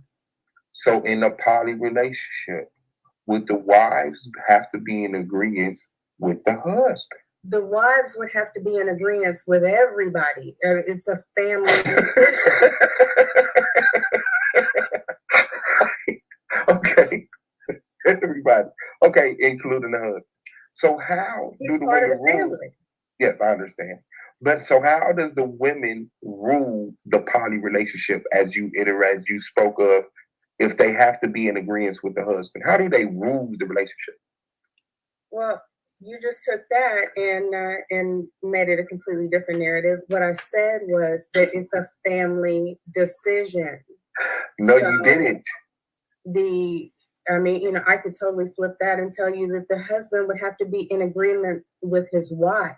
That's cool. That doesn't conflict with what I'm saying. But you said that the women rule the poly relationship. Absolutely. They're the ones that make do the women have to be in agreement with the husband? They have to be in agreement with the family. All the decisions are made by the family. Is the husband part of the family? Well, I just went over that. Okay. All right. And so if there's no unique benefit other than sex, okay, with poly, why is poly better than being monogamous? Okay, so family, nation building. Can you do both of those with a monogamous relationship? Can you do all three of those with a monogamous relationship? I'm asking. Not on the level that a polygamous one would be. That's speculation, because if the polygamous relationship come together and people just argue, fight, bust each other up the head, ain't no nation building, ain't no community, ain't no family. So if people aren't prepared to do that, then there's no nation building. Okay, then so ain't no need to sit up here. So why answer the question? Okay, so you're answering the question. So hold on. I didn't ask you nothing. What are you asking? What are you answering? You don't answer the questions I ask you, and then you answering phantom questions that I guess I've answered every question that you asked. What I'm saying is, can you get family, community from a monogamous relationship?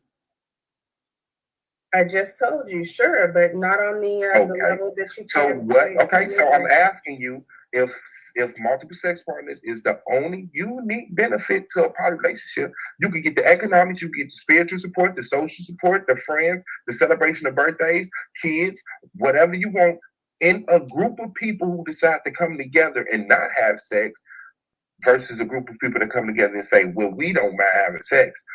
If there's no other unique benefit other than that, what makes it better than monogamy? because of the level. There's levels to it. You can't get the finance, the community, the family. You can't get that on the You same have to be level of having sex.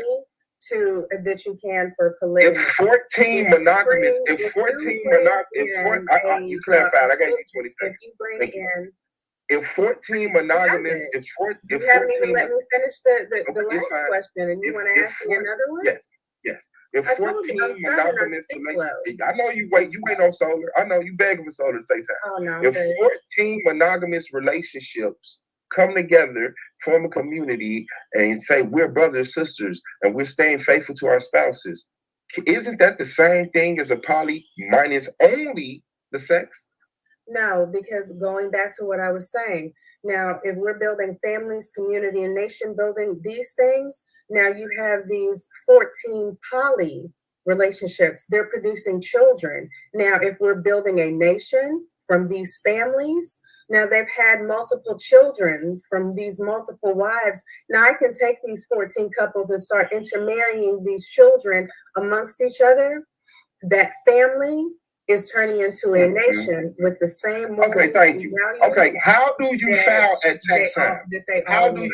How does a man with 17 wives file at tax time?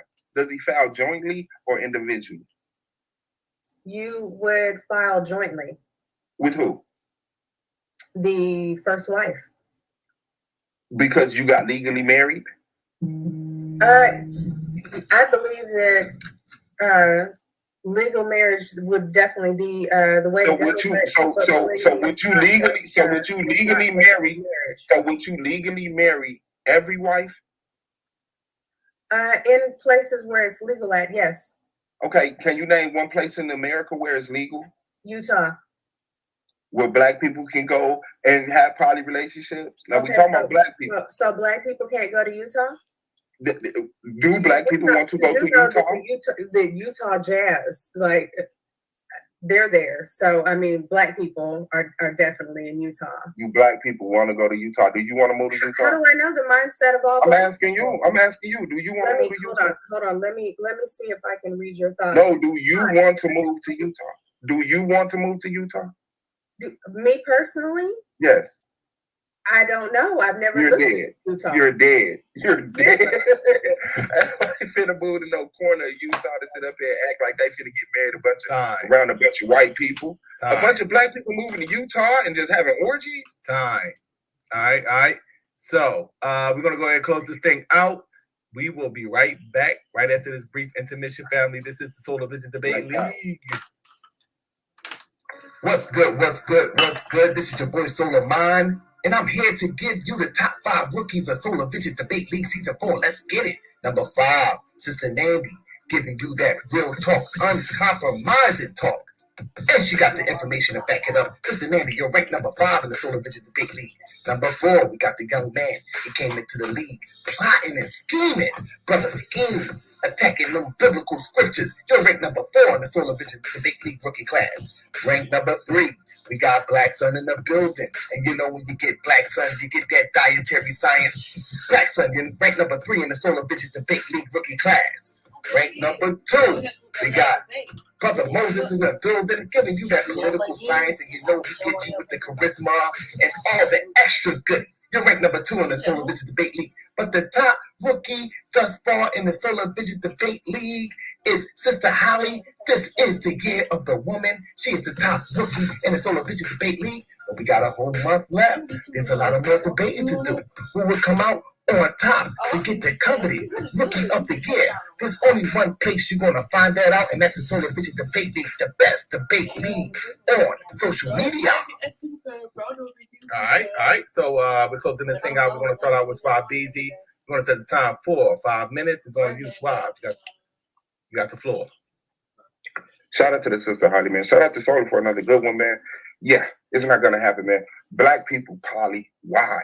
Why? What is the unique benefit of poly for black people? What other than multiple sex partners? And let's face it, the woman depending on the man financially for certain things, and then her money, because that's the exchange. You get more sex, I get to do what I want with my money. You pay the bills. And a woman sit up here talking, black women talking about some, oh, yeah, I'm going to split the bills with you evenly, and you get to have sex with all of us. No. So, opening, congratulations, good thing, laid it out, premise is just one big elephant in the room. It's like, yeah, you can get this from poly, you can get this from poly, you can get this from poly, and you can get that from monogamy. You can get that from monogamy. And she said, well, there's a greater chance of you having more. Yeah, if you're psychologically fit, if you're used to dealing with relationships like this, if you're not insecure, paranoid, have trust issues, if you're not black people, yeah, sure. Maybe if you knew what you were, maybe if you were in tune with your heritage, maybe if you hadn't lost your history, maybe if you hadn't lost your practices, maybe if you weren't disconnected from your God, maybe if you wouldn't have had your diet taken from you, maybe if you wouldn't have got thrown off track. And yeah, we're doing a good job today. We're lawyers, we're doctors, we're airplane pilots, we're all types of stuff. We're not a beat down, struggling people, but I got something to tell you. We are unique people with a unique set of circumstances that condition us to have to be in certain communities, or we kind of go haywire. It's just there. That's why black people don't mind stacking up on top of each other in projects, in buildings, in prison, and stuff like that. We don't like living off, it's something that unique to black people that just want to allow polygamy to be beneficial at this time. Okay? I mean, we're doing a good job at monogamy. We were doing a better job at least doing it. I don't know how the relationships were individually, but people were married. Black people had more economy. Black people, I'm talking about 1920s, 1940s. We had houses, we had cars, we had property, we had investments, we had real estate, we had pensions. We've lost a lot of that. We're not practicing. We're not playing the game. But then we're ready to sit up here and have a multifaceted relationship. Oh, yeah, I'm with you, but I'm with you, and I'm with you. Come on. I mean, wishing upon a star, sure. If something changes, sure. But black people right now, negative. No. We need to learn how to be a son to our mothers, a daughter to our fathers, vice versa, a brother to our sisters, parents to our children. We don't need to be practicing on the position of wife again. Oh, I'm so good at having a wife, I'm going to get another wife. Even though by my one wife, I got 3 kids, I got 4 kids, I got 5 kids. How much attention can you devote to them? The interrogation round was embarrassing. It was embarrassing. She answered one question with sure. She didn't say yes or no. There's nothing to talk about in the interrogation round. That was just, the display there is just, it really put her argument out the light. What is the one unique benefit of poly that doesn't exist anywhere else? I can get money with my brothers, cousins, my friends. The AOI can move out somewhere, get some land, invest in stocks, and all of us stay faithful to our spouses, and we could ball out. What is the sense of getting more money if you're not psychologically fit? What is the sense of getting more money if you're not spiritually fit? What is the sense of getting more money and constantly trying to advance in the lane of money, sex? But when it comes to every other lane, we good, we suffice, we good, we jiggy, that's it? No. Not poly, not right now, not black people. Black power, I'm out.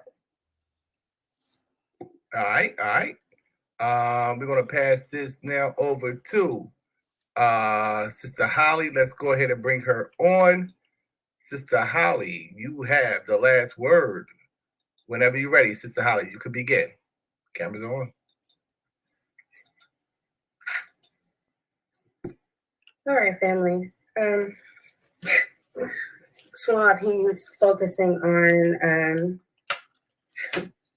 sex, and that's not what a true poly relationship is all about.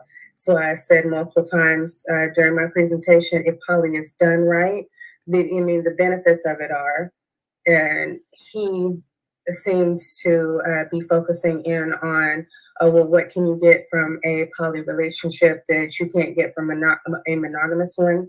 And you know, it's just very simple. You know, going over family. Family, it again is the building blocks of success.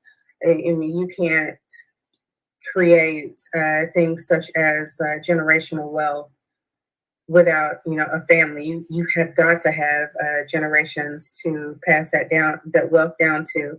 And in a poly relationship, having more than one wife, more than one means to reproduce, then, you know, you can boost your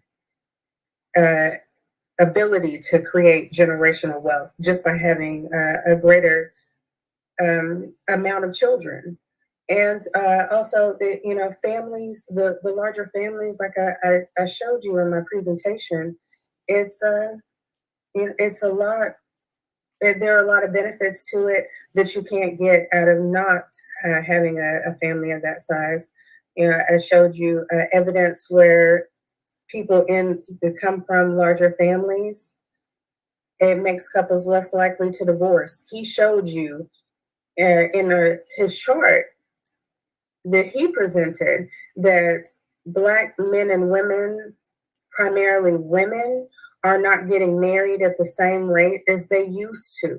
So having a poly marriage, a poly relationship, it puts those women who they're not getting married at the rate that they used to in a situation to have legitimate children, to have a marriage, and you know, what is again their birthright. Co-wives have the ability to form bonds with each other that, you know, they may not get out of, you know, obviously, you know, a monogamous marriage. They are able to lean on each other for support. I mean, who's better to lean on as far as sisterhood goes than someone who is actually in your situation? They know the trials and tribulations that are going on in your relationship because they are a part of it too. As far as nation building goes, I mean, we're talking about, you know, for those that do want to participate, he's trying to talk about like the 41 million Black people in the United States. I mean, I can't make 41.1 million people's minds up for them and say, hey, you know, this is what we're going to do. We're going to move in unison and all become poly. I can't do that. So, I mean, obviously, poly is definitely a relationship that is for those who want to participate in it, and those who want to participate in it who have a mind for nation building. I mean, this is the way to do so, is through a poly lifestyle, because it cultivates an environment for a healthy nation building. If Black people want a separate nation, it raises the population in that nation, and it helps to bolster economic and social factors that are influential for the success of that nation building. Finances, I don't know why he keeps coming up with this whole idea of, oh, well, you can do the financial portion of a poly lifestyle within a monogamous situation, because, again, going back to what I initially said about the women running the relationships with their husband and with the family, it's about the women. If all women are taken care of financially, whether it be through in states that it's not legal in, you can adopt an adult that only takes 60 to 90 days to do so. And you know, that man and that wife can go, the first wife can go on to adopt all the other wives, making sure that they're covered legally underneath the law. There are wills that can be set in place to make sure that everybody gets everything equally. There's life insurance to make sure that everybody is, yes. All right. Shout out to both debaters. We're going to go ahead and drop the link inside of the chat room and let the people decide who you think had the better argument for tonight's debate. as I'm doing that,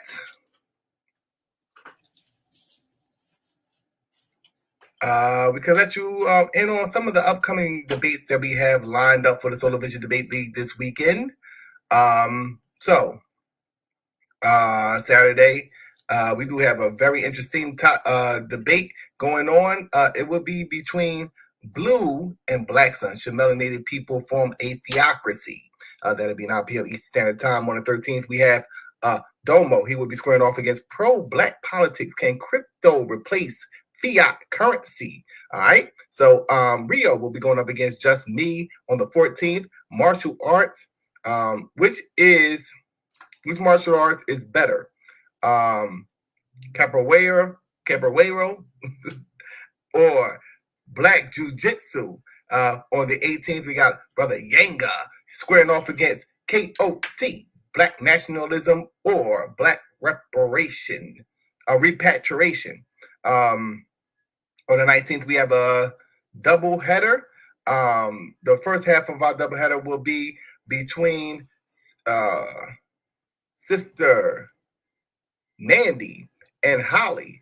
Was abortion created to kill black children? That'll be 4 p.m. Eastern Standard Time.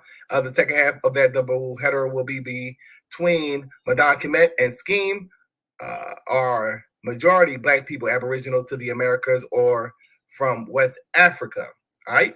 So we got a whole, very interesting lineup going into the next couple of weeks, and we do have a lot more debates lined up. But for right now, family, let's get to this Shuckle Buck round. So I want you to press 1 if you want me to Shuckle Buck Holliegh first, and 2 for Suave Beezy.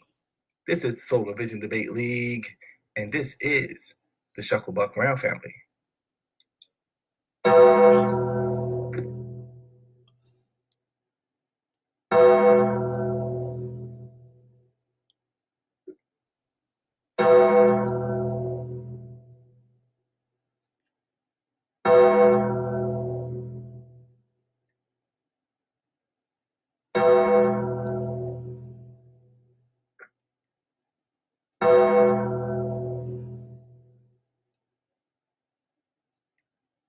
Okay, the Shuckle Buck round is now in session, family.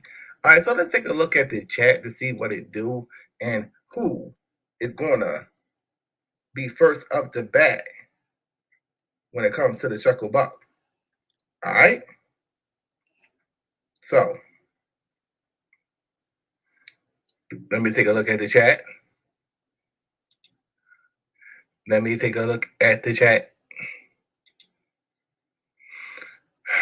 So,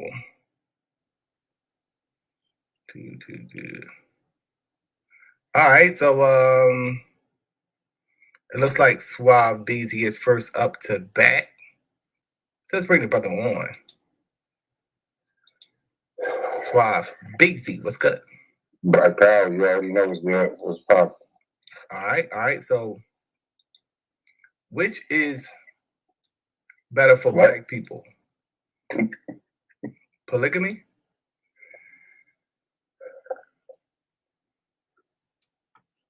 That's an incomplete sentence. You said, which is better for black people, polygamy? Oh, yeah, I'm trying to look at the title. Is polygamy good for black people, brother? No. Why do you believe that's the case? Because we're not well enough developed in certain skills to be able to maintain healthy polygamous relationships. And what do we lack here? Well, I would say, first of all, mental stability, social stability, economic stability, Okay, so how do we lack in mental stability?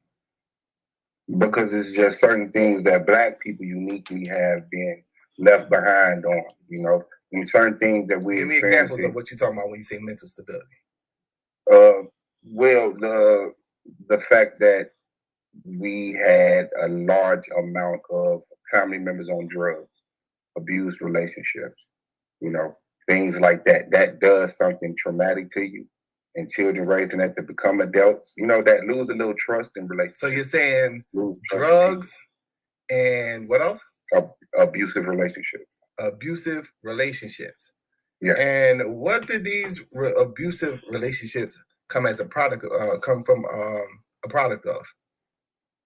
There's no one blanket, reason. There's multiple. So you don't attribute the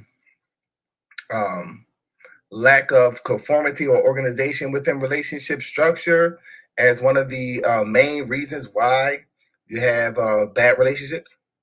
No, that's the reason I said abusive relationships. Right. So I'm saying what creates an abusive relationship is what I'm saying. Like you don't attribute lack of structure and things of that nature to serve as a foundation of abusive relationships. I mean, that's the cause. The abusive relationships is So the you don't reason do you why think? you can't. So you're saying that's one of the causes is lack of structure? No, that's one of the products of abusive relationships is lack of structure in relationships. The relationship's not going to So structure. you're saying if that you're the abusive. structure should be once you get into the relationship. Yes, you get into a relationship. So you don't believe that a structure should be in place before you get in a relationship? I mean, it's impossible to have that. How do you construct something with somebody you don't have a relationship with? Well, they have cultures that actually families communicate and they have structure. Where so okay, I have 5 sons over here. You have 5 daughters over here. Maybe one of my sons could marry your daughter, and maybe we could connect as a family and build off of that. Okay, that's a trollman. That's not poly. I'm just giving you I'm just giving you an example of structure. I mean, we could add. Well, okay, I'll give you 3 of my daughters to your son. That's still a trollman. That's not them picking their relationship. Why would they have to pick? I mean, because that's what polygamy is. No, that's not polygamy. Polygamy could be a person having 3 wives given to him. It ain't. The picking doesn't matter. It doesn't matter if they pick as a child. As a child, like I'm gonna make my son marry your daughter. No. Yeah. When they become adults, obviously, but that doesn't make it not polygamy because he was given my daughters to marry. Yeah, I mean. So once again, we're going back to is that a more structured way? Is what I'm asking. No. So that's not a more structured way. No, it's just a way. Okay, so cool. So, what is one of the major problems in the Black community concerning family structure? Lack of commitment. What else? Inexperience as playing the roles that we, are faced with. Like, boys and girls aren't experienced enough of being mothers and fathers, and so usually they get better as they have more children. So, who tends to be the head of the household in America? The man. You said the man in the Black community? In the Black community, yes. Okay, yes. So that's not correct. It is correct. Well, most families are headed by single Black women. On paper. Yeah. Yeah. Okay, so that means that when you look at statistics, and once again we're talking about structure. So when you look at statistics, you can see that most women are leading their families, whether it's financially or whether it's them being single parents. That's just a fact. No, that makes okay. So you're saying that that's not true. Yeah, you saying that. Like you're lying. So you're lying. So we know you're lying. Because not only that you can see it statistically, you can see it visually in the inner cities. You talking about so what I'm saying to you is that what would solve that problem with the single mothers without fathers? What would solve which specific problem? What is one of the ways we can solve that problem? We have on the one hand, we have marrying we have on the and one staying hand committed to relationship. Black men who are more likely to be either in jail or incarcerated, where it's going to result in them in employment. They tend to be more victims to crime than other criminal activity and murder, and more than any other race of people in America. So this in itself creates a deficit of the good black man, because we don't want any black man. So who's going to raise these badass kids? So now you restrict their fathers. You have a child. Okay, so some of their fathers are dead. Some of their fathers are in prison. Okay, well, you remarry. If they passed away. Okay. Right. So remarry any man. Any man that you love and good black man, right? Suffice. So the good black man, you want them to marry. I want them to marry any man that makes them happy. And have them in terms of what's good for black people. Mm-hmm. Yeah. So which one would it? What would it be? It would be obviously a good black man, right? It will be black men. Yes. Yeah, so, good black men, not just any black man. Not every black woman is not just any black man. Any black man. There's some any black man. So that's the knucklehead on the corner that's selling cocaine. Yes, so the knucklehead on cocaine, you're telling me, the knucklehead that's on the corner shooting and killing people, what is he going to bring to the family? That's a value. That's going to be good for the black community. He's going to bring an entrepreneurial mindset and spirit. No, he's not. What he's going to do is he's going to condition them damn kids to get locked up and killed just like. No, he's not. She's not going to. That's what he's going to do. You're a liar. You're a liar. Statistics do not agree with you, bro. You're a liar. He's going to. You're a liar. So that knucklehead. So what about the dude without no money that's sitting on the goddamn couch playing PlayStation? He's going to get with a woman that ain't got no money. Okay. So what about the knucklehead that's sitting on the couch playing PlayStation all day? He's going to get with a knucklehead female and they going to. No, he's not. No, he's not. He's going to sit up there while the woman taking her ass. This is reality.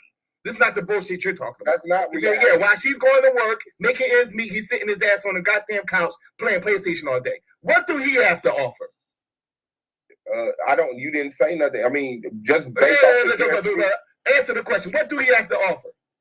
Based off of the things that you told me, the details of the story, he offers a great gaming skill. You know, shut your ass out. You're wicked as hell, bro. You're a wicked ass nigga, Suave. People get make money on Twitch for playing video games. You're a wicked ass nigga, bro. You're gonna offer gaming skills. That's what you're gonna talk about.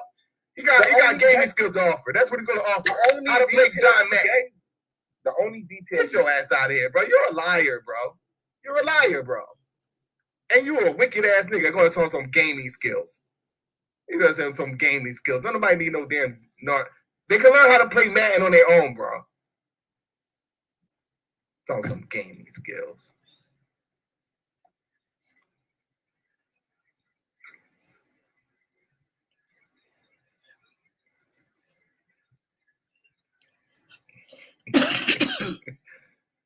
Hey, what's going on, Sister Holly?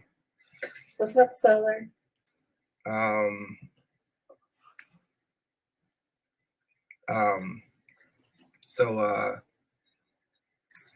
Is polygamy good for black people? I believe so. And why do you believe that's the case? It fosters a good sense of family that, with the conditions that, like such as the male to female ratio that Black women are currently in, that they would have the opportunity to have the birthright of marriage and family and community and nation building. So, in terms of like polygamy, who would be the wife that is the sole beneficiary of When people get married, they got a contract pretty much, and in America, you only could do that with one woman. So, would it benefit the other wives in a polygamous relationship in America? Absolutely. Like I was saying in my closing, there are many ways to go about making sure that all the wives, they inherit equally. If the husband dies, like I said, you can write out contracts in the beginning when you're going through the courtship process to say, hey, this is, what's going to happen in this marriage to, wife number 2 and 3 and 4, however many that, you as a family decide that you're going to invite into the marriage. And there's such a thing as adult adoption. Once the adoption has been finalized in 60 to 90 days, those wives, they inherit, period, when the husband, he passes away. Their wills, everybody needs a will, but in a polygamous situation, a will would be something that would be vital to have. Well, he only officially marries one wife, you're saying? Yeah, and unless you go to somewhere like Utah where... Yeah, not everybody could live in Utah. So you're saying that he only actually officially marries one wife?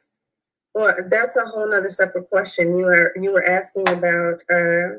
Yeah, no, this is another question. Okay, go ahead. So he only officially marries one wife? One wife at a time, because you could go on No, we're talking about legally.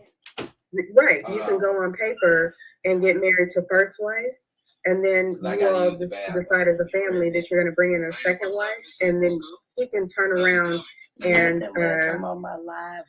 divorce, nullify, however the marriage to to first wife, get married legally to second wife, but one wife at a time, yeah.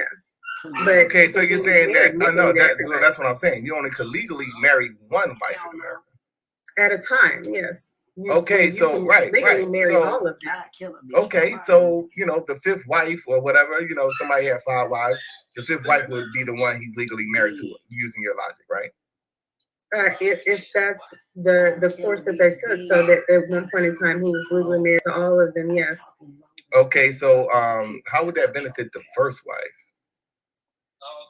First wife, she would benefit because she is first wife, like I said. Just because she's his first wife? No. So how would she benefit from him divorcing her for another woman? How would she benefit from that? I wasn't through. Okay, like I said, wills in place stating everybody gets, this life insurance, putting, if he's legally married to first wife, a life insurance. How would she benefit from her being divorced when she don't want to divorce him? He don't want to divorce her. It's just this little scheme that you're saying that so he could have another wife. So how is that benefiting her to divorce somebody that she don't want to divorce is what I'm asking. Okay, but if we're talking about the benefits for her to benefit after he dies, then like I said, first wife, if there are wills in place, can't you have the wills in place and be married to him at the same time? I'm sorry? Can't you have the wills in place without them going through this crazy process? Absolutely. Okay, so once again, how would she benefit from being divorced by a person that she wants to be with, just so he could get another wife?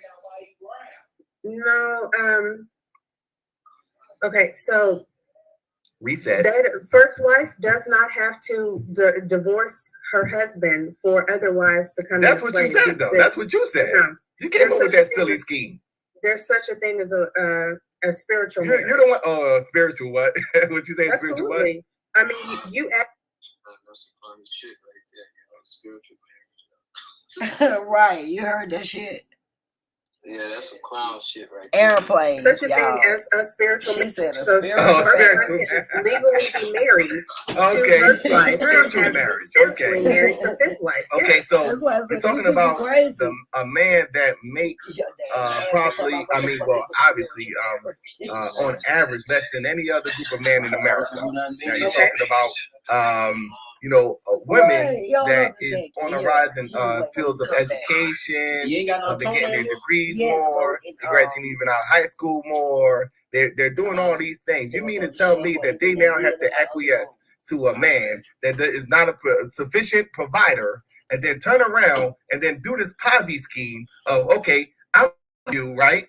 I'm marrying you, but I'm gonna bring in these other women that I want to have sex with. So guess what? I'm gonna divorce you and marry this person, and then I'm gonna divorce her and marry this. You think that with all that the woman is bringing to the table, she's gonna put up with that crazy stuff? Well, I mean, if that's what they came together as a family and decided, I It's don't just think they would unrealistic, think is it's what I'm crazy. saying, and you know it. That's unrealistic. I don't think that they would think That's unrealistic. So why isn't it happening then? But it is. Where is that happening at in America? I showed in my You ain't show nothing. You show no, there a is village in in the Utah. That's what United you were showing. States. There are 30 to 50,000 people by Brigham Young University. No, They oh did research. yeah. You're And following the the NPR Brigham did Young research, University and is they came up lying. with another 50 Yeah, to they're lying to 100,000. you. You believe that? You believe that bullcrap, didn't you? So let's You not believe that even go bullcrap, there. didn't you? Okay, yeah, they got you Let's convinced. say 100,000 Okay, people. so you go ahead and get that. Be the first wife that gets divorced. You know, you go ahead and do that. That makes absolutely no sense. What are you talking about?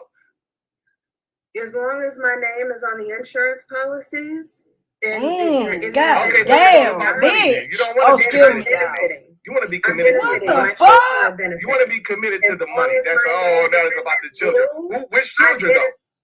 Ones you're having, or the ones those other wives having? Which children are you talking about? Which children are you talking about? The ones that which children are you talking about? The ones that you're having, or the ones that the other wives are having? But those would be You know, my children. certain people got favorites. Just like all the other wives, my children would belong to the other wives too, because it's a familiar unit. Okay, so how would your personal contract benefit you? You don't have an answer. Look at you. You just don't even have an answer for that question. You know why? Because you're lying. You're lying. That's what you're doing. You're lying.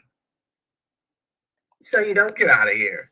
Yeah, you're talking about some damn go get it married. What woman in America is going to do some shit like that? What woman in America is going to do some shit like that? Oh yeah, divorce. I'm gonna divorce you. I'm not really divorcing you though. I'm not really divorcing you.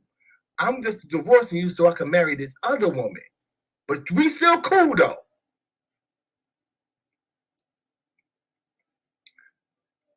Let's go ahead and check out the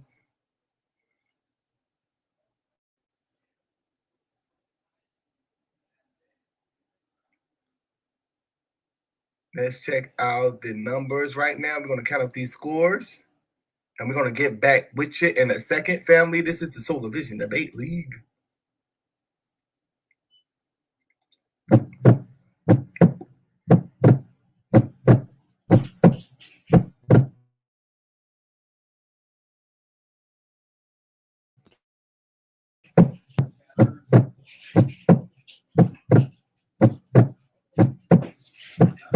Solar Vision Debate League presents Season 4, The Year of the Woman Emancipation Proclamation. Did the NOI have an impact on Public Enemy? Of course they had an impact on Public Enemy, but does that make it right? Does Public Enemy represent the Black community? No, they don't. What? Sister Nanny, First Lady of the Solar Vision Debate League. Back there were privately owned. And listen to what I'm saying. Government Prior to this act being passed, were Black people allowed to go and sit anywhere? Yes or no? They're still not allowed to go and sit anywhere. Yes or no, Nanny? want me to sum that up in 30 seconds? So where is the members from Public Enemy from? Where are they from? Chuck D somewhere being a motherfucking communist and a sellout. Professor Griffith's here. No, I asked you as kids. You asked me where were the members. Then you just asked me where were the members.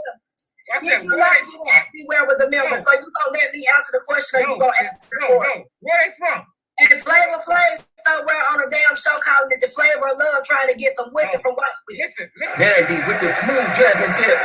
They issue a public apology. I don't care what they issue publicly. So that means, you know what that means? That means that they don't stand on segregation. That's what that means. You're a liar. All white restaurant. And if you don't get it together and drop these macho attitudes, you are never going to have anybody bringing you anything, anywhere, any place, anytime, ever. Still not down. And that's Did you say no? Okay, cool. You said where they able to out. Woo, I'm trying my best. In the name of Jesus, you're going to make the business come back out. Girl, listen. After the civil rights movement. Jesus no, you got all type of thing going on right now. Listen. After Forgive them. For they know not what they do. That's my favorite part of the whole fucking thing. He gonna dig up Jesus tonight. I don't care anything about that plagiarized crap. It don't matter if you. I don't care if you like it or not. Yes, I've heard about it. I've actually been to the marches. I've actually participated in the Million Woman March. Okay, so was and it was all for publicity. Don't ask me no question that I can't. What benefits did the Million Man March do? And I'll tell you. What benefits? Knowledge of self. Do for self.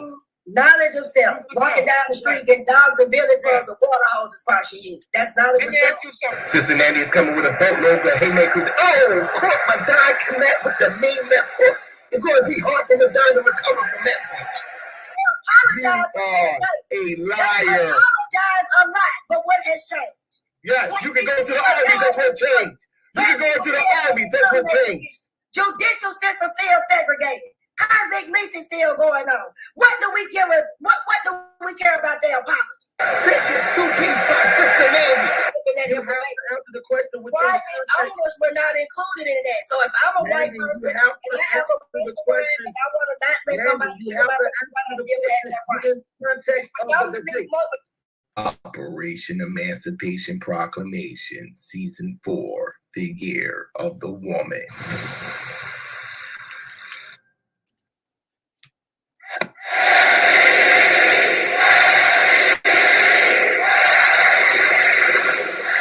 Yeah, long live the queen, man. Randy. I mean, what could you do to make it tough for him? This nigga here, Lance. I'm at your ass, Lance. Who is that, buddy? Is this the dude that go into a whole damn Quranic chant? I'm coming for you, Lance. That I have on hand. However, I will not divulge those. But what I will say is, he just debated. Damn, who did he just debate?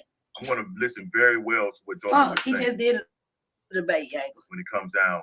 I can't remember who he debated. The rapid fire and the rebuttal.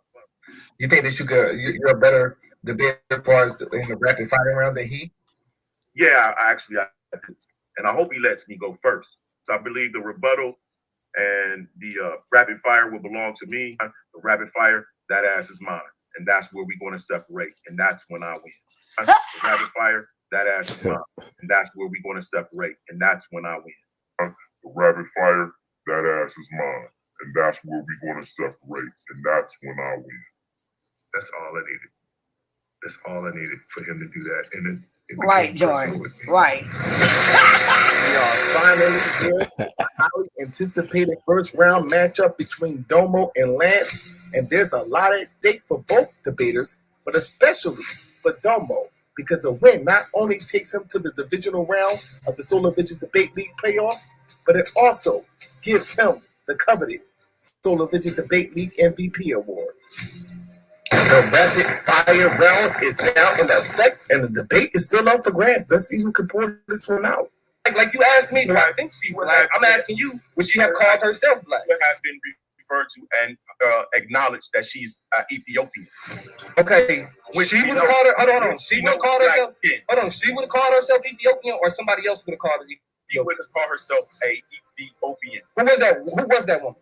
What was the ethnic group that she derived from? Doesn't matter.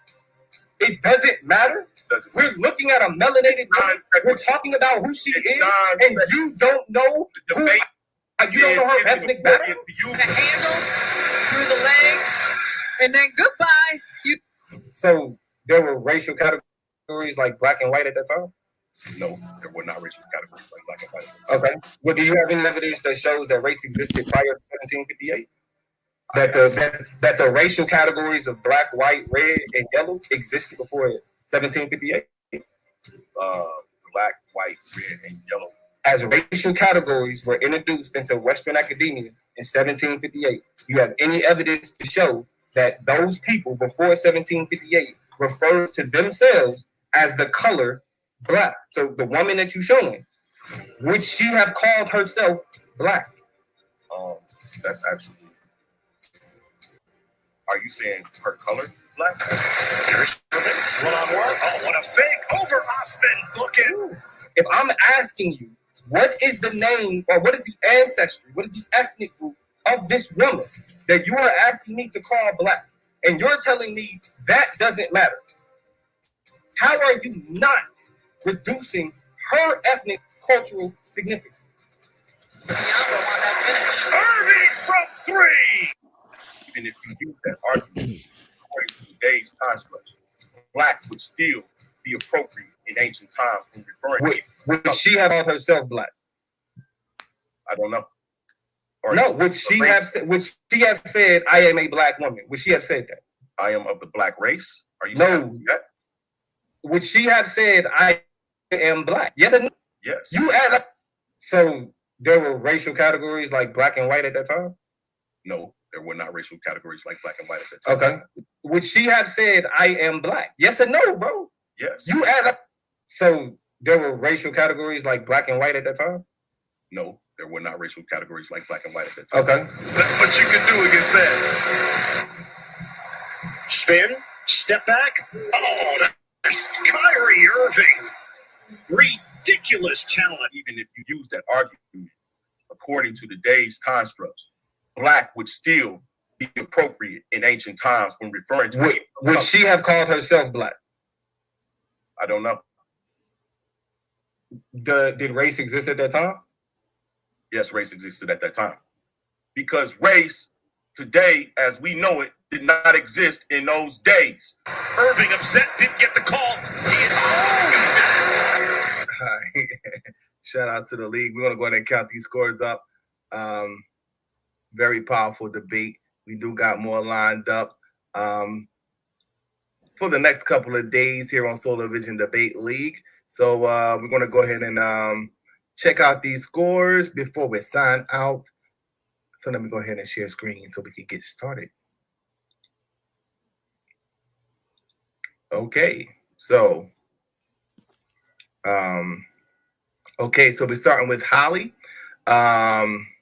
She got 10s for the first round. Shout out to Holly with the 10s for the first round, the opening round. Premise round, she has a 10 and a 9, a 10 and a 9 for the premise round, a 9 and a 10, a 9 and a 10 for the rebuttal round, a 10 and an 8 for the rapid fire round, 10 and an 8 for the rapid fire round, a 10 and an 8 for the closing, 10 and an 8 for the closing, a 10 and a 10 for the quality PowerPoint. Once again, shout out to Sister Holly for the 10s for the PowerPoint, and a 10 and a 9 overall. Sister Holly ended up with the 1, the 4, and the 3. Shout out to Sister Holly with the 143. Suave, he got 2 9s for the opening round, 10s for the premise, 10s for the rebuttal, a 10 and a 9 for the rapid fire round, a 10 and a 9 for the closing, a 10 and a 10 for the PowerPoint presentation, and a 10 and a 9 overall. Suave ends up with the 1, the 4, and the 5. Final score, Suave 145, Holly 143. All right, very interesting debate. So, with that being Shit, said, my bad. I thought let's Holly now won. go My bad, into y'all. Man, I'm talking about that is a high scoring ass Yeah, I debate won there. like a motherfucker. Wow.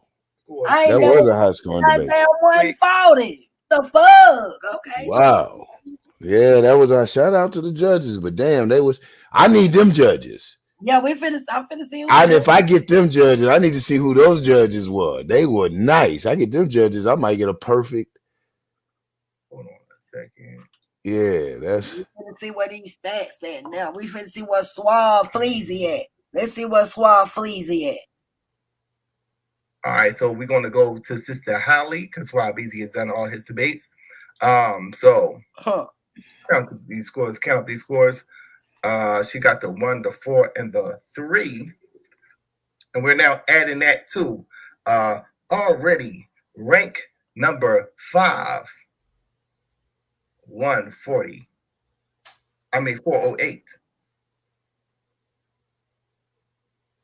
All right, so let's go ahead. Jasmine and Solar. Well, some pretty good. They do pretty good job, man. That's what's up. Those are some great scores. 408. We're adding 143. So we put it at the 551. Okay, so now let's count up these scores.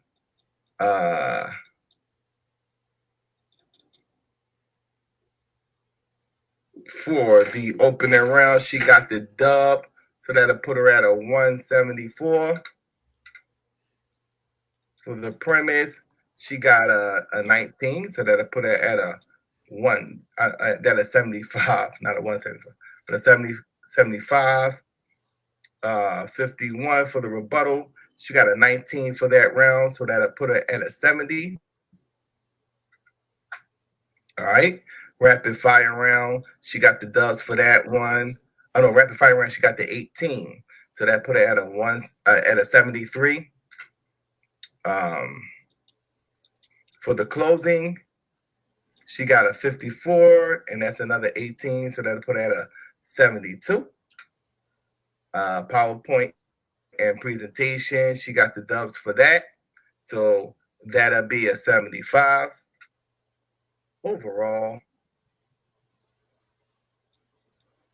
Overall, she has 53, and that'll be 19. That'll put her at a 72. Shuckle buck round. I give her a 5. 32. Give her 32. Yeah, give her 32. That'd be a 6. All right, so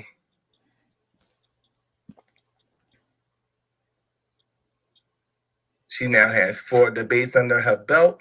Shout out to Sister Holly.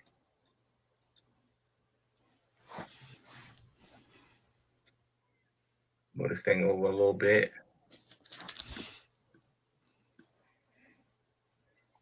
They don't have the.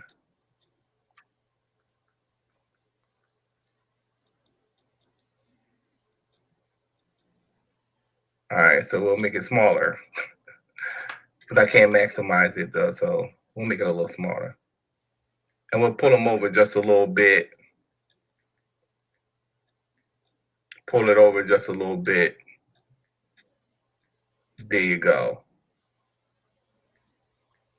All right, so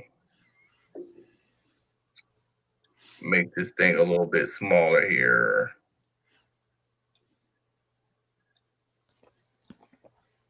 So y'all can see it. Y'all may can see it. Y'all may cannot see it. All right, so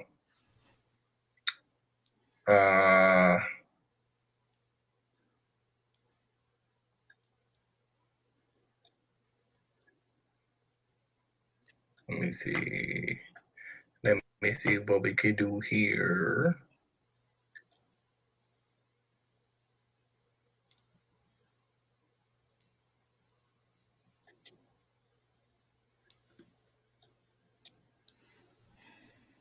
Real quick.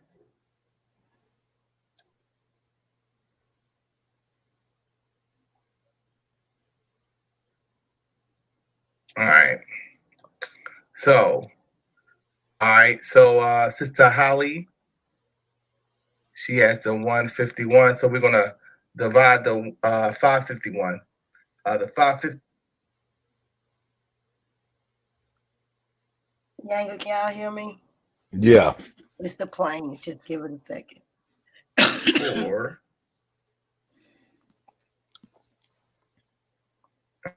All right, 551 divided by 4 is a 137.7. So very interesting. With this debate, she now passes Suave easy. She got the 137, and it's official, baby, because the 137 puts her up there. Yeah, that puts her ranked number 3. Suave Fleazy, we coming, Suave. The camp on your ass, nigga. We saving the best for last. We on your ass, nigga. You know, you're in a good position now. Suave Fleazy can't talk about that second place no more. Advantage throughout the postseason. Yeah. The Holly. Oh, this is getting very interesting. Oh, this is something very special tonight. It's now 137. We on your ass, Suave. Uh-oh. We on your ass, bad foot ass, nigga. We on your ass. Yeah, man. Yanga came in and KO'd you, nigga. I'm a cremate. I'm the incinerator, nigga. You gonna see the count some kind of way in the playoffs. Crazy. You better believe it. Yeah. Somebody coming in there. Hey. 137 average, so she shot up in the rankings. Ooh, I'm breaking tongues and O's. Toss this nigga salad how he like it. You get your debates in though, because you gotta get at least 7 in. You know what I mean? You can't be 5, you can't be 6. I say at least 7. We'll give you that. Ooh. Preferably 8. You get all of them 8 and you know, shit, you'll be fucking one of the MVP finalists out there. Yes. All right. So, all right. So, fight that motherfucker up for the count, y'all. What we're gonna do now is we're gonna take a look at the flame this motherfucker up for the count. Put no fucking out. Commentary. We gotta see the commentary. We got to see the commentary. Got to see the commentary. It's only right that we see the commentary. All right. It's only right that we see the commentary. All right, so let's go ahead and pull that up real quick. Pull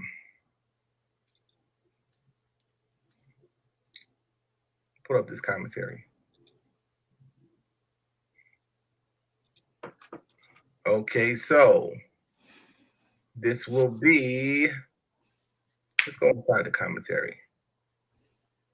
Need more details. We need more details. All right, so obviously you see 1, that means that I was a judge. All right, so opening round, we have off the top, debater came out strong, and this is for Sister Holly. Came out strong with her opening. She is very well sourced. Critique, mention a few of your source information. All right. I was thinking the same thing. Not enough sources. Premise round says debater made good work of this round. There was vast using of her source information. The video bonus of a Black woman who lives the poly life was good perspective as well. Rebuttal. I'm surprised at that. The Me too. I'm just saying. Polyculture. There wasn't much of an argument though of her opponent's previous round source information. Rapid fire round says this round was great for debater. She was able to use her words very carefully and engage her opponent in answering her questions. Her financial argument was strong. She was able to show a good argument for the financial benefits of a poly lifestyle.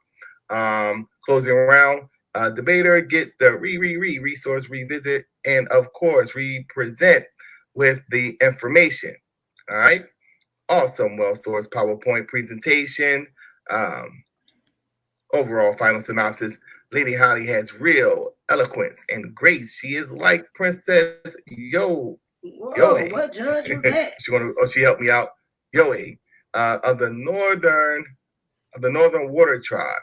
Those who debate her better choose their words wisely. Okay, so for Suave, good opening round for debater.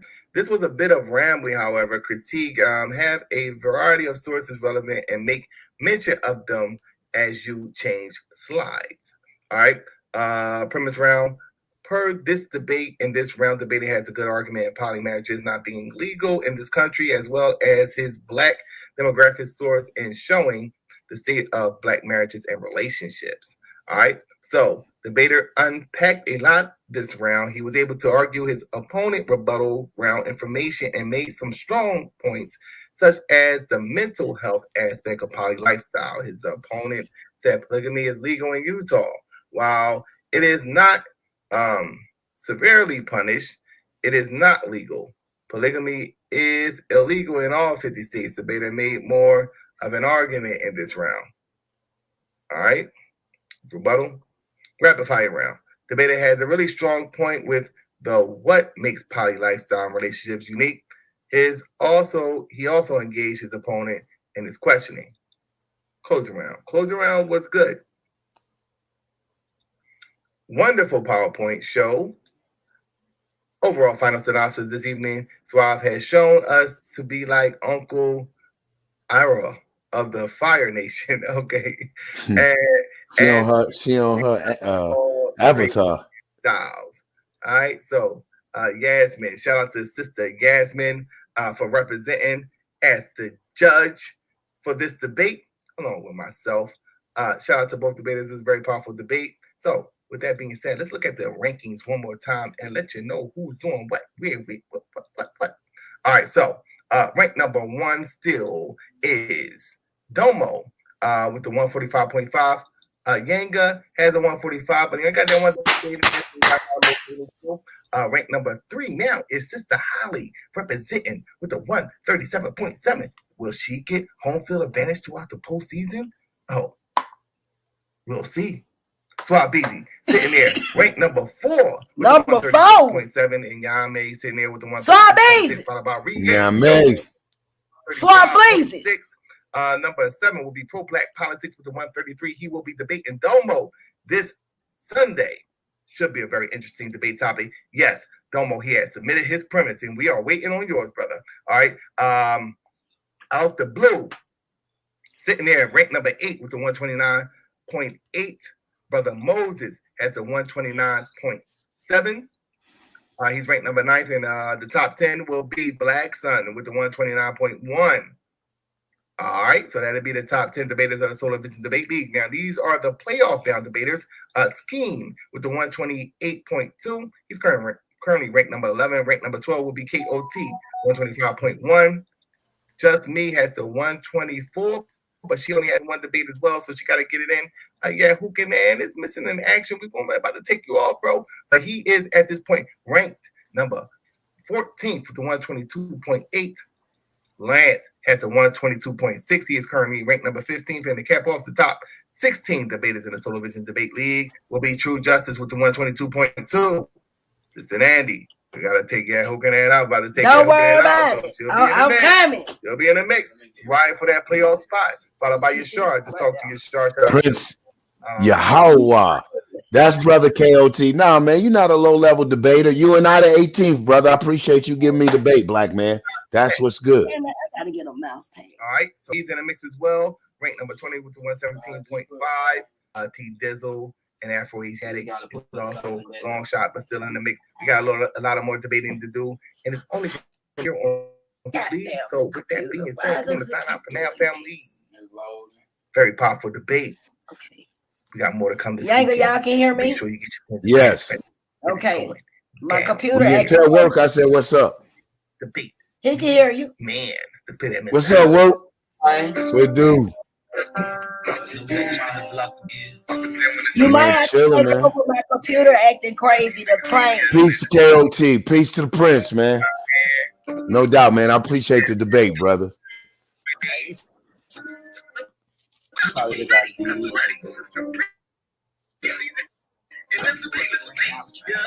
Let's debate.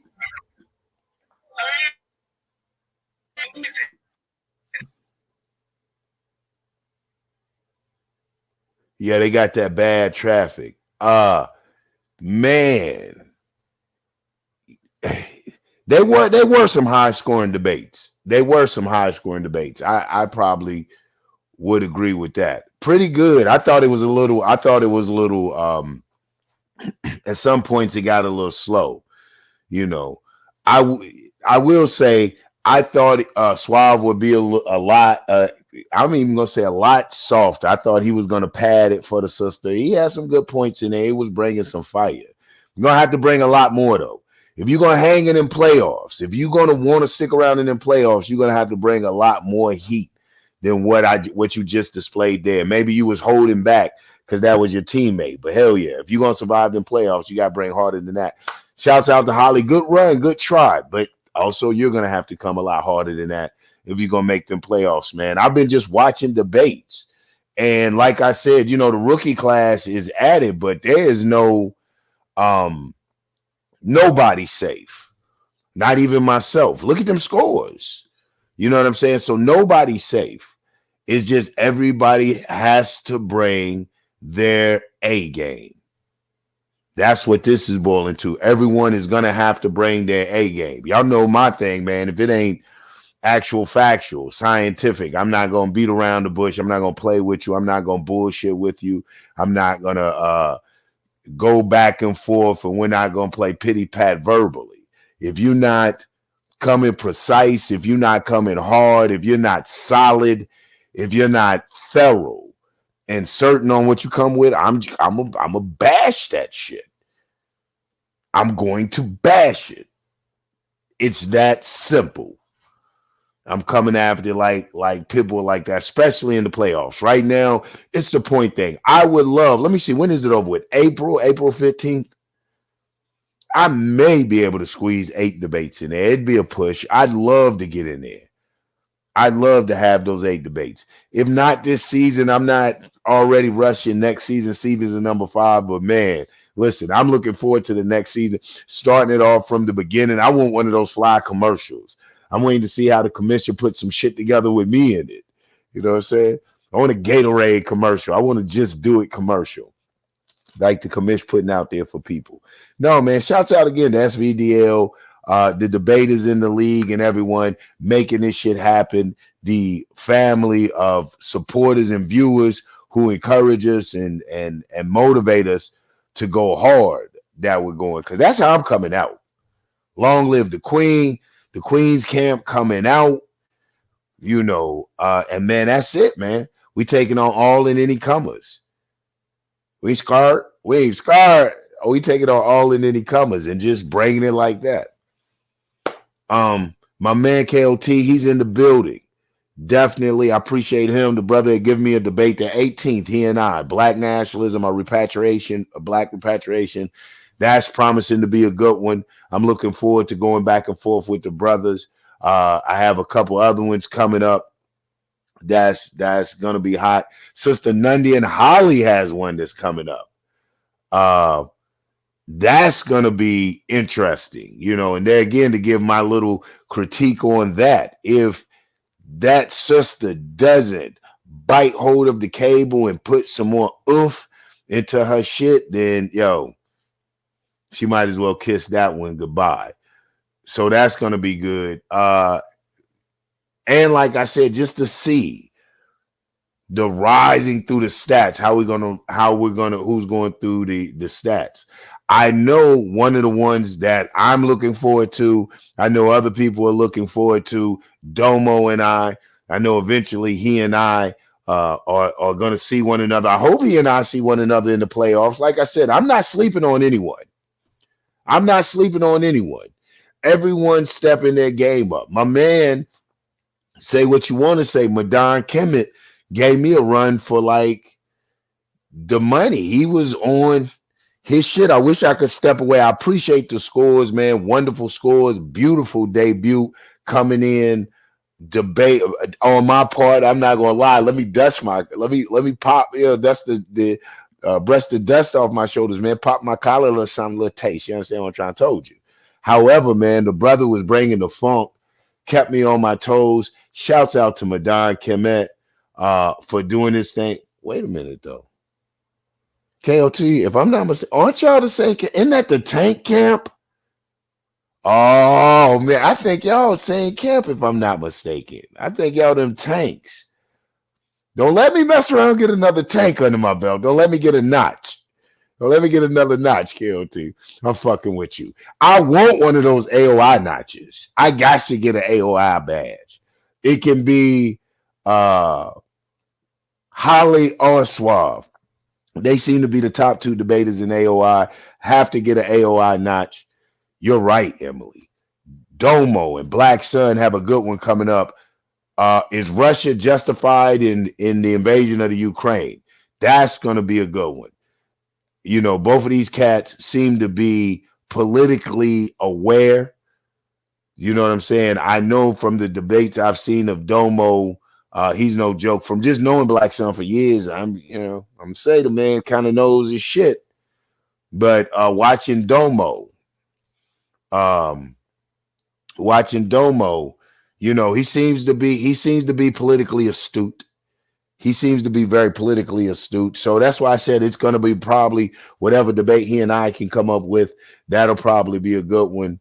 I'm going to tell you who, listen, I know probably a lot of mine is going to come out of that dark side camp.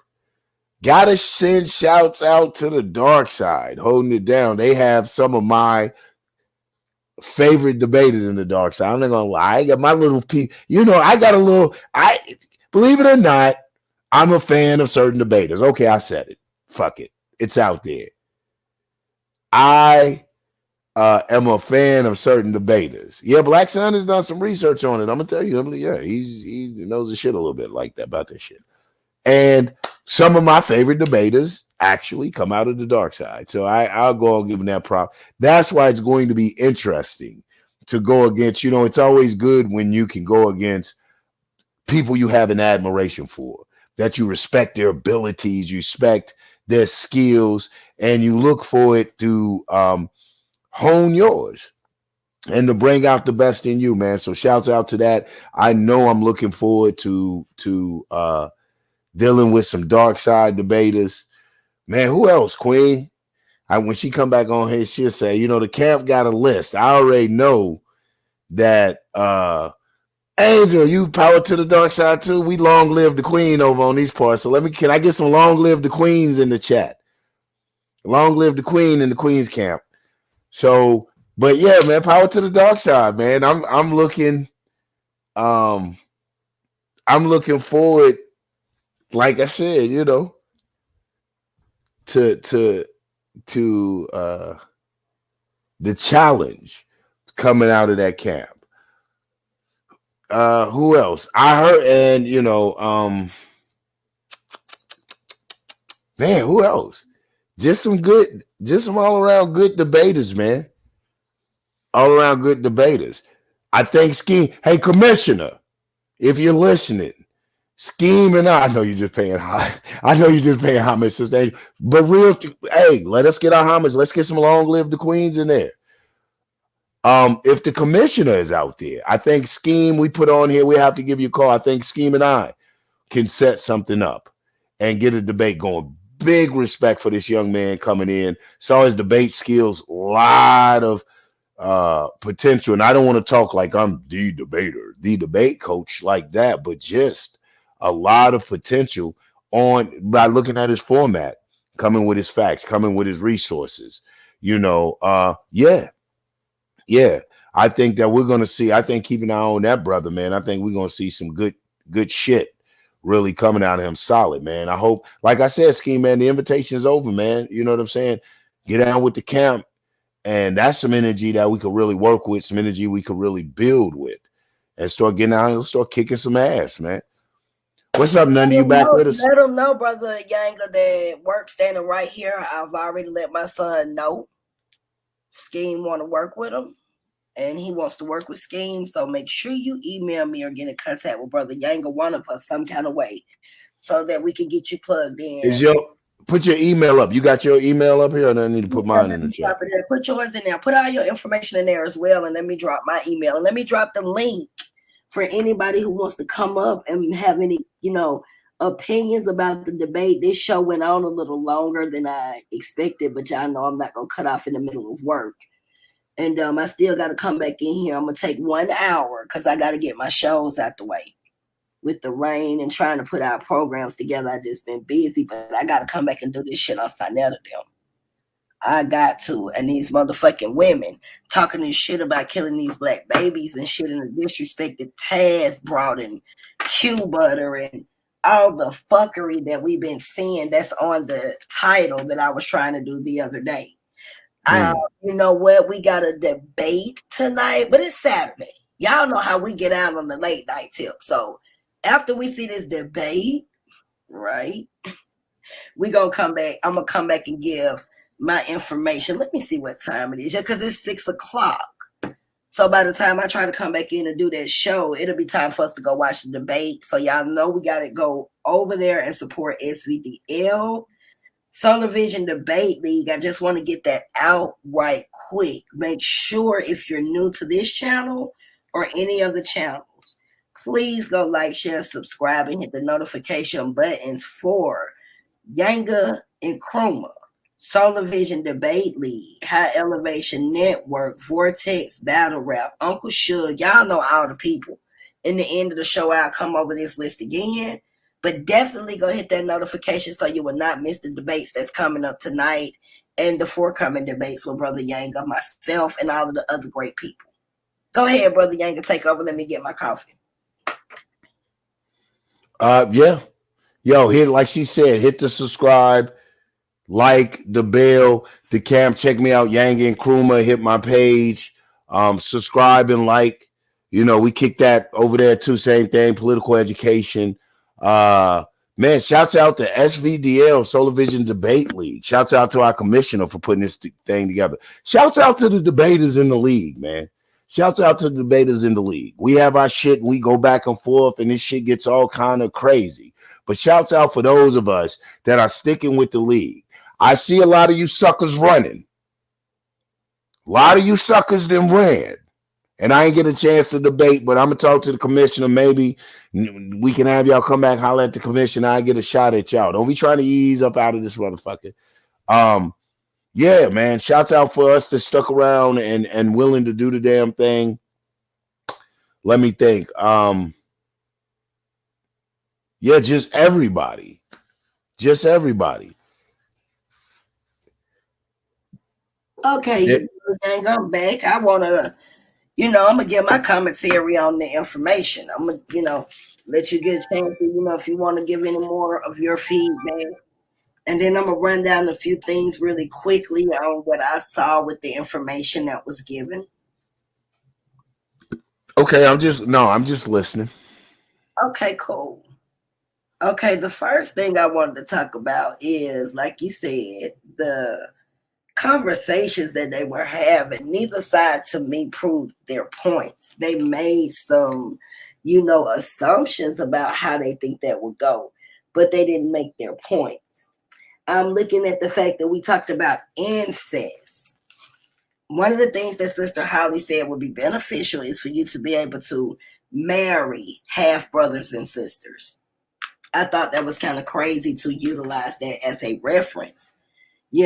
Half brothers and sisters within the families.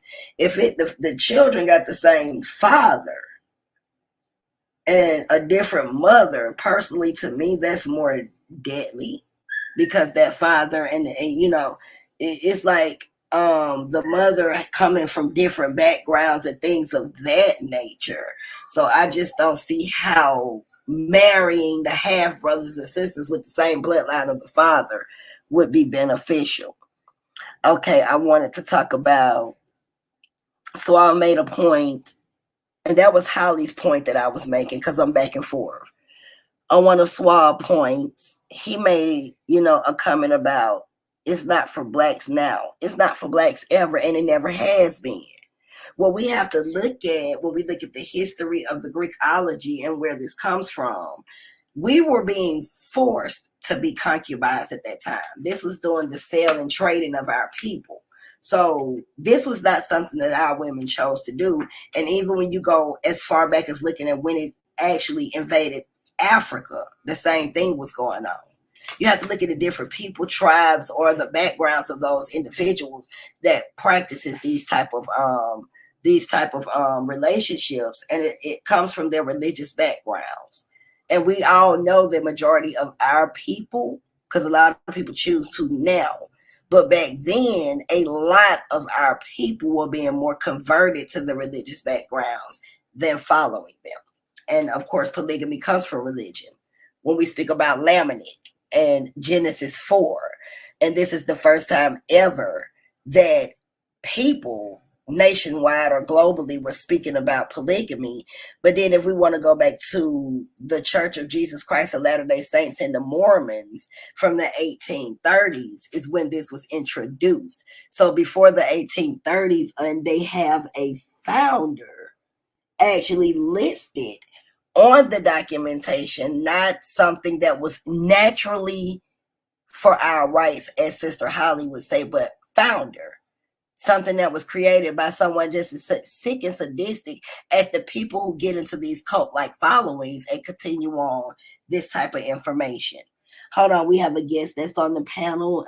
His name is Play Nice. Let me welcome him on the panel. Hello, how are you? Eric, it's New Eric King. What's up with it? You done change your pay. Okay, what's up? T-Dog in the building. Yes, sir. Yanga, what's up with it, Brody? And the Queen, can y'all hear me? Yes, I can hear you. I think Yanga stepped away for a minute. Yanga, T-Duck speaking to you there, but I think he stepped away. What's good, T-Duck? What you want to add to the commentary? Oh, same shit, different toilet. It's these horny ass niggas. Like, I don't get where they get like that's blackness and that's salvation. Like, they hella horny. Like, they want a cult following, like you said. They don't.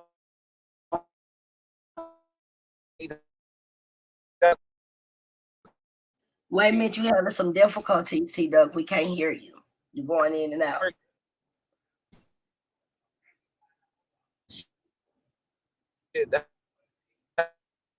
You're going in and out, T-Duck. We can't hear you, T-Duck.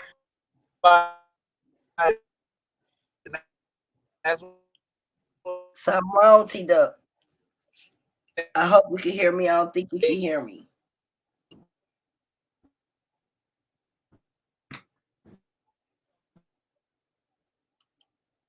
T-Duck, you got to leave out and come back in. Something wrong. We can't hear you. You going in and out. Go off the panel and come back on. You know, I'll let you back up. Okay, let me get back into these teachings. You know, give T-Duck time to get up there. Okay. Another thing that I wanted to go over. Suave and why women not getting married. Well, let me tell you why the truth is, because a lot of people not going to touch this, and I know I'm going to make some people mad today. A lot of women are not getting married because they're bitches now. The standards of what a woman considers to be a man is terrible. It's out of control. They have taken fairy tale stories and they've applied them to the relationships and the statistics of where a man should be when it comes to money. Where they look at these white men and think everything is peachy, or these foreigners and think everything is peachy. And then let me say this, a lot of the whites and the foreigners, they are using manipulating tactics to get the finances that they're getting. White collar and blue collar crimes. These motherfuckers stealing and busting checks and, robbing motherfuckers and doing just as much shit as the black man is doing, but it's overlooked. When they go in there for busting $1 million worth of checks, they get a 6-month slap on the wrist. Somebody black go in there and bust $1 million worth of checks, they get 70 years in prison because it's going to turn into a federal case. So don't underestimate what you're seeing by thinking that the white man just working so hard for his motherfucking money, when any of the big cases that we see, from money laundering to sex trafficking to motherfuckers blowing shit up to motherfuckers around here busting checks, robbing banks. Y'all try to say it's blacks, but it's really a lot of those outside races that we look at today. So we're not gonna do that one. Women ain't getting married because of their mentality. Women ain't getting. A lot of women they talk about marriage, but they don't want to get married. T-Duck, I see it. It's saying device not connected. Go out and come back in and saying device not connected. He must be traveling, y'all. He trying to get on the panel. So when you're talking about the women, let's really be real with ourselves. When you want a man to make 6 figures, but no disrespect, a lot of y'all don't want to help the man to get the education he need to make 6 figures. When your man lose his job and you the bitch want to put him out, when you the type of person that don't want to benefit yourself and bring something to the table, quite naturally, a lot of men ain't gonna want to get married. See, a lot of women, they need to check themselves. Stop checking what the man doing. You don't have a dick in your pants. Let the brothers do that. That's not our responsibility. And so many women don't focus so much on what the man ain't doing that they're not focusing on what is done. I'm going to bring something to the table all the time when it comes to my finances and background and responsibility. And I don't need 18 women to help me do it. And I'm going to appreciate whatever my man brings to the table. There's no stipulations. You better pay all the goddamn bills today. And fuck you, I'm going to sit on my ass. I get depressed when I can't bring that to the table. Because that lessens the woman in me. You ain't good? Next talking to you in the chat. Let me go to the next thing. You ain't good? You on the panel? Okay. He might have stepped away. Sisterhood does not mean sleeping with my sister's man. I don't see what type of sisterhood that can build. We can build sisterhood without getting in each other's bedroom. I got beautiful sisters that support me and it is in this chat right now. And I ain't nowhere trying to figure out who their husbands is. I don't even want to know. Even if we're talking about personal issues or relationship issues, I don't need to know her husband's name and telephone number and email address. And I just need to talk to both of y'all. And you know what I'm saying? I got some sisters where I don't talk to their husbands. Right there with them, though. And we all been friends and had a cordial conversation. I got plenty of sisters I do that with. Me, my sister Emily, she has a wonderful husband. He have good conversations, beautiful children. Yeah, that's what we talk about. I ain't trying to get in my sister's bedroom. Jasmine, I talk to my sister. I ain't trying to get in her husband's bed. I talk to Soul. I ain't trying to get in Soul's bed. I respect his queen. We sisters. We don't have to sleep with each other, man, to be sisters. So that was a bad representation of it build sisterhood. According to who fucking terms? Okay, T-Dub back. Hold on. Wait 1 minute. Let me get in my dog. That's what I'm doing right quick. I got 3 more things I want to go on. And I'm going to let you loose. Okay. Another thing that was talked about. It was said that selling, so to me personally, this contract is like selling your ass. That's all it is. Your pussy for sale. And you really you can't guarantee nothing on your contract. I was listening to her saying about going into the court system. You can't go into no goddamn court system with that shit. Because Bigotry gonna whoop your ass. And then she talked about Utah. I'm gonna pull up and show you it, like Jasmine said. It is still illegal in Utah. Actually, the fine is $750 if you're caught practicing bigotry. What these hoes consider to be polygamy. It's illegal in Utah. There is nowhere in the United States of America that you can be able to go and practice polygamy. One, the United States is built and it has been designed around things like the Georgia Guidestones and shit like that. They do believe in the process of elimination and controlling population. You think for 1 minute these motherfuckers gonna give you a law where you could just go fucking be fruitful and make 1 million babies in one goddamn house? And they definitely ain't gonna allow that for no nigga. All them Zulus and Mandinkas and shit coming up out that motherfucker, and we finna start some shit. They is not about to let that happen. Where we do this shit at? That shit ain't going on in Utah. And in Utah, it's only what I think they said, 22, 23%. Don't quote me, because I think it dropped since the pandemic. But that's all the niggas that was out there. And all them niggas that was out there, them percentages, they was married to either whites, Asians, Hispanics, or some shit like that. It ain't even no married or unmarried couples. A whole black married couple in motherfucking Utah. Look it up. They be playing with them motherfucking statistics. She talking about all these thousands of motherfuckers. Ain't nobody in prison. Make this shit make sense now. This bitch talking about Israel or somewhere. And it ain't legal in a lot of them foreign countries. That shit ain't legal. Nowhere really. I got 2 more things and I'm going out of here with these. She said an insurance policy. So as long as her name on the insurance policy, she good. This sound like some Black Widow shit. So you mean to sit here and tell me you just gonna wait till your man die? You don't, ain't about you loving them or, y'all buying something together, or, I'm just saying, like, you ain't trying to, bitch, I'd rather you go out here and motherfucker hypothetically rob a bank before you wait on your husband to die and get your policy. Listen to these hoes. Listen to the crumb catching, carpet munching bitches. What the fuck type shit is that? Let me go on into two more things that I pulled up about this shit. There's a such thing called anarchy relationships.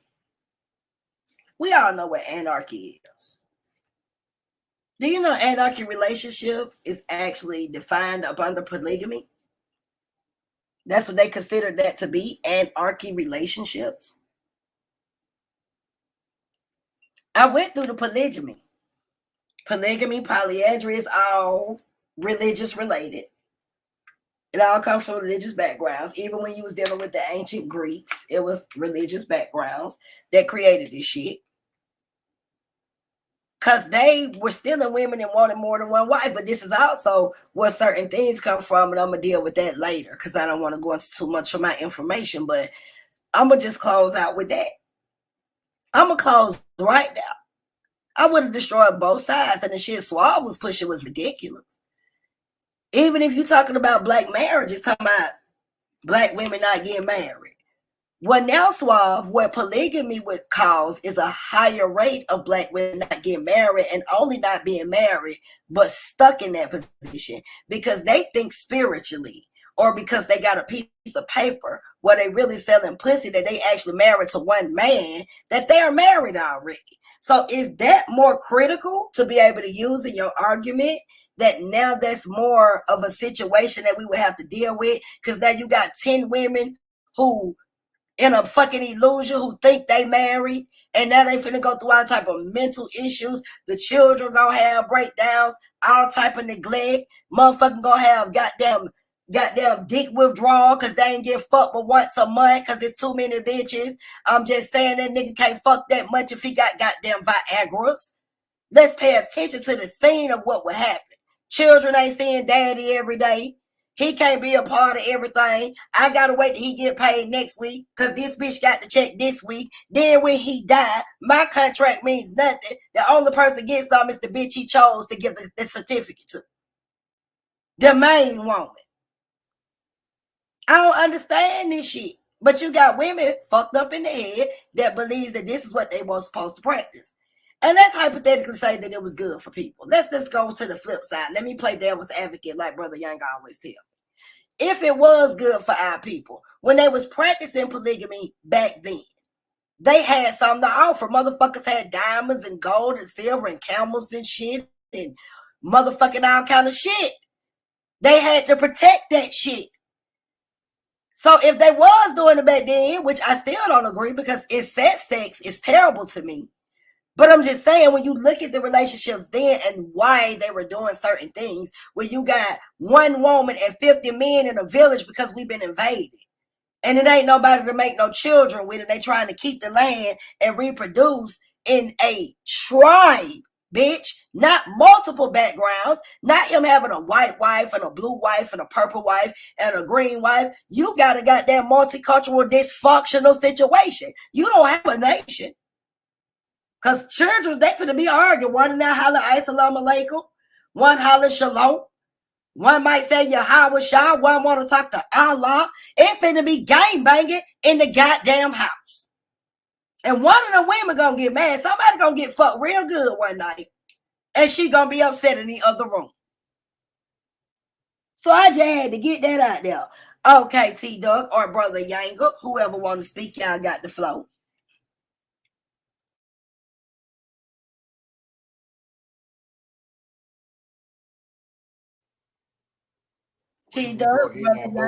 Oh nah, you did that. You basically said everything I was gonna say. It's just a little bunch of horny little niggas that think overpopulating shit gonna be the way, and they don't want to do nothing for themselves, so they just go rest upon a whole bunch of women to, they dreamers, but don't nothing come to a dream but sleep. So they think that's the way, the quick come up, just to have a whole bunch of women, you know what I'm saying, catering and pandering to you. Like that's really gonna do something for us or you personally. But I mean, it's just that horniness, that vibe, and that's just corny. You got to be a go-getter. You can't be out here dependent upon nobody. You know what I'm saying? But yourself. But that's all I wanted to say. Yeah. I'm saying, yeah. Hold on, man. Let me fixing my tea. Y'all handle that. I said something, Lex. I don't give a damn how strong you think your shit is. 20 bitches? You gonna need some Viagra. Well, why would you want to spend your whole day doing that anyway? Like, that's uneventful. What are you accomplishing by that? You know what I'm saying? Like, why you want to spend your whole day having sex? Like, it's more to life. You know what I'm saying? But for people that don't get it as often, it means something. You know what I'm saying? But like, I'll take the porn industry for example. They be needing pills and all types of shit because they do it. It's not, they do it so much that it's a job. Like, I don't want to. That ain't the type of job I want. You know what I'm saying? Like, what is you showing the children and all that? And then, like you said, like, the children be all confused. They don't be having no time for the children and be all about the women. And that just like that's whack. But that's all. I mean, look at the time when everybody want to have a coat. That's that coat mentality. They ain't for the people. You know what I'm saying? That's selfish as hell how they running it. But I digress. I mean, you practically said everything that needs to be said. I just I agree appreciate with you. You know what I'm saying? Speaking. I agree with you, T-Dog. And I'm looking at the fact. She's talking about Utah, bro. Utah, actually, it used to be a felony. It used to be time in prison up until July 2020 when they passed a bill. And they said they had debates over multiple marriages was in Utah because people believe that they can come to that state with the highest population of polygamists. But that was not true. So they lowered the standards and made it a misdemeanor. And that was a $750 fine and community service if you're caught practicing polygamy in Utah. This is as of July 10, 2020, and this law is up online if you guys want to read it. Okay. Yeah, I agree with you. We got Brother Lex in the building and everybody. Y'all could take yourself off mute. Y'all know I don't control the panel when I'm a people up here. Yeah, y'all over here player hating, man. That's what I'm seeing. How's that player hating? That's Be a player for real. You notice I've been silent through the whole because I'm kind of pro polygamy. You know what I'm saying? But yeah, we know. No, it's simple though. Nah, you ain't gotta. It's a simple thing. You don't. you don't have to be against it, or like it's for Right. some and it's not for others. Absolutely. There's some Where the women hell who my are sisters at? Don't let me go down and fight like this with these niggas up here talking about this pimping and hoeing. Somebody get up on this goddamn panel with me. They trying to take me to hell. Staten that came down from Staten to talk to us. Welcome next to the panel. yeah, it's for some and not for others. It's like I don't think you can argue for it against it in any absolute way. There's women who's it's good for them. You know what I'm saying? And there's certain women it just ain't their style. They're just too territorial and but there's women that don't mind. Well, You know what I'm so saying? if you And it's mind having a threesome, you been in a polyandry relationship with me, you and Brother Yanker, since y'all such great polygamists. Oh, why you not dropping the mic? hold on, what? What do you We have a goddamn polyandry relationship with you, Brother Yanker, and a sister. Why we can't? y'all, there's some men men. I'm talking to Yanker and I'm talking to Well, that's the whole point. Hey, what You I have- said, that's a it's simple like, yes or no question. it's That's like what what Lex is saying, though. You can't. It's like what Lex is saying. I It's about. polygamy. Hold on, let me put my headphones. I'm asking polygamous pusher. Are you Yeah, and it's not just about it's with two men and the woman? That's a simple yes or no question. I didn't hear the question. I'm You gotta elaborate. Where my sisters at? Flavors, I mean, say the question. I didn't hear the question. I had walked away to fix. Yeah, I got a lot going on. Like I said, here it is, Nunny. It's but Let me say this. I will try to job. How would you and Lex feel about being in a polyandry relationship with one of the sisters? you talking about me personally? Yes, would you do it? I probably wouldn't. I probably wouldn't be in a relationship like that. Me personally. You talking about being a polygamist? But because here it is, Nundy, because what you're doing is trivializing it. You're making me the god of everybody. My opinion doesn't make the world rotate. Like your opinion doesn't. The only thing you're gonna do is come from emotionally opinionated. You're not gonna bring anything substantial to really justify your position. Hold up. Come in, Yanker, we deal with let's stay out of what it is. No, now you get emotional about the question that I asked, because if you're a polygamist, this is what I'm saying. If you're a polygamist, and I didn't say I was a polygamist. Well, this is what I'm saying. Well, you kind of believe in polygamy. And I believe it's everybody's right to form their culture. If you practice polyandry and the people in that particular cultural understanding agree upon it, I'm not one to judge it if it promotes and benefits and is advantageous to their culture as the way that they understand it. It's not for me to put my judgment on it. And it doesn't mean you're gonna have a threesome either. Right. It's their understanding. I don't know how they work that. That's on their particular understanding. Being an opportunist. Women might not be, it might not be the women, but the men is the ones that's getting all the pleasure. Are they not? Can the women be an opportunist? That's your question. Can the women date outside of the relationship of polygamy?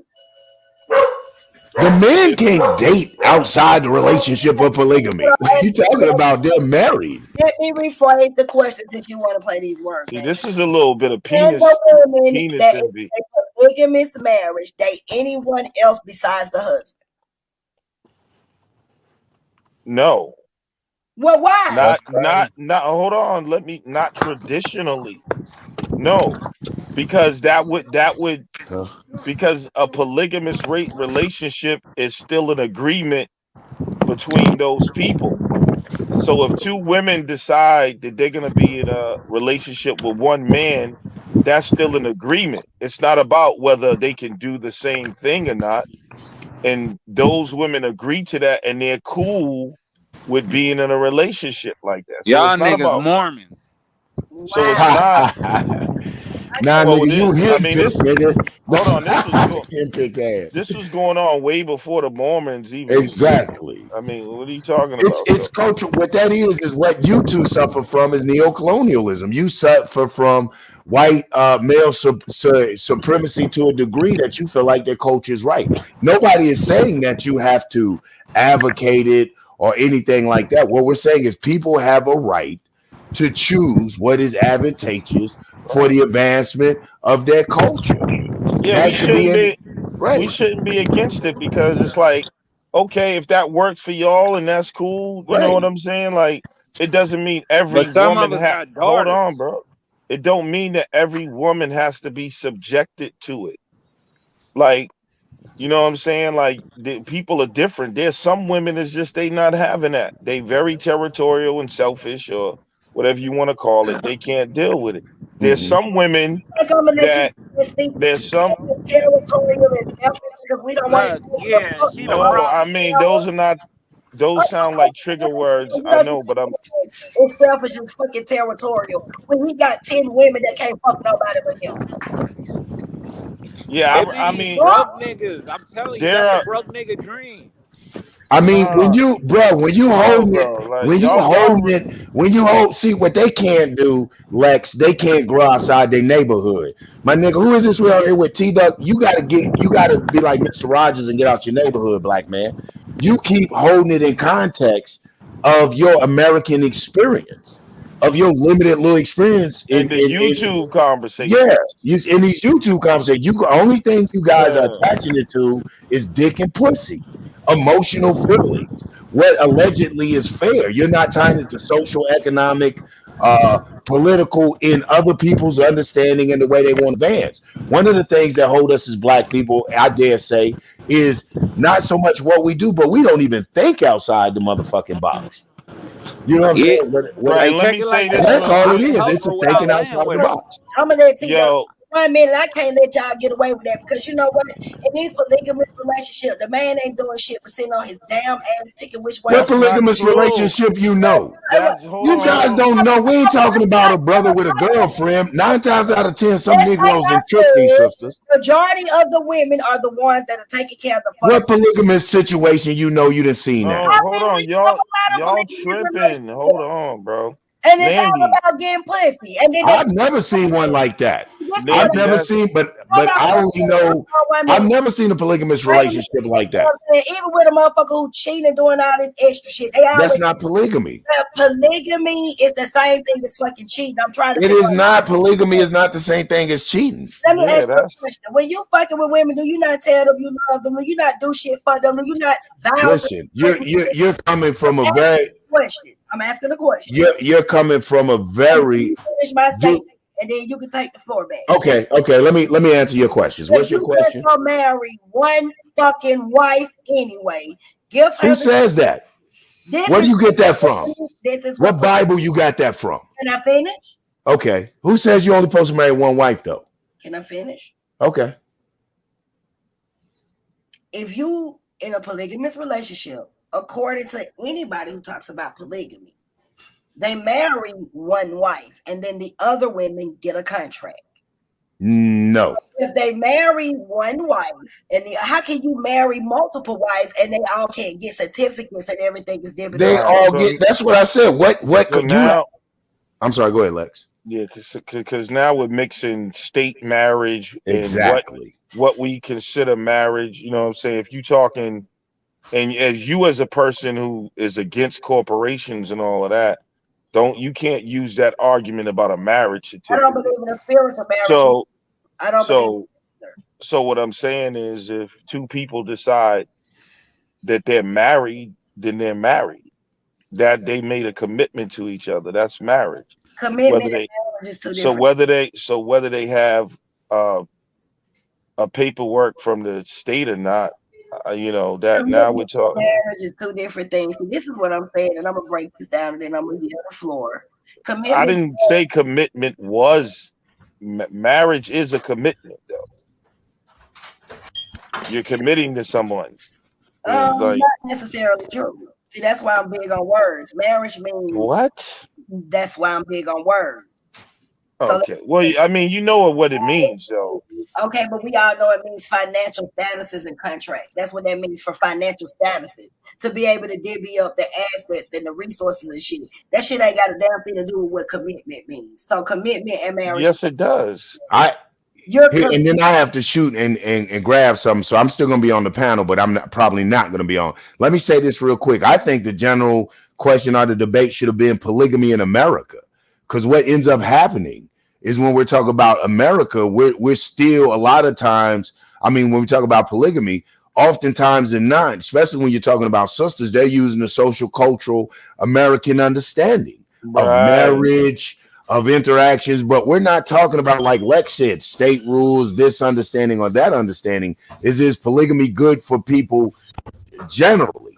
I thought what the debate was. Am I a polygamist? No. Am I practicing polygamy now? No. But am I open to understanding people's cultures and what effect, and should they have the right to choose their social cultural understandings? Absolutely. I think we do too much neocolonialism or practice this white man's thinking when we go around the world and have the audacity to put our judgment on world practices. This is we act like the white man.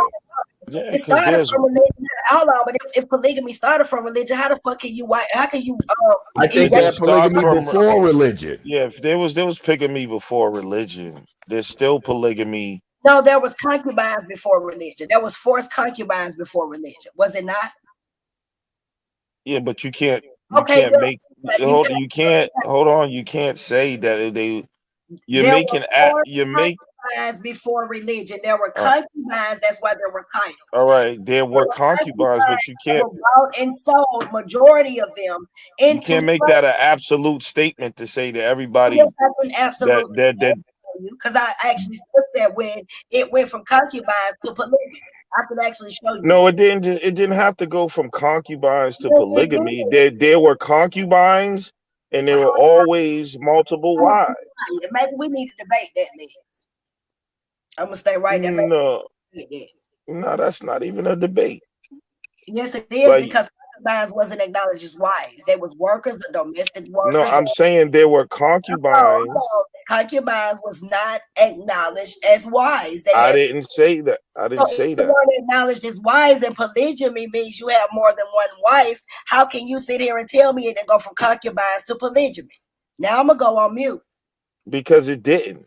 There was always concubines, and it was always multiple wives. It don't have to go from one thing to another. Not true, because if there was multiple wives, which is one wife that they had to yield to, then how would there be multiple wives when only one wife is acknowledged? Even when there were concubines, were there not? Who says that only one wife was acknowledged? Right. I can give you a list of places. Only 3 places: in Somalia, parts of South Africa, but they have actually. I can show you records right now where multiple wives are acknowledged. History, where it was outlawed to have more than one wife. It was about one wife and one husband before religion or any of that. Before any of this shit took place. No. Nanny, I don't know where you're getting this stuff from. Okay. Right here in America, amongst the so-called Native Americans, they didn't have no Islamic or Christian religion. They had multiple wives. No, they did not. Have what? No, they did not. I can show you. All right. They have this. Do I want to what? You want that smoke? Yeah, I mean you're just wrong, Nandy. No, I'm not. Want that smoke, right? Like you're superimposing what you. Do you want that smoke for me to be able to prove that it was only one wife, one husband, one king, one queen before the invasions when they started making our women concubines? I would smash you on that topic. Okay. I mean, you can get that work. But I'm telling you is enough said. Brother Yanga, you still on the panel? I'm gonna let Lex go ahead. I am here. I've come back on. His damn aliens. This shit he can't answer. Yeah, I mean that's easy work right there. Yeah, you just jump into mad conclusions. But yeah, Yanga, when you want to set up and get this white alien work, shout out to all my white alien. Listen. for all y'all, I don't want y'all to take me the wrong way. For those of you that are mixed with alien, aka Europeans, I'm not against you. I'm just saying you're mixed with alien. It's okay. It doesn't mean that you are, like I said, all aliens are not bad. They're just different. There's good and bad aliens, just like there's good and bad earthlings. So I see some people got a little ruffled because they got Nephilim genes. It's okay. It doesn't mean, you know what I mean? You're special in your own way. You know what I'm saying? Like Yeah, you're a you're a mixture. Nephilim. Isn't a Nephilim like an angel? Isn't a Nephilim and a human make giants or something like that? Isn't that from? I don't know. I think it's something like that. It's one of them Nephilim is fables. just a term that was Oh, used in the Bible when an angel so-called bred with human beings. They were labeled Nephilim. So it's just a okay, play on words. It's not okay. like but yeah. So yeah, we can set that up, man, and So I'll show okay, so you. what's our debate? Is the white man from Mars? Nah, I just say Mars. I can't prove he's from Mars, but he's definitely from not from Earth. So our debate is the white man an earthling? I mean, you can decide the way you want to word it, but Okay, yeah. I'm just making sure I'm debating right because Or I definitely is think the that I white don't think man? that he's I don't human. even like to use the word white. We need to stop calling them white, but that's a whole nother subject. But yeah, the people we know as white that we call white people today, they are extraterrestrials. They are not Okay, from Earth. okay, okay. We'll set it up, man. That sounds interesting. Yeah, man. Yeah, man. We'll And set it up. you feel confident. I know you feel confident because I know the mind state, bro. I already been where you at. Yeah, You don't right. believe in you're everything is real to you, but you're programmed. I Okay, know that program. okay, okay. You'll Yeah, let me know about it in the debate. Everything is real. I don't even know what that meant. That's how everything is real. What do you yeah, mean? like this whole people got this thing where we got to deal with reality, Oh, but they I don't know think that. reality is relative. But they know their reality has been created for them. Yeah, absolutely. Even what they're calling reality is not reality. Reality is subject to perception. Yes. So You and I agree on so many things. The thing we just disagree on is this savage from the heavens, meaning the galaxy type of heavens, or is he a savage from this rock right here? That's probably one of the few things that we disagree on. But I agree with you on reality is perception. Reality is relative. My reality would may quite well be not anyone else's, So I wouldn't argue on that. But yeah, whether or not this white man's existence started right here on this Ard, on the beautiful spaceship called Mother Earth, I'll take that. yeah, I'll take that. he's not from Earth, and it's clear. Like really, it's just that, like I said, no one has ever really brought it to our people and made it clear. But it's not even like it's just a brand new convo. You know what I'm saying? They know this. And if you listen to their conversations, they're encoding, kind of secretly telling the world, you know what I'm saying? That's why they're always talking about finding the missing link, finding man's origin. And they know where their origins from. They know they don't have Yeah. no origin. That's what I think they are. Yeah, I do think that. I think they're Bigfoot. That's why they keep looking for them. They're not Bigfoot. I think somebody shaved them motherfuckers down and told them how to speak. I think they're Bigfoot. And you see how you think serious. that's more reason, and that's how what I'm saying about the program. Now that's ridiculous. You think more so? than them being from outer space? Yeah, I mean, it's so all ridiculous. Bigfoot came out of the mountains and conquered the whole world, Hey. and then started space traveling and creating satellites and nuclear weapons. Come on, bro. Why not, brother? Sir. If they can be from space, No, why sir. do the fantasies have to end with them being from space? That's Why is not that a more fantasy. fantastic than what you're telling us? Because and you're going to use the same sources that probably everyone else used to show their existence. I remember the Nation of Islam would show you the island of Patmos and all of this in the Bible Now, to explain explain their origin story being a grafted devil from Yaqub. right, Bro, but see, that's why you can't see it. The fact, now you talked about the Nation of Islam. The fact is, though, they was looking for their origin. You see what I'm saying? Yeah. Even with the whole Yaqub story, it's like, where do these people come from? It's this mystery. See, that's what I want you to see first. Before you draw a conclusion, understand that their origin has always been shrouded in mystery. Now, some people, even what Elijah Muhammad said, that shows that he's right. And the fact is, what he's describing is something unnatural. You see what I'm saying? So I want you to keep that in mind, bro. I think that 'Cause that's the whole. you're Yeah, I not think that's the seeing, purpose of it. No, I you're I not think the whole seeing what purpose I'm of trying to us tell go. you. And there's other stories about where they come from. Absolutely, and So all of there's them will be this. different. Lex, that's what I'm telling you. I think the So this stories, is like what I. any religion, Lex, So Lex, hold on. like Before any you jump people, to this, like hold on. Before you jump to the let me just say this stories. real quick. Like any people who have religion, I told you what I think religion comes from. Religion, it created religion to explain phenomena. Who? And this, whoever. Hold on. What do you mean? Who created religion? I'm gonna tell you who created religion. Who created religion? Wherever you were, you created a religion that best addressed your experience with the reality. It depends what religion you're talking about. This is what I'm saying. That's what I'm telling you about. You have to grow past the three Abrahamic faiths, Lex. You got to get out of the Nephilim and the cherubims and Allah and Elohim and shit like that. You're going to have to get out of those. This is why three you're Abrahamic missing, faiths. sir.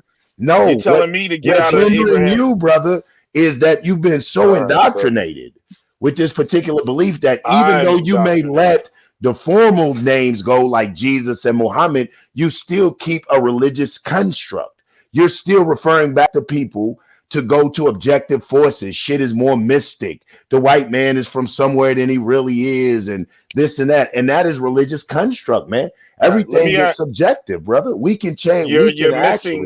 You're missing some information, sir. So let me ask you this. What is a myth, sir? I don't know, Lex. What is a myth? No, you do know. I don't play. know, Lex. What is a myth? Don't play, bro. Brother, what do you think? Psychic. Not only are you a space observer, now you're psychic. I'm telling you, what is a myth, black man? What do you think a myth is? Because I've heard you use the word before. I just, you know what, out of habit, man. Like my man in here, Shalimar Zero, he says, what he said about relativity. Reality is real and experiences are real. When you use the word myth, what did you think it meant, sir? I thought it meant like a fairy tale. A fairy tale. Mm-hmm. Okay, no, a myth and a fairy tale is different. Okay. Even though a fairy tale is somewhat mythological. Okay. I was just finna ask you, are they not synonymous? I love when he does this. Okay. Lex is the best at this shit. I'm fascinated. So go ahead, Lex. We're listening. A myth is not a fairy tale. Can be me. Like right now, I could write a story about the pink elephant who could talk, walk, and bake cakes and did all type of shit. I just made that up. Mm-hmm. A myth, that's not what a myth is. Myth has some basis in reality. So let me give you an example of a myth, and I use this all the time. Take Muhammad Ali. Now I can mythologicalize him. Muhammad Ali, and I make him actually float like a butterfly. Put wings on him. Mm-hmm. And then put something and he stung like a bee and say that his hands moved like fire, and you know what I'm saying? And so that it's hyperbole. I take Muhammad Ali and I lift him up to a brother. Are you gonna get to the boy? Okay, I'm gonna let you. Is this masquerading? Is this what you pushing on the people, man? Bro? So how does this have to do with the white man being from outer space? Are you building up to that? This bro Jesus said a Lord, hyperbole. Jesus Black Lord. Jesus. So Black I'm Jesus trying. help Lex. God damn, you need Jesus, bro. I Just need let black that's Jesus, Lex. I need you to get it, away from the Jesus that's feeding you the information he's feeding you now. Try black Jesus, and brother. like you're displaying the roadblock, bro. It's like What is the roadblock, so Lex? the reason I'm explaining to you that myth is based in some reality, and that's what I'm showing you. So if I was to write that story about Muhammad Ali, and people will read it, say 100 years from now, about this character Muhammad Ali that floated like a butterfly and stung like a bee, and whose hands moved like lightning and lightning. Motherfucker, we in God church. damn. We in church. Flame this motherfucker. Then this with only crank. So 100, so 200 years from now, let's say there was a nuclear war, and then they found, you know what I mean, my story about Muhammad Ali. Let's say, oh, that's a mythological character. No, there was some basis in Muhammad Ali.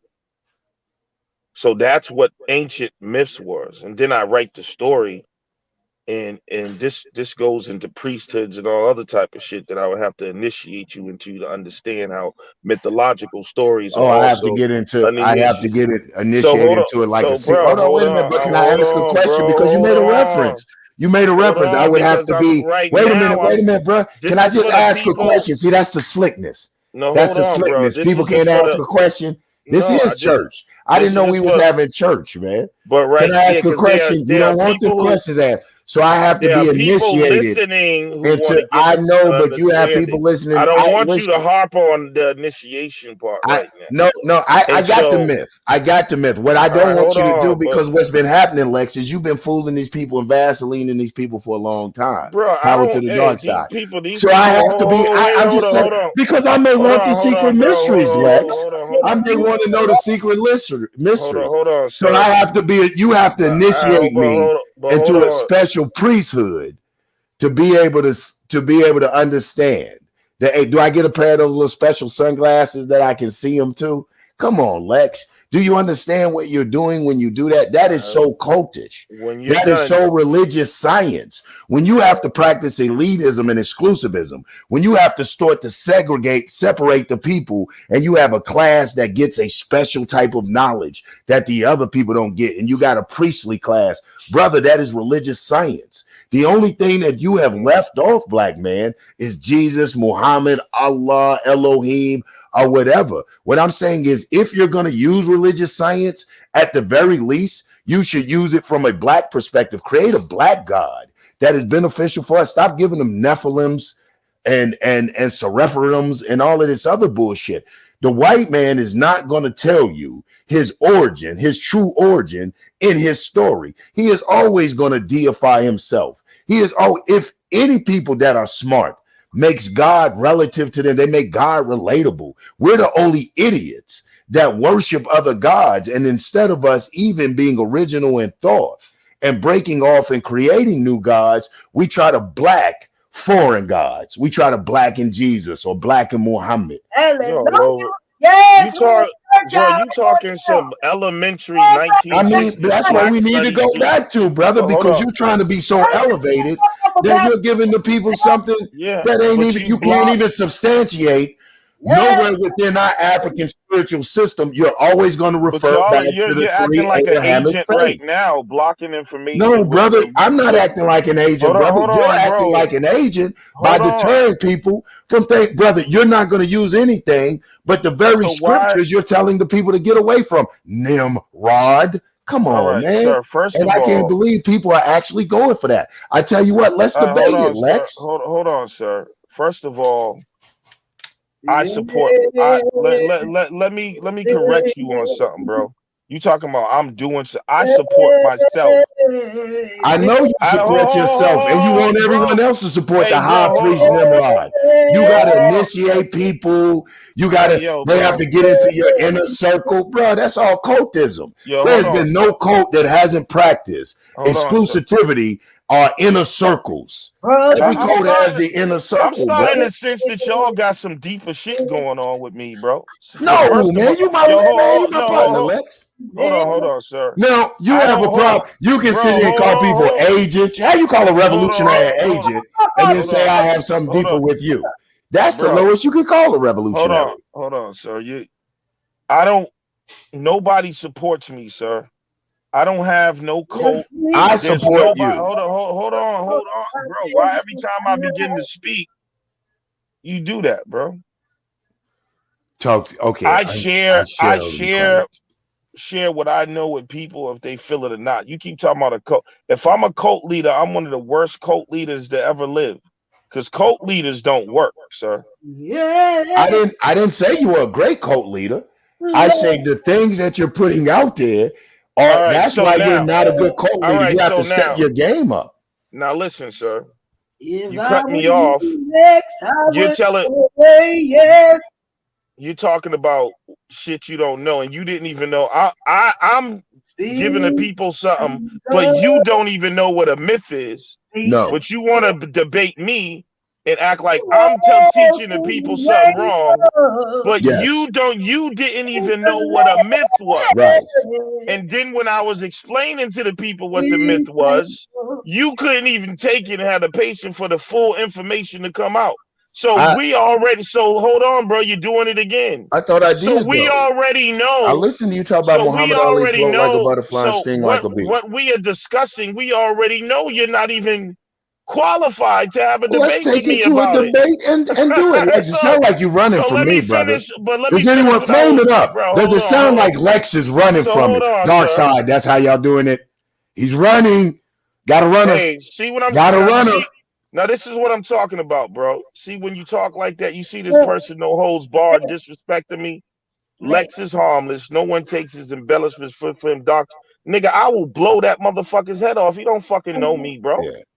That's the shit I'm talking about. I'm not playing and playing with Lex, this shit, bro. yeah, man. I'm just saying, don't say shit like, bro, I'm not no clown just making up. I'm telling you, this is whether you agree with it or not. I'm not playing games with people. Yeah, bro. Talking Don't let about him I'm get on you. some code. Don't let him You get you can't. upset, though, No, hold black on, but man. hold on. This is what I'm saying, bro. I'm gonna tell you the truth, bro. Talk to me. I was where you was probably 20 years ago. Bro. Okay. You right, like what I'm saying. I know exactly why you can't receive it, and I know the mentality. That's why I asked you what a myth was. Right. See, and this is what I'm saying. This is like basic shit. That's like that people don't realize. You know what I'm saying? So I wasn't trying to say when I got to the initiation Not gonna point. be able to sleep at night. So what I'm saying is And it's so myth is wonderful. based in some realities. And Yeah, then another thing to tell you something. you talked about priesthoods, and then you did that. Well, if you don't understand priesthoods and you say that you believe in African spirituality, then you don't know nothing about African spirituality or any spirituality that was on earth, because they all had priesthood. Yes, sir. And they all had initiation systems. Yes, sir. And it wasn't evil. Oh, I didn't say it was it, hold Lex. on, Not once am I saying Hold that on, you're sir. Lex. First, take a deep breath. No one's saying you're evil. Wait a minute. You're I think interrupting that you again. have the I didn't same say way. you said, hold on, bro. I didn't say you said I Listen, was but evil. there's a But you difference made between African spirituality and a- African religions. You do know that, don't you? You made a You do know that, comment. don't you? You made a comment There's a talking about. difference between. Will you just answer that Right question? now, you trying to And I'll be block. quiet. You No, do you know there's trying a difference between African spirituality and African religions. You trying right? to block the information No, again? no. I'm just Stop, making bro. sure we No, do stop. this for the sake of the Stop. listeners. Bro, Lex. hold on, bro. It's all But you about can't- information. I'm one of those people. I don't hold believe on. in secret knowledge. Bro, hold on, bro. Secret You initiation. lied a moment ago, and I'm correcting you, sir. Mhm. And you're trying to block it. I'm you not, made a brother. comment about, I gotta get initiated. Yeah, that's and what you said. I don't believe in secret knowledge and this I don't. priesthood. But every culture on earth has a priesthood. Every religion, right? Not religion, sir. Every religion. When you talk about the religions of Africa, they have a priesthood. No, and it's what not you religion. and the priesthood is a You don't hierarchy, even know or the what is a priesthood what is is a- exclusive. brother. What is a priesthood, sir? What is a Do you priesthood, think Lex? I don't just know. because you hear the word priest and you tie that in English to like the church What in a is the priesthood. priesthood, Lex? Please enlighten me, oh enlighten one. I'm listening. What's the priesthood, brother? Want to debate? Want to debate? We can debate it, Lex. Lex, we can sit here, we can posh, and we can pander for the audience, and we can go back and forth. I'm not going to accept what you're trying to run down to me. That might work for them, but that's not going to work for me, Lex. But you need to come on back and then you get this count work, nigga. Cause I see you lost in motherfucking space. You know, it's exclusivism. The priesthood, when you talk about African spirituality, a lot of times they use it synonymous with African religion, but African religions have a priesthood that is an elitist class. E5, you pay the priest, you have to pay to get initiated, you have secrets. Believe me, you're talking to someone who knows. You have these secrets, things you can't share with people. It sets up an exclusivity. It sets up, that's a part of the whole thing with any religion. And that's what I'm telling you. What I see is, and maybe cult is a strong word, but I see yourself I see you as someone who is beginning or attempting to set yourself up as, if not a deity, some prophet or some priestly figure that is more enlightened than the rest of the masses of people. And I believe in all power to the people. I believe that, yes, there are some people that have knowledge and may even have a little more wisdom and experience than other people. But I don't believe in this divine light shining down on one person and God speaks to this one person, and this one person is to disseminate the message of God to the masses of people. Love you, Lex, but I've heard you say that you were the chosen one before, and I've always disagreed with the Masonic complex. Too many black people either want to be the fucking Black Jesus or are looking for a Black Jesus to save them. And what it does is people who are looking for a Black Messiah, it absolves them of responsibility and accountability.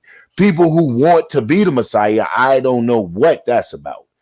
You know what I'm saying? I don't believe I just don't believe in all of a sudden the next, because when I listen to you talk, and I love you. Like I said, bro, I love you. I love how you come into the stands. You know, I'm just having fun with you now. I'm fucking with you in a serious light. I'm fucking with you in a serious light a little bit.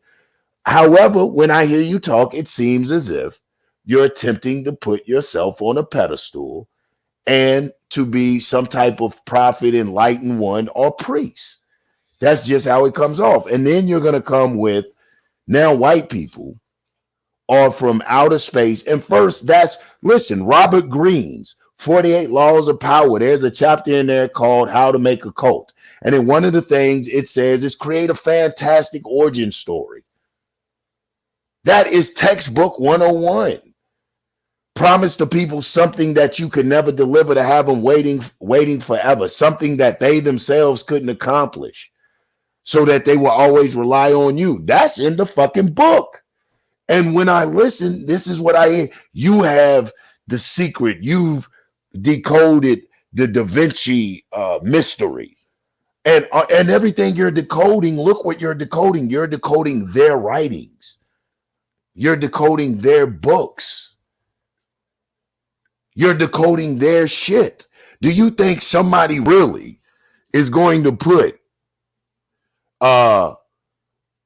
you think somebody really is going to put their Achilles tendon, their origin story in books that they write? That's just to throw us off further, brother. That's all I'm saying. And like you said, you may disagree with me. You may feel like I'm a demon. I know you're going to pray for it, brother. Pray, Black Jesus, save me. Black Jesus. Pray, Black Jesus, save me. Or you might think I'm an agent, which is so hurtful to a revolutionary. I would never do a thing to hurt my people. Or we just disagree on this matter, man. And listen, brother, stop taking it so people going to say shit in the chat. You know, they in there dogging me out. You know what I'm saying? So people are going to say something. Lex, we love you. Shouts out to the dark side. I told you, one of my most favorite camps. Shouts out to Lex Vortex, giving that sucker Taz hell, busting on these fake ass Pan-Africanist, fake ass black nationalist niggas. My dude Lex, no, it ain't nothing but love from the Queen's camp over here, the dark side. However, you and I are just going to disagree on that. That's it. You know, that's it. We just disagree on that.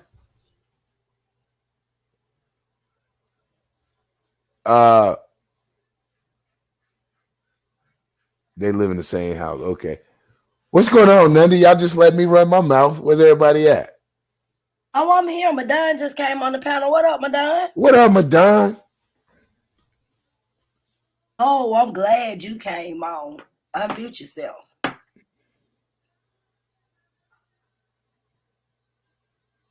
Madon, unmute yourself.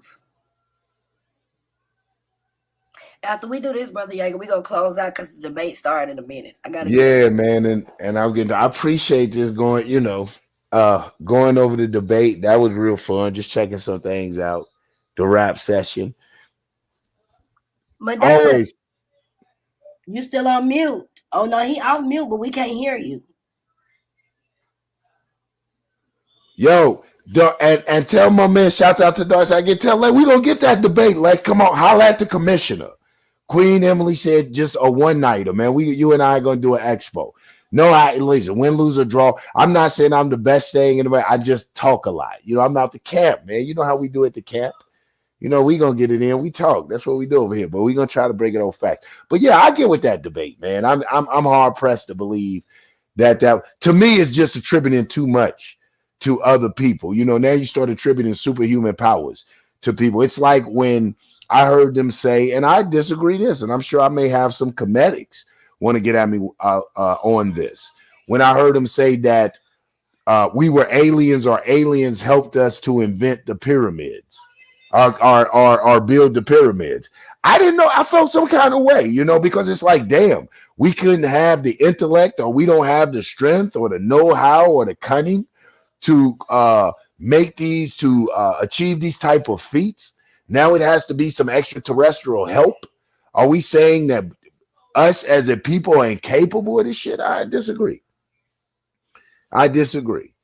You know, and you know, and however, I watch Ancient Aliens on the evidence is compelling, but I just disagree. I am such a believer in the power of the human. I'm such a believer in human power that you know, I refuse to regulate us or delegate us to roles that are beneath the absolute greatness of the human being.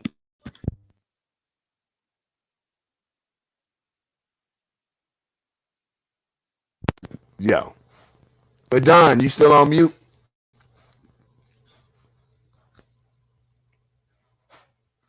I think he's on mute, Nandi. Can you hear me? Yeah, he not on mute, but we just can't hear him. So he might have to drop down and come back up. But just in case you listening, Madon, I want to challenge you to a debate. Were all of the members of Public Enemy representatives of the Black community? I remember you asking me that. I wanted to make That's a good one. Were all of the members of Public Enemy representatives of the Black community? I got a debate for you tomorrow. Who's the coldest MC? I'll take Rakim Allah over anybody you put up there. Rakim Allah ushered in a new era of cadence on that ass. That would be a good one. I'm waiting on them. I was trying to give them time to respond. We'll wait a couple more minutes. But if not, we're going to close out at 7:30. I got to eat, get right, get posted up because this debate here. I disagree with you, Zero. I do. I believe that if humans were absolutely great, then there would be no need to teach our people to be great. I think that we've been intentionally denied knowledge of our greatness and of our achievements. And now, in this day and time, our lackadaisicalness, our laziness, our apathy to who we are as a people stop us from going and to study the continued greatness from ancient civilizations up into contemporary times. We have great people that have walked the shores of North America that have accomplished and achieved things that are fucking outstanding despite of the conditions that we were placed under. I mean, these achievements were great if it just in what people I get, you should see the air quotes I'm doing now, air quotes, what people would call normal conditions. So now add on the conditions that we were placed under, and these achievements still happen. You're talking about people that couldn't read largely. A large percentage of us were unable to read and write their language. I'm going to say their language because we could read or write. We just couldn't read or write their languages. So yeah, man, I would say that the human being is great. And the problem with the human being is the human being sleeps on its own potential. And we've even become more dependent and reliant on technology. And I'm going to conclude with this, but here's a case in point. I remember before the so-called smartphones, I remember before the so-called smartphones when you used to have to remember numbers, or when we used to remember all them numbers. How many numbers you cats out there that are old enough to still remember landlines, when you know what I'm talking about, when you pulled the phone out the damn wall? Think about how many numbers you used to have memorized as opposed to now with the so-called smartphone, when you can just yell in your phone, Siri. When you say, yeah, we're great, but we just aren't absolute, I don't know what you mean by that. I don't know what you mean by that, but I think we're absolutely great. Yeah. Hey, So gang, with that, you about to close down? Yeah. because I'm hungry. I And I appreciate debate. What time is the debate? 9 o'clock? 9 o'clock. It's between Black Sun and Out of the Blue, right? I'm trying to remember. Can y'all get the topic? Can somebody drop the topic in there for me? Black Sun and Out of the Blue. They are debating. Is theocracy good for black people? Great. Is theocracy good for black people? That's going to be interesting. Yeah. No. All right, man. I'm out of here, man. Shouts out to SVDL, to our commissioner, to the league and its debaters. Long live the queen, man. Shout out to the camp. I appreciate you, Nutty, for having me on. Definitely. Thank you. And shout out to the chat. Without them, there will be no us. We Yes. definitely appreciate all of you guys. We'll see you on the other side. Make sure you on time. Matter of fact, be in there at 8:55. Get your popcorn, get your notebooks. Come up to SVDL, Solar Vision Debate League. Shout out to Commissioner Solar and his queen. And we out of this bitch. We'll see y'all on And the we other out it. Yo, let me shout out again to Dark Side. Shout out to Lex. Don't be going over there mad at me, man. Doing no lives and shit, putting Dark Side hits on us. next time we go on the long one. Shout out to Dark Side Blue. That Dark Side, man. Shout out to that Dark Side. Yo. All right. We'll see y'all on SVDL 9 o'clock. Black Sun versus Blue is a theocracy. Good for black people, man. We'll check y'all out. Don't miss that shit. Tell your people to come check it out too. All right, you guys on the other side. Peace. Peace.